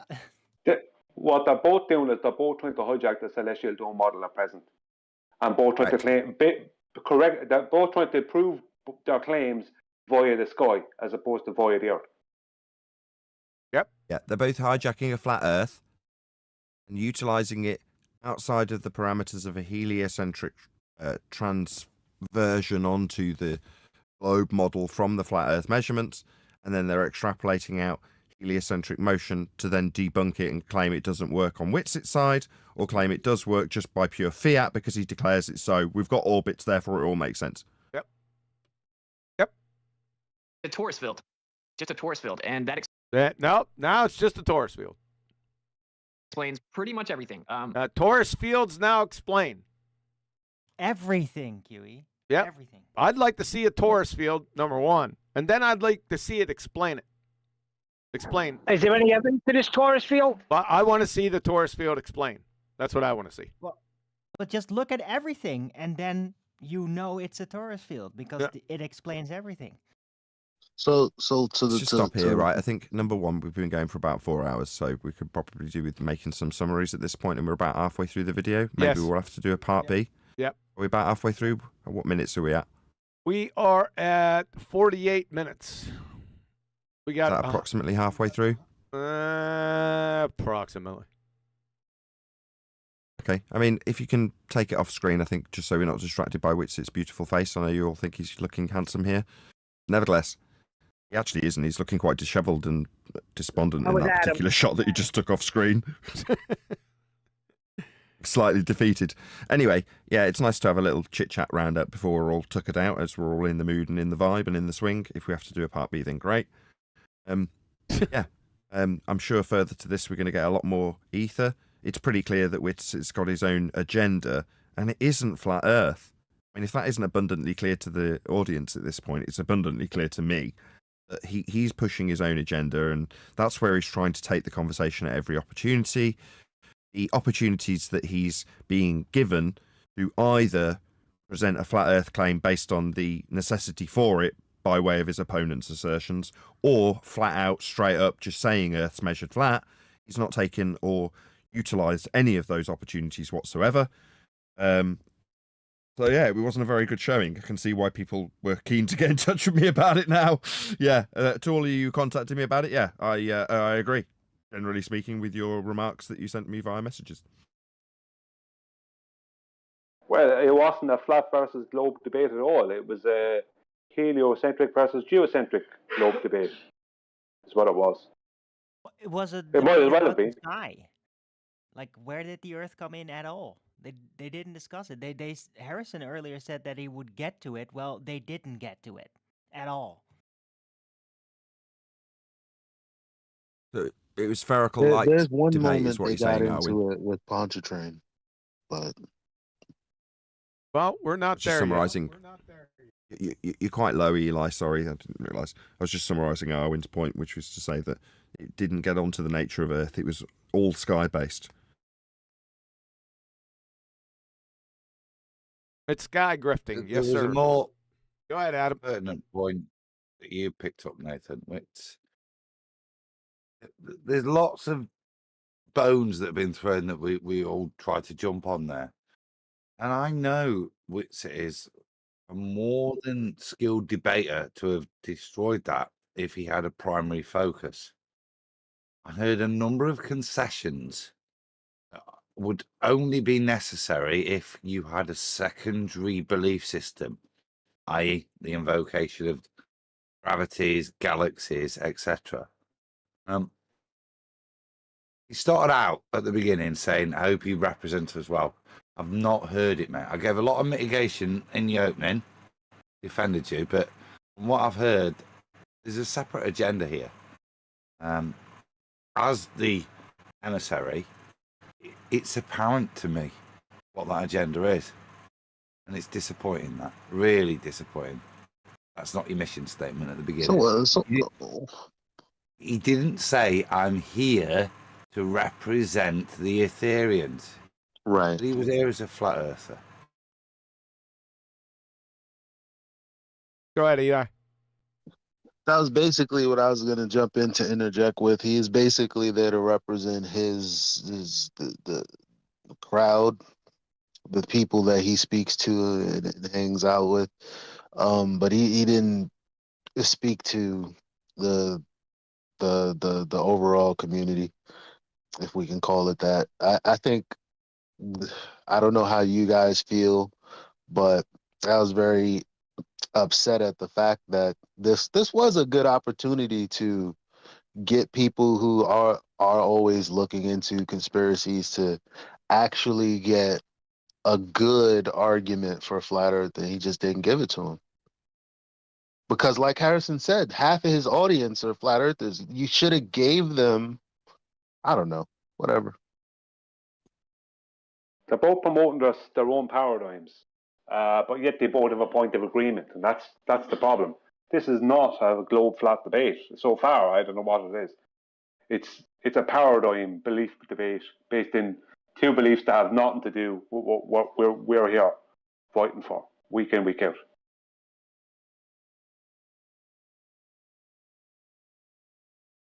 Anyone else? I think there's going to be yeah, well, just to wrap up, I think Witsit's in that position for a reason. And there was a guy who said it in the middle of the show. I don't know who he was, but he was very complimentary about me. Nevertheless, that aside, his point with Witsit is he's there because he affords the opponent a very good opportunity to rant on about globe Earth, not have any really top quality flat Earth arguments put in rebuttal. So Witsit's useful. So it would be nice to have Brian's logic in front of this guy. He would just get frustrated, I feel. I'm not trying to demean you, Brian, but the guy's not going to be picking up on anything that we would be putting down for him because he's not doing it for Witsit. Now, Witsit may be offering up something that seems on the surface to be quite complex to the layman, but it isn't really that complicated. We can spot word salad fairly easily if we've got a reasonable degree of intellect about us. And I would hope that the audience of Infowars could also assess that in Witsit. What I'm trying to get at is Witsit's got to that spot by the fact that he is the way he is and will be punting his own agenda with things like Aether. That's useful to brace against, you know, and makes it seem like you've put an intellectual flat earth in the spot, so you've not exactly not given it a fair crack from the audience's perspective. They even said that he was there by popular demand. If they're the representation that they're suggesting the audience wants from flat earth, it can only be seen to have given it a fair crack. Witsit being Witsit doesn't give the subject matter a flat earth. And further to Eli's point, where he's like, I don't feel like he's represented the majority of flat earth. What do you think the majority of flat earth is? Because we're in the minority of minorities, really. We don't think that flat earth as a notion, as a concept, as a reality has been represented well by Witsit. And we, as a small minority, do represent what the world actually is and how it's measured and so on and so forth. Yeah? But the majority of flat earthers retain their belief in flat earth and will have lapped up, I'll say that, my audience certainly hasn't, but outside of my audience that are telling me it via comments, I have to put that caveat in, I would expect to have lapped this up like Witsit did a really good job with some long words and some convoluted bullshit that they could buy into or seemed complicated and made the flat earther seem smart. You know, there's a fair few things in there that I expect your uninitiated flat earther would have quite liked about this. Reading from looking in from outside. Go ahead. That's the concerning point, Nathan, for me. So, yes, there might have been these people on the fence. Well, actually, that guy made some good points. Let me look into what he's got to say further. And off he goes. Next thing you know, he's spiraling upwards in a toroidal field. And he's lost. Well, the same thing that we've said about Globebusters for years. What can you take away from this debate and then use to speak to your loved ones, your close ones, or just somebody that you're having a casual discussion about the nature of Earth? What can you take from this debate and apply to that conversation? So far, think- anyway, we only heard half. That's my whole shtick at the moment, isn't it, Eli? And thank you for the segue. Right? You want to open with Earth's measured flat. You want to let them know, slap them in the face with it. If you want to be that guy that's into the flat smacking element from 5 years ago, this is your flat smack that's justified, because you're not antagonistic, you're not offering belief, you're not offering speculation, you're just laying it out like it is, so that next man can go, oh right, the way the ground is measured for the angle to Polaris proves that we are measuring the ground as a flat plane to reference, to measure, to navigate. That's the ground. Once they understand that, I've got something that potentially, if someone was like, well, okay, I don't want to debate it with you, but I really would like to know why you're justifying this position now. I'm forcing you to tell me. And they go, well, because it's measured that way with Polaris. And then they give a vague explanation. That's something like Eli's suggesting that you could pass on to your loved ones, even if you came to one of our shows as an outsider, as a newbie. I would personally hope as a standard that I lay down to others when I'm out preaching this stuff. When they come to flat Earth debate, or ballbusters in this case, within a very short period of time, they're understanding implicitly that Earth is measured flat. And once they've got that, that's worthy of a conversion, of a revelation, of a talking point, although it's been lowered to that by Eli, -5 points. I'm only kidding. This is an excellent point, Eli. What can they take away from this? Nothing. To answer your question directly, Eli, nothing at all. Well, to me, it sounds to me like it's the same as always happens with any of the globe busters. They show that they have an intellect in some form or fashion. Then they go on to a debate and they make sure to come out with a draw. That seems to me all they ever do. They're a constant disappointment. From day one, they seem to constantly disappoint. And they're worse now since Bob is gone. When Bob is around, their standard was higher. That's a fact. Now they're worse. My turn yet? Yeah, go. I was just about to say, let's hear from some other panel members. Go ahead, Neil. I was just going to say, Nathan, you've been saying it for Witsit is not putting his own agenda, and that's Aether. You've been saying it for months now. We all been. Well, you know what, El Bariqua, if you're still there, because you hang out at Earth Awakenings more than I do. What I'm only asking you because we came into Earth Awakenings basically saying that the position in 2024 should be measurements of flat Earth on the front foot. Now, how do you feel about that conversation and this conversation, and just overall, what's the feeling? That conversation meaning what? When just we said said no, you should lead with flat Earth, and we had this whole blow up there where it was like, no, we would rather have an amicable discussion where blah blah blah blah blah. What do you think about this conversation today, as a flat earther who's been debating all these years with us? How do you feel he did so far? Oh, the Witsit thing, dude! I watched the whole thing. I totally disappointed. And when it actually got to the point, I'm not gonna do any spoilers.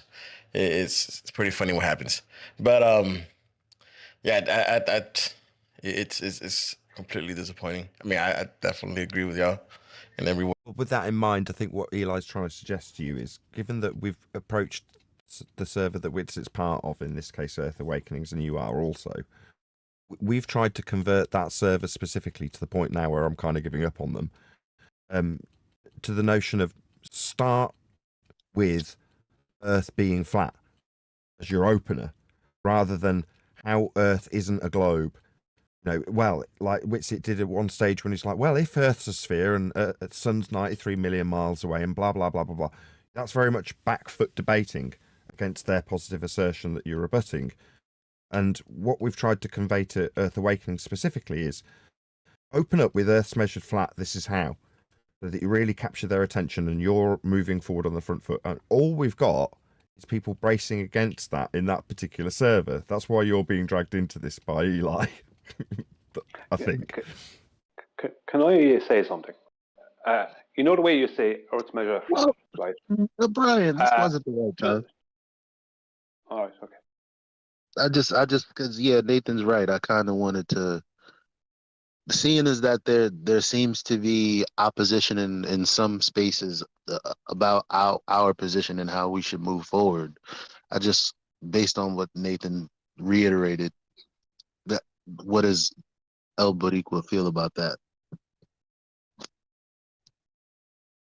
Man, what I feel? I mean, I think feeling has nothing to do with anything, but everybody's feelings be damned. I do believe that the conversation should start with there is measure flat, and this is the reason why. And navigation is one of them, and that's the case. And then what they do in Earth Awakening, it's they want to have the conversation with the other people, right? They want to have the debate, get into their area, and kind of destroy what they believe, even though the conversation is over, right? Because Earth is measured flat, no matter what way. That's the way we use it. That's the. Told you. Well, So it's like a retro. It's like a retro server where you speak amongst each other for nostalgia purposes. Like and I'm not just saying that about Earth Awakening's the place. Like I say that to anybody I feel is stuck back in that space where it's not obviously flat, measured flat, observably flat, used as flat. There's nothing. We want to move forward from there. It's like we don't have to stay in 2015. That makes no sense. Yeah, but this is what I'm trying to say a minute ago, and it's part of what you're talking about. When Nathan states Earth is measured flat, that's going to be hard for a lot of people to just start doing or take on board, because the statement itself, as we've gone through, Nathan, it doesn't make 100% sense if you go through it. It will do with caveats. It's true with caveats, right, in certain circumstances. But I think a better question is, right, for places like Earth Awakenings is Earth measurements. How is it measured? And point out all the ways when the ballers are trying to show you globe measurements, which they won't be able to do. You can point out all the ways how it's all horizontal plane measurements, whether it be two-dimensional with aerospace and celestial navigation, or three-dimensional with surveying. It's all with the use of a horizontal plane in all three circumstances, which is the three ways the Earth is measured. Just for clarity, Brian's objection. Just one sec. The audience's benefit, right? Word flat is a descriptive term, and when Brian correctly caveats it by saying, what are we measuring? Well, we're measuring Earth. We're dealing with how we actually measure and map the ground. What is that in terms of its reference? Well, it's horizontal. It is a horizontal plane of reference. That'd be to say that we reference it, measure it, utilize it for this measurement of an angle. The ground, the flat ground. Now, when you caveat it in those terms, it all makes sense. When I shorten it over simplistically, Earth is measured flat, there's a slight cringe from Brian because I'm saying we measure a description in the most literal, shortened, slightly incorrect way. That doesn't mean to say that it isn't, strictly speaking, accurate. Furthermore, if you listen back to some of the older debates, you'll hear our opponents saying it as shocking as this may sound. For example, well, yeah, we measure it flat, but that's just because it's so big. In other words, the grammar in its inaccuracy is also used by our opponents when they justify why they measure it flat. I'm deliberately using it out of context. They measure it flat to claim that it's a sphere. Now, they have no issue with this grammar when they will declare that they are also measuring it as a horizontal plane of reference in order to then claim it's a sphere, ergo measuring it flat to claim it's a ball. That's the whole point of this show. We've been trying to drill into Witsit, which he isn't doing. But there is still a grammatical inconsistency to it, which Brian's perfectly within his rights to highlight. It's correct. And that's what we're all about here, right? We're about the pedantic nature of it. My weak, and it is weak, justification for, well, it's easy to say, it's easy to remember, it's impactful, it's got a whole load of social benefits in terms of how I can phrase it with impact rather than with caveat when I just say Earth is measured flat. And it is correct. I don't care if you want to compare it to a synonym, if you say horizontal plane versus flat.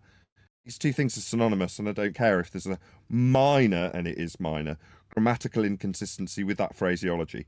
I'll still be using it, and further to that, I'm sure Brian will just nod along while I'm saying all this, because I'm giving all the caveats.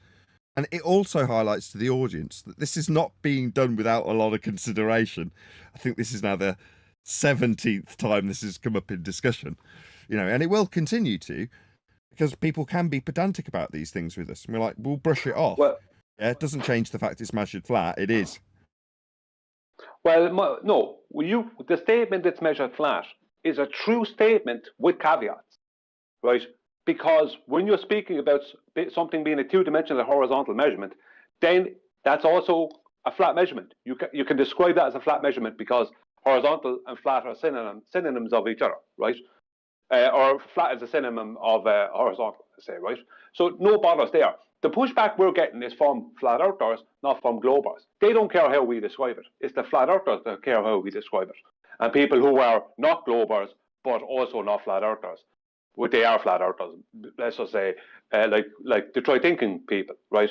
But what I was not trying to focus on was not so much that, but focusing on our moving forward being how is Earth measured, right?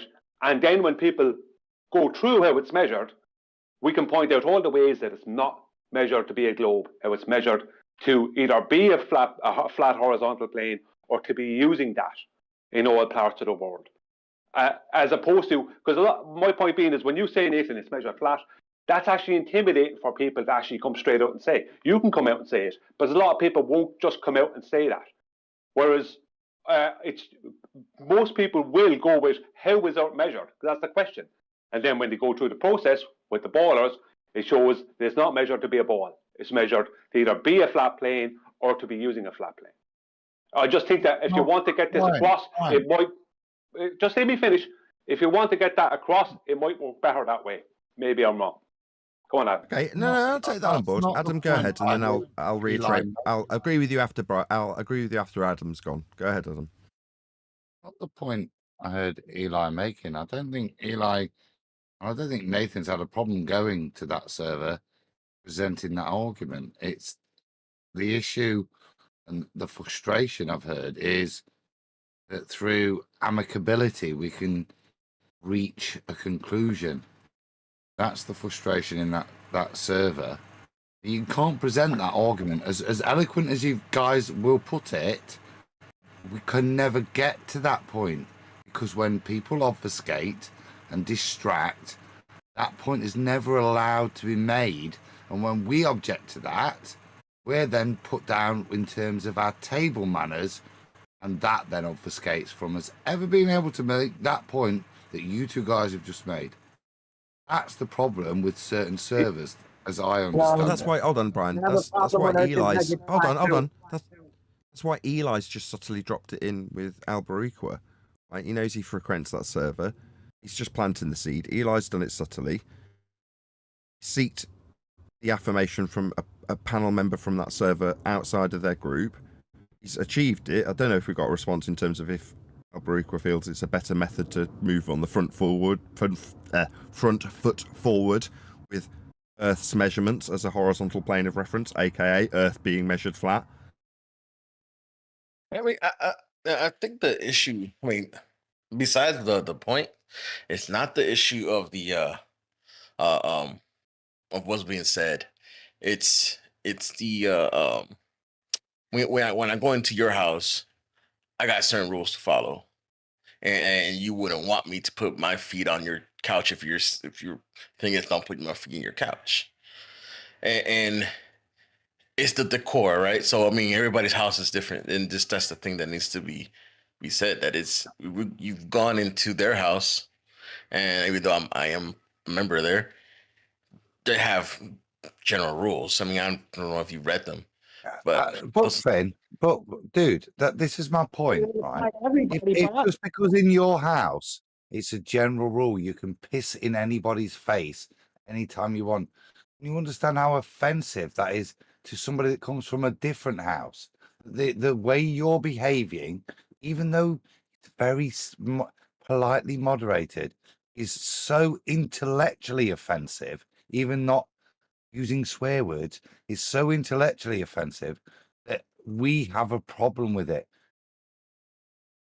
I mean, this doesn't mean that's the plus. Regardless of, it's still somebody else's house, right? If they tell you, don't interrupt people because this is the way the server runs, you let them speak out, and then you rebuttal whatever's going on. Then that's what you have to do. No, they don't, because I mean that's the thing. We stop that if that's going on. They do it in a different way, Rob. I mean, moderators will definitely speak up when to either stop what's going on, try to get control for it could be less audio chaos.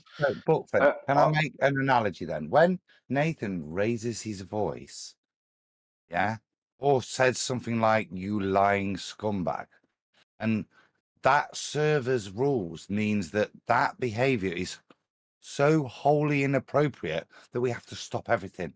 And lots of mods come in and show their moral objection to that behavior. Do you understand that when these guys hiss in our faces, ignoring the point we've just addressed and rinsing and repeating, we find that more objectionable from an intellectual point of view, which is why we're there, not to try and discern table manners. We're there to discern intellectual points, and that is a more objectionable intellectually than somebody using the F word to me. Does that make sense?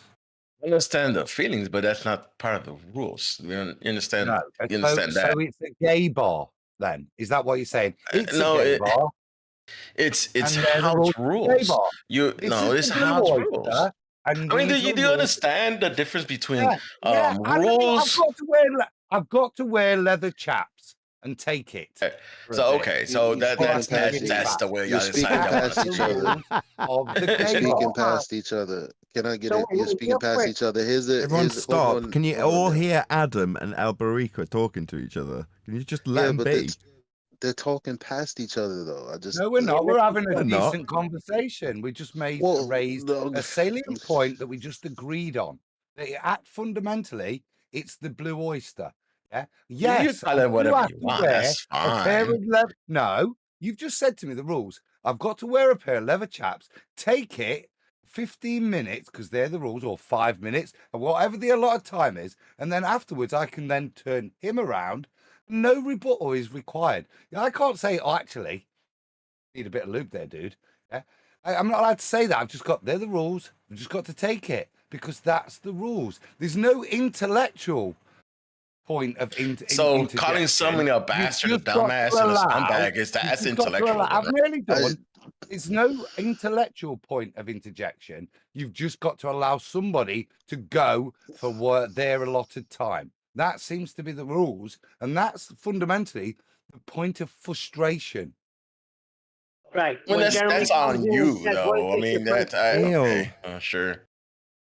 Come on. Go ahead. No, Neil, we're having a conversation. Neil, you're not. I've just tried to clear the airwaves for them too. Alberico was now about to respond. You've taken it as your opportunity. Just let him.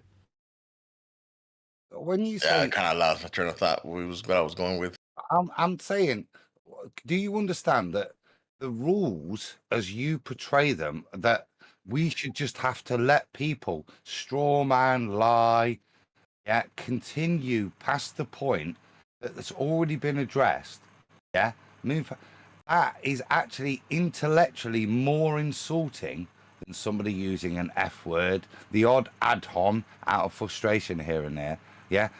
And the purpose of us gathering to have these conversations is for intellectual progression, not to improve how we converse in a group. If that was the function of the group, then holding us to the manners that seem to be the point of interjection of the moderators there, as opposed to any intellectual or points, then that would be brilliant. Then we should call it Table Manners Forum, not Flat Earth, where we're trying to get to a point when people make incorrect statements or falsehoods, they should be held to that point and that standard, not allowed to proceed for an allotted time. That's the frustration. Does that make sense, dude? I mean, and you can, but let them finish and then actually say, well, that's a straw man because this, and that. But you let him finish and not interrupted the person and say, blah, blah, blah. I mean, that's the thing, though. I mean, those are the rules. I mean, that is not a debate server. It's a open forum where you can have a conversation. That's the difference. I think that they're misunderstood. Let me respond, Your Adam, sister, please. yeah. You already made a point. Your Now you're about car, to make another one to try to Eli, illustrate bloody it better. hellfire. Eli and Neil, can you just keep your trap shut while they have a conversation? But they just said, all right, whatever. Okay, what I'd Hold on, like Neil to has say now. Adam and Mika has to say something about my sister. Go ahead. Yeah, what I'm trying to draw here is if I was to just spuriously say a load of offensive things, your sister, your mom, yeah, your car's shit, this, that, there, and then finish up with a separate point, which point of the highly objectionable things should I be allowed to object to, considering that a lot of them will be disconnected? This is the other thing that happens if you just allot somebody a set amount of time to just ramble within. They make no point, they think there is, yeah, and you end up having to deal with the end point as opposed to the 15 objectionable points in the middle, and often that precludes any coherent conversation going forwards. That's what you have to understand, where to be like, okay, you did not address anything I said, and you have rambled on profusely for no reason. Then you go into, this is what I asked you, and why are you going somewhere else? I mean, and that would be more educational to the people that are actually listening, instead of just saying, stop, and that guy's still trying to ramble through you. Stop. But that guy's not going to pay attention, and it gets nowhere. Okay, so I make a point to you. You rebut with something that I'd like to object to, but you've been allotted another 1.5 minutes. And you continue. Well, how can the debate actually function if the next minute you're talking has got nothing to do with the response to the point? How do I pull it back? This is what I hear in these places, because there's no ability to pull it back. People are just politely given and amiable, a good kind of wokey lefty amount of time to make a separate point which distracts. The conversation never proceeds because nobody is held to account. That's the trouble in the format. Do you recognize that? I'm not asking you to argue that it should be valid. Yeah, I'm asking you to recognize the point of frustration. Do you see that? Definitely do, because You do, and therefore, if the fact you see it, let me you finish. recognize You that continue. it's not conducive to a focused debate.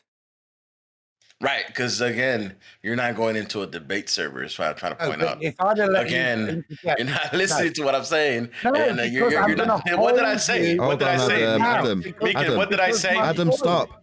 Adam, please great let him example. respond. Adam, No, just it's a let him great respond. example. This. I mean, he doesn't. I You're, don't again, you want to want to know. when you make your point, you I- want to understand that I just told you that it's not a debate forum. That location there is not a hold debate on. forum. It is an open conversation location where you can actually have a conversation of whatever the hell you want. It's Earth then I Awakening, concede. not flat Earth debate Then location. I concede. Then I can only concede because you've turned it into that it's not a place to debate things, just a coffee shop. It definitely is, and I 100% agree. This is the place. It is Earth Awakening. It's not 24/7 flat Earth. It is in the flat Earth debate. It is definitely Earth Awakening, and that's something that I had to learn. Okay, that's then therefore the disconnect and the point where Nathan's correct. There's no point in going back there because we're not interested in going to a coffee shop and politely agreeing to disagree.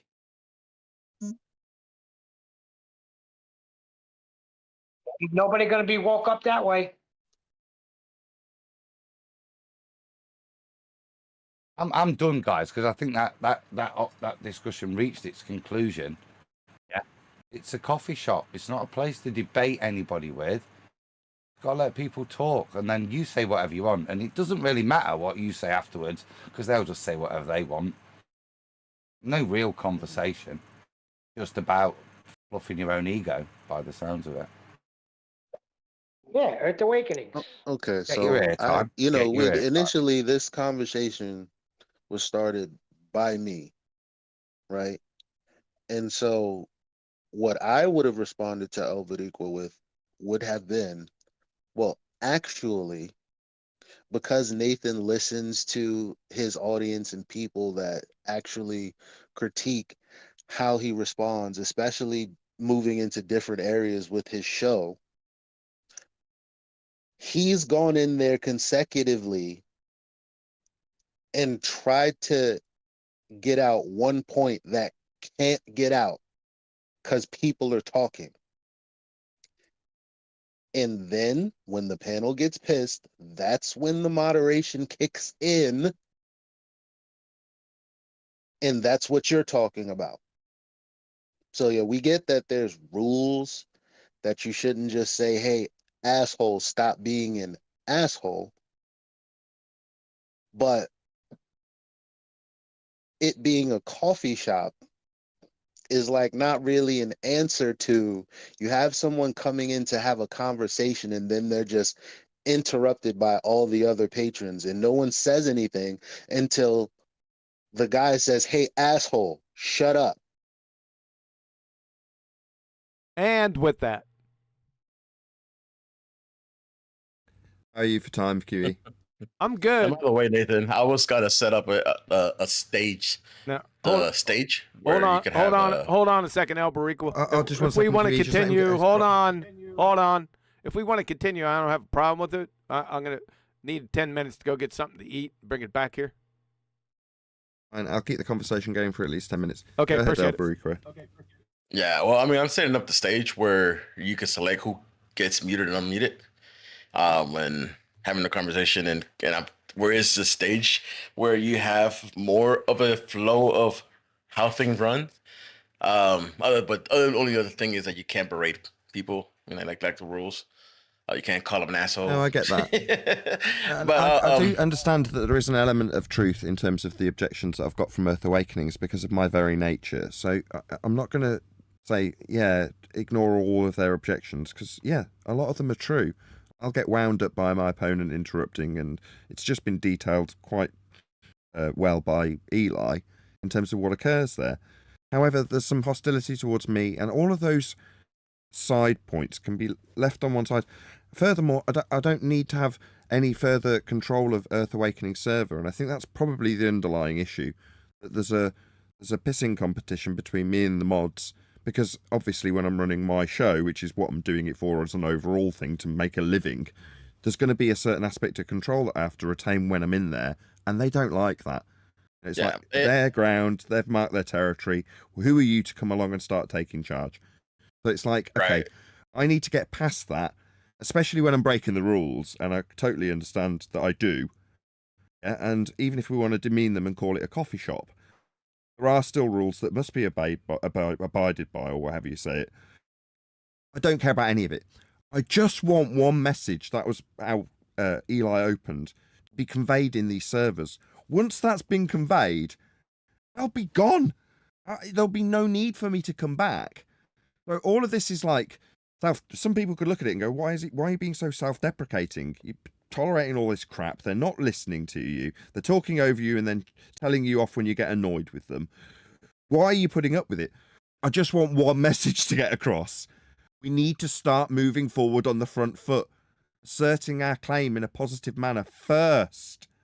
Yeah, let's start bloodying some noses. We know it's flat now. That's it. That's my only message. Now, if you don't like the phraseology of Earth being measured flat, then you can have a listen to plenty of discussions about the phraseology. It's sound. Why is it sound? Because we do measure Earth, and it is flat. But there's no ambiguity in terms of what we can use to prove it.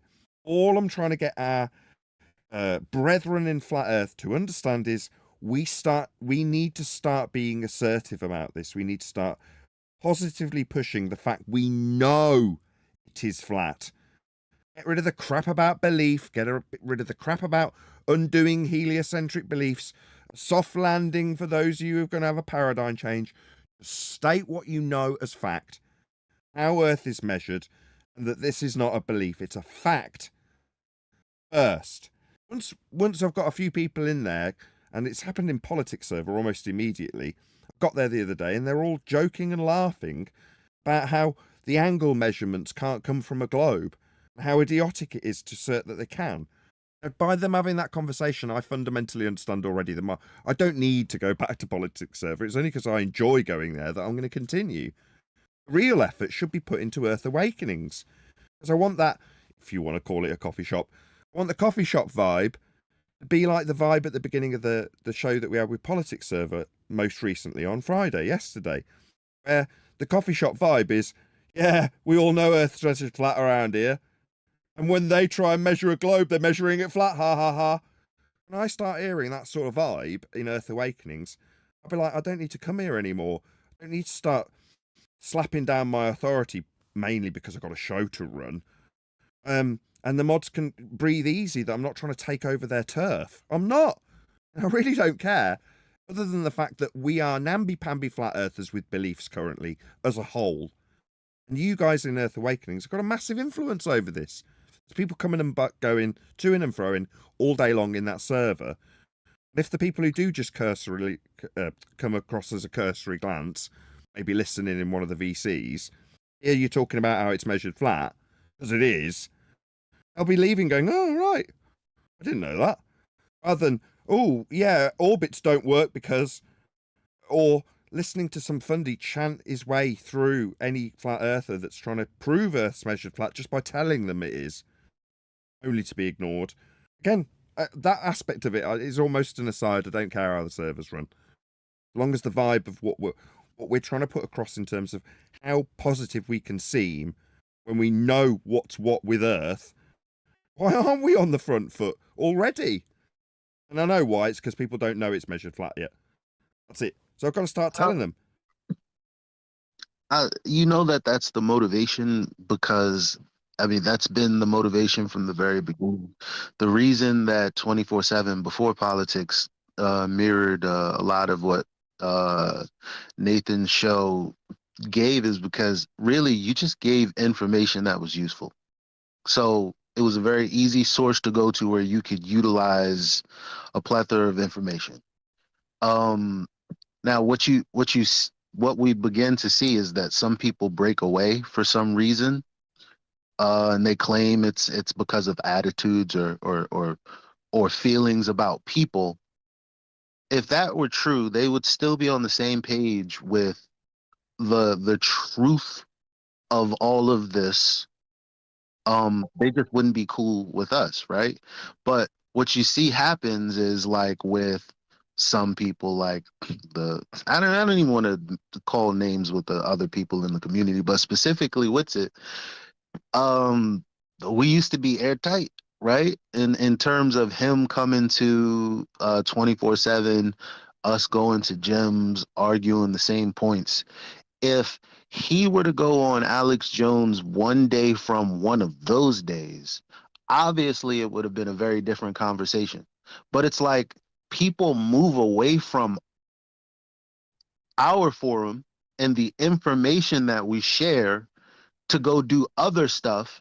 And when we see them months later, years later, on someone else's platform, and they claim to be representing the strongest flat earth arguments, and they're actually not, you can only wonder, well, did you move away from me because you felt away, or because you didn't like the information that I was sharing, which happened to be true? What agenda do you have if it's not the agenda of sharing the truth? Oh, Neil. So they didn't like the devastating information. And the difference is, these were still debunking the globe back then. Correct? It could be a mix of both. I think it's a mix of both. The information is us, because we are hyper-specific in terms of what we cover. Yeah, I titled the show Flat Earth Debate. We've got BALLBUSTERS between Huey, myself, and every single person here. who's apathetic to flat Earth debate and ballbusters, we're all singing from the same hymn sheet, specifically about the subject of Earth being flat. We very rarely deviate from that. On a live show, I'm really fastidious about making sure we're on that specific topic the whole time. Well, as you say, other people like Witsit, as you've used him in this example, will go, well, yeah, okay, I now believe Earth's flat, but there's this other aspect of it that I find quite interesting, and I'm going to deviate into that. It's like, okay, well, at this point, you haven't got to the stage where you could actually argue it within the bracket of being a flat earther. You've got your own agenda to fulfill. Whereas we, and we're in the minority, as I said already, aren't doing that. We are only focused on the nature of Earth and proving, because that's the subcategory that we're under, that it's flat. That's all we do all day long, every day. The second you deviate from that, it might be because you don't like us in that very hyper-specific subject category that we stay within the confines of, or it might just be that you don't like our personality when we cover that hyper-specific subject matter of flat Earth. Well, either way, one is a deviation from the subject, one is a deviation from us, and that's all we cover. Who cares which one it is? They're deviating from proving Earth's flat. And when they're stuck in some forum like this on, I've forgotten the name of it now. What's the name of it? Infowars. And you're there as a flat earther. We, considering we're one of the few actually only cover that subject hyper-specifically, would expect the standards to be a lot higher, and they're not. And it's all deviating into his branch-off subject of Aether and geocentrism, because it's going to link into Aether, and that's what you're getting as a standard of a flat earther, and I can see how disappointing that would be.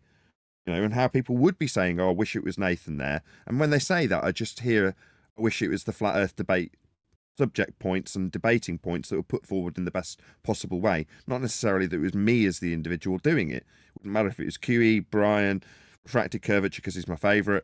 You know, it wouldn't matter. We'd all do the same job because of the forum that's been formed, admittedly in my name on that channel, or in this channel on Ballbusters when it's QE doing it. We all do the same thing, which is focus on one subject. Not our beliefs about what the sky might be or how free energy will be developed from the ether sensation. You know, those are all folly and side non-provable subjects that aren't in this realm of flat earth and provable easily. That's all we should be providing to the audience first. The cursory glance guy that's only interested in the first 10 minutes after the intro, before the first commercial break, when he hears, oh, that was a fascinating introduction about what you want to set the stage as for a globe belief to be peddled without any globe proof being evidence to me. Meanwhile, all of your claims you will make here today will be based on measurements of a flat Earth with Polaris and the baseline used with the GP of Polaris. All measurements that you will claim will come from my provable flat plane that we live on. End statement. You think the audience are going to go, whoa, I could have done with a much more soft landing about how we could be measuring the Earth, Ryan? Nah, man. Just give them it both barrels right in the face, right on the first foot that you take forward. Earth's measured flat. I'm not saying, no, don't get me wrong. I'm not saying dance around the topic. I'm saying for some people on the flat Earth side, not the globe side, not people listening like who'll be listening to that show, people on the flat Earth side, to bring them into it by starting them with how is Earth measured, and that then gives them the confidence, because when they look at it they go, yeah, it's always measured this way, this is the way it's always measured. From a training point of view. Yes, you're saying when I'm in Earth Awakenings. In that scenario, hit him, get out the big guns, blast them out of it. Do you know what I mean? In that scenario, don't mess around in that scenario. Don't leave them an inch. Do you know what I mean? But I see. The flat earthers don't have a problem. I got you. You're saying the soft landing I'm implying only when you described it was applicable to the Earth Awakening server, or already in position as flat earther people that need to be hunting this argument but are perhaps a bit scared of it because it seems a bit much off the cuff if you don't fully understand it. You're like, whoa, that's a big declaration to make. Whereas if you suggest to them, Earth Awakenings, for example, that, well, rather than just brashly and boldly declaring Earth is flat, why don't you challenge your opponent or bring up in discussion, over a coffee, how Earth is measured? And if it's the globe believer that's presenting their claims and they actually evidence them, it will be measured flat, and you'll see it unraveling before you. and that's a lot more tentative and softly than my move forward on the front foot and just declare it outright. Yeah, once you've built confidence and you know the argument is sound and that your opponent's claims will come from a flat earth, and you see it happen a few times, you'll have the confidence to do as I'm suggesting and just say it right off the bat, Earth's measured flat, because you'll know it's the case. But if you're new to this argument and it seems brash, maybe you need a softer landing that Brian's describing. But that's only applicable to the subcategory of people we're trying to reach from within our own community, right, Brian? Yeah, I mean, the problem is that it's a big statement, and no one's going to state it if they don't actually, I had to say, use the term, but have belief in it. But because they think they need belief in it, but all they need is a knowing. And once they go and see that knowing, they go, yeah, it is measured flat. And that'll be that. They can describe it their own way if they want to try and change it around and say it's a horizontal, whatever way they want to say it. But the point is they'll be moving forward with measurements, not with beliefs about this, that, or the other thing. That's my point. And they're the people you're trying to reach, not the ballers. The ballers don't care how we say it. They have to, you know what I mean? They just accept us saying it's measured flat. They don't care. They'll just argue with us whatever way they argue. But it's the people on our own side that have the problem with it. Well, I do have to add, because I'm not a lousy teacher. I did share with, like, let's just give an example, Jeremy. I gave him Practical Navigator video series. I've given him probably, along with Earth Awakening Server, like all of the navigation material that I have, from links to screenshots, and he hasn't utilized any of it. I think now's the point, Eli, to say, brother, don't blame yourself here. I mean, I think the issue with what's going on is that they have a couple of globe earthers that said, well, they've done it, and they've actually showed some information that somebody guys, blah, blah, blah, blah. I mean, not say blah, blah, blah, I know Nathan doesn't like that. A few data But they points. haven't done They, it. That's the point. they got a few He's data. only had 4 words. Go ahead. They get a few data points, and from somebody, I have no idea who his name is, and suppose this is what's his name, Bacon, that said that and they've done it. But I mean, the other day he admitted to, yeah, they've done it. The elevation comes from a flat earth, but then he goes back at his word and just starts dismissing everything he says. Because I know he admitted to you the other day, Nathan, that he said, yeah, it was done from a flat. It could be from a flat earth, but they pretty much make it say it's a tangent, and that's where the disconnect comes from. And I mean, I understand that. I understand the argument that comes from an elevation comes from a flat surface. You can't have it no other way. That's not why it doesn't work. That's not why it doesn't work. This is the point. Want to do this, Brian, or shall I? Yeah, I'll just go through it. That's not why it doesn't work.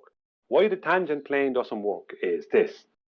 You must reference the Earth twice for every measurement, right? You first measure it, right, when you're measuring with the sextant, between the sea horizon, the visible sea horizon, and the celestial body. Then you must reference the measurement you made at port, which is the height of void correction. Now, what they must claim is that the height of void correction, if you're 35 feet above the water and you measure that at port before you leave, that your eye height is 35 feet above the water, then that means that the water that you see at the horizon is 35 feet below your eye line. That means if that water is 15, let's say it's 15, 20 miles away, it depends on what, we don't know what distance the horizon is. If that water is 15 miles away, that means there's a horizontal plane of water from underneath your boat to that point, right? That they're trying to do a dip correction to a tangent. That's what they must claim. But you're not. You're referencing the actual Earth because that's what you're going to be using to create your level. So you're creating your level based off of that dip correction. That is not a tangent. That can't be a tangent. That can't be a tangent. That has to be that has to be the surface of Earth because that's the thing you're going to be using. Right, and I don't disagree with that, of course, because I've actually watched a few of the videos and seen I forgot what was his name. That's done it. But you know, I 100% agree. And one of the issues is that some of these guys, I mean, and it used to be back in the days, like we all have done this before, that when we started talking about, oh, we see too far, lasers measure, yada, yada, yada, the distance. I mean, people have gone out there and done it, right? And this is what's happening now. None of us is going out there, but let's check this out. This is how we did it. You know, this is the theory about it, and this is how the way it works. This is how it's done. But we haven't had any flat earthers gone out there and say, "Hey, look, I've done this location from here." Just having videos out there would be actually awesome. For you can say, Well, Sonny's done it. There's mad people who have said, "Hey, Stop a sec. Yeah, there are plenty of people who have done it that are flat earthers. But that's not the point, right? So this is going to take a couple of minutes for me to join these two things together. So when I talk about the censorship of flat Earth, one of the reasons we haven't been eradicated and instead just shoved to the bottom of the lists with more favourable content put in place of our search results leading to us, why not just draw a line through us instead of under us? Right? Why not just get rid of us? Well, there's a reason. What are we discussing? We're discussing horizontal planes of reference with GPs on the end of them. Now, further to the fact that if you've got a tangent that they describe, you can't have a GP on the end of it because it's a ground position. They're tangents out in space. Right? It's the McToon appeal that Jaron did the same as Earth Awakenings is now doing. Oh, well, McToon says I can do it on the end of a tangent. No, ground positions. You can't fulfill what they are being told by Bacon, who also conceded ground positions and non-tangent plane-based measurements for the reference plane that Brian's just gone through. Right? So, in terms of the censorship, we aren't at the bottom of the list because the navigators themselves detail the same processes that we detail. So you mentioned the Practical Navigator. I thought that was actually Harold Jacobi's book that you were referring to, but you weren't. You were referring to the YouTube channel, who's dealing with navigation and how they talk about it being done. Yeah, they will also talk about how Earth is measured flat. Therefore, if you were to draw a line through flat Earthers, you can't. It's the genesis of all of the globe measurements and the actual way we navigate. You say it would be nice to see a flat Earther doing it. You don't need to. Go and look up any navigation video. They'll tell you what we're telling you because that's how it's done. Earth is measured flat in that process. If you got rid of us, you'd get rid of them.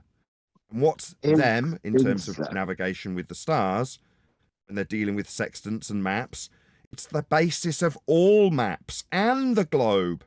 In other words, if you get rid of us as flat earthers, you get rid of the entire foundation for all mapping and the globe. You can't get rid of us. How do I link this back to the point that's being addressed? When you've got navigators describing how you measure Earth flat, they are the ones you need to appeal to, not us going out to see too far when we assume there should be an Earth curve in the way of our view, and there isn't one, very 2015. And they're saying, or you're saying on their behalf, Alberiqua, that the people in that server have gone out and done practical things in terms of seeing too far. Now we're at the state, well, who's going out there and doing the navigation? Well, yeah, there are examples. We don't need them. It's just the process, and it's very well documented. You can pick up any book on it, and it'll all say what we're saying. And that's why we're not disappearing off the face of YouTube. We can't be wiped out. We are the genesis of their measurement. That's why we still exist. Earth is being measured and dealt with flat by everyone always.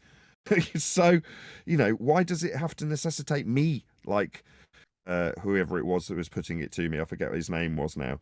Saying, well, have you done this? Have you done this? It's like, oh, I see why you're saying it now, thanks to Alberiqua. It isn't necessary. It's a standard that's already been attained, achieved, and have been used for thousands of years. We don't need to do any of this, personally. They've done it first. Yep, they've done it for us. Yeah. Exactly right.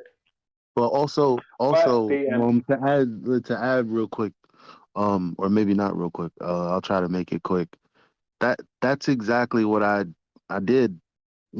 Tell the server. I was like, well, I'm just trying to point out everything that I'm saying comes from the method of celestial navigation.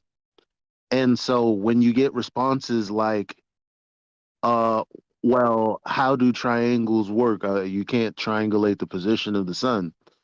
That was asked by Jeremy. And I'm like, well, that has nothing to do with celestial navigation. So when someone says, okay, well, let's take celestial navigation to prove that the earth isn't flat, guess what? That's not celestial navigation either. When you're taking Eli.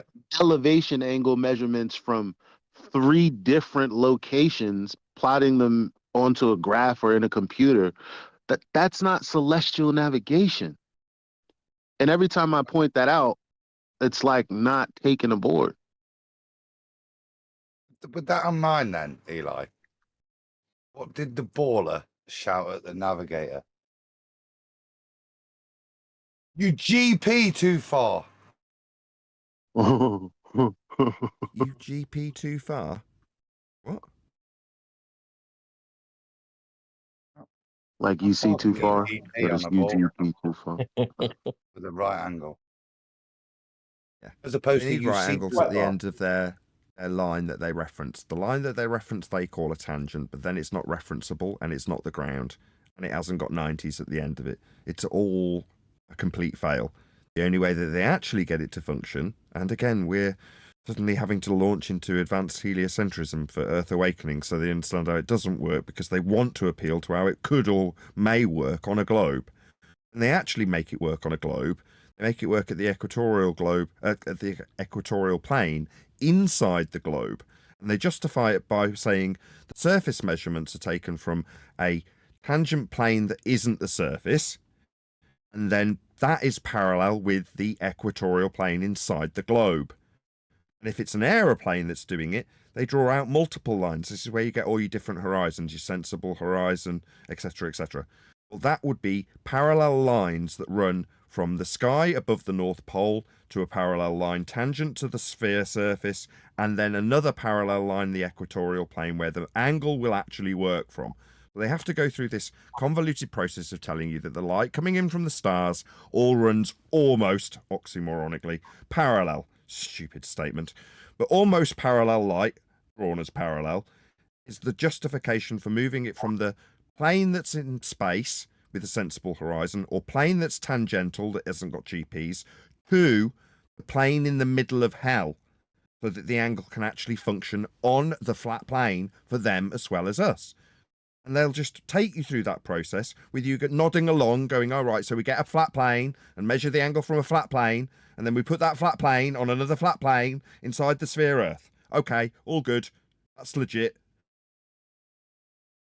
Yeah. Let me. Sorry, Sorry. Neil, go on, you go. Yeah, Neil. Yeah, go ahead, Brian. I can't hear you, Neil. You're coming in kind of broken up. What I was going to say is, one of the things they do is they'll do to someone like Jeremy, the ballers, is they come at Jeremy with a load of nonsense, mathematics and nonsense, that they'll pull from things like the practical navigator and different things, and this will all be after the measurements. This will all be calculation and nonsense after the measurements. And what I found is that the majority of the ballers, the absolute majority of them, don't even understand that, which references their own globe. They don't even understand what's been going on in there. I've had to correct them time after time after time. The ones that do understand it try and manipulate it. Like Lieu, he understands it, but he tries to manipulate it. One of the things they'll do is they will use a mathematical distance to the horizon. Right? Some of these, when they've tried to add in globe into celestial navigation, they start giving the horizon a mathematical distance from an eye height. Now, they'll use an equation of 0.97. And you'll see this thrown up in your face as flat earthers been told, this proves a globe, this is globe mathematics. No, it's a mathematical distance to an horizon, as that's the distance they needed to be at to be able to use the dip correction of a flat plane and still try and mathematically convert it back to a globe. It's nothing to do with a globe, it's a horizontal distance to a mathematical horizon. That doesn't mean that the horizon is that far away. Because they'll try and tell you the horizon is X distance away because you're at that eye height. Nobody knows the distance to the horizon, especially at sea. I've been to sea, right? Not way out into the. Not I've been to sea enough where I couldn't see the land, and you have no idea how far away the horizon is, because it can get closer to you, further from you. It's a purely optical location. So you don't know how far away it is. They give it a mathematical distance, and that mathematical distance is over a horizontal plane. And they do this so they can then take those maths and put them back on the globe. Right now, it gets more mathematically complicated and geometrically complicated after that. But up to that point, they're still using a flat plane, and they're doing that so they can reference the flat plane of Earth's surface, so they can do the dip correction, get the measurement, right? Correct for the measurement, which is the dip, and they're going to do what they incorrectly call celestial refraction. And then once they have all that, then they're moving it to their equatorial plane at vernal equinox, because that's when they're actually doing it. They're doing the same thing in celestial navigation as they're doing in astronomy. They're doing it at vernal equinox, so they're removing the tilt, right? And they're extending their equatorial plane into their celestial plane at vernal equinox. And they're pre-assuming that the celestials are moving and they're stationary. So when they move it to the center of their globe, each time, they're pre-assuming that they're on a massive stationary plane with moving celestials above them, right? And then what they do is mathematically, orthographically, they're referencing the celestial dome model. And what they'll do is they'll draw a little globe, half circle, a little hemisphere over the person at that flat plane, taking an angle to the celestial dome. And where that meets on that globe would mathematically match the distance. And it doesn't actually mathematically perfectly match the distance, funnily enough, when you do it. But it's close enough for them. Remember, your maths need to be perfect, but their maths can always be just close enough. Because they want to talk about maths with you. They don't want to talk about measurement. They don't want to deal with the measurements, because the measurements involve the measuring of a flat plane. And that's the problem. So when Jeremy and people like that get lost, it's because he's gone past the point where he should be gone past. Who cares about all that other stuff? I don't care what the practical navigator says. When they're taking the measurements, they're taking them the same way as they always took them, off a flat plane, because that's the only way they can be done. Right, that was where my frustration in Earth Awakenings came, because there was I was phrasing it whistling past the graveyard. So when we did have an opponent conceding, like Bacon, to utilising a flat plane, I would want to draw a line under it and go, this is it, that's it. We've measured Earth flat. That's our starting point. There's no continuation like before 2024, where now that they've got our flat Earth measurement, that they've got no justification in using, because they're measuring Earth flat, to then make their claims with their calculations and maths about how that flat Earth measurement works with tangential planes to a dingleberry Earth transposed into the equatorial plane at the vernal equinox. I have to keep dropping that in, Brian. I forget to mention that. Right? So that they can have it all actually function on that massive flat plane with a globe Earth wrapped around it like a protractor, and then an extended heaven-based view that's spherical around an antipodal version in the south and north.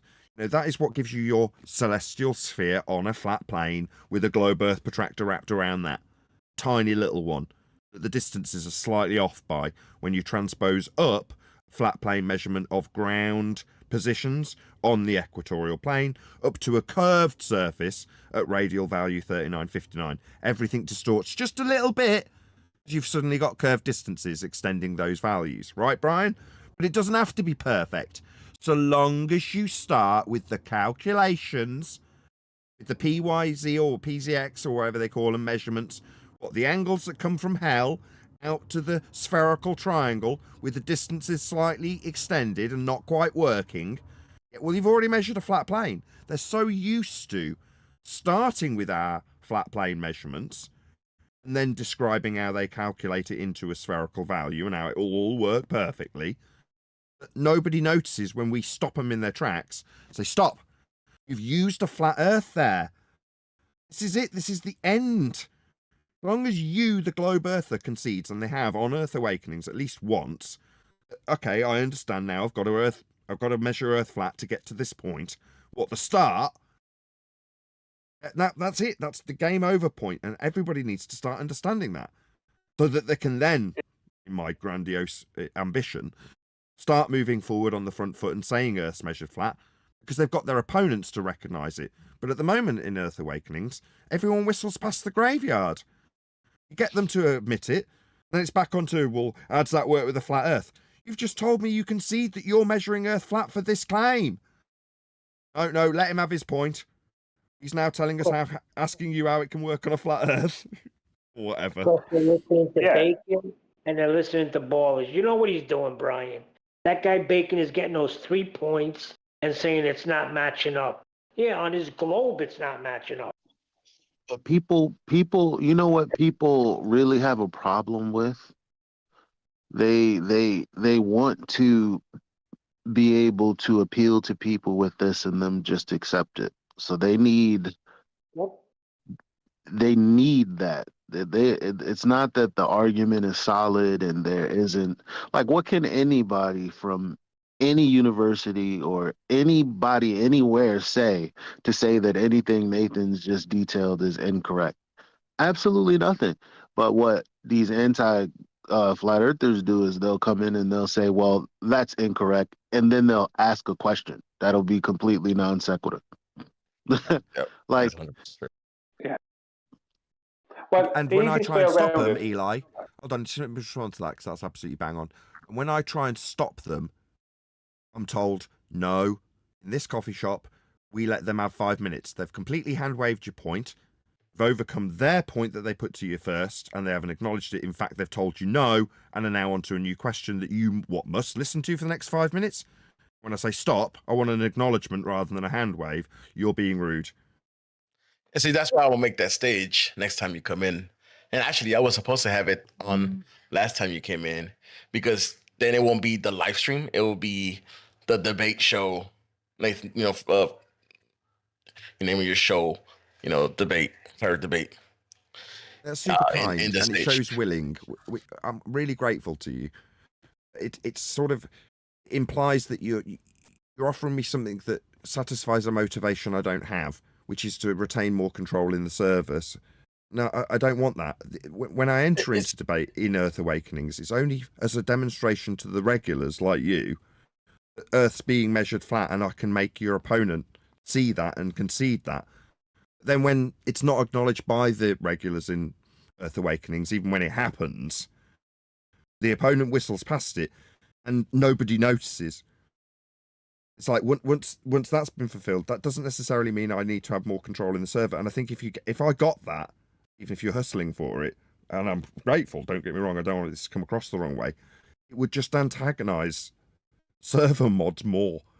No, I almost want to say no, don't do that. I don't want to antagonize them. It's not that, it's because the live stream is an open server. They open for conversation regardless of. Oh, I see. And you want to run a debate, so you're able to say no. Let me stop you right there. This is the question, or you want to be able to point out the fallacy they're doing, and you're able to do that when you're running a show on the stage server with me on the stage, which is the event. So what you're saying is you can massage the rules in a slightly different direction if the room has a different label, and that would alleviate some of the issues we may have had up until now. Correct, especially with the mods. Gotcha. Can I ask a question? Maybe, no, Brian, maybe in the afternoon. I think you've said enough, Brian. I think we've all had enough of you. Perhaps actually asking. Perhaps in the after show. Go ahead and round it out, Nathan. Oh, you've got time. Can't Brian just have his last point? I was being really rude, and he's all probably right. only going to Brian's last point, and then round her out. Yeah, this will be a good round out. Is latitude a coordinate on the tangible surface of Earth? The tangent of the surface of Earth. Tangible. Oh, yes, it is. On the tangible surface of the ground, yes. Yeah, so whether it's flat or globe, latitude is coordinates on the tangible surface of Earth, right? Yes. With a marine sextant, north of the equator, if I take an angle between the visible sea horizon and Polaris, and I do my dip correction after I've taken my angle, and I do my incorrectly called celestial refraction, correction, that's my 2 corrections, after my measurement, will I then have my correct latitude? Yes. Right. They're claiming that I'm getting my correct latitude off of a mirage of a horizon. That means there is no globe.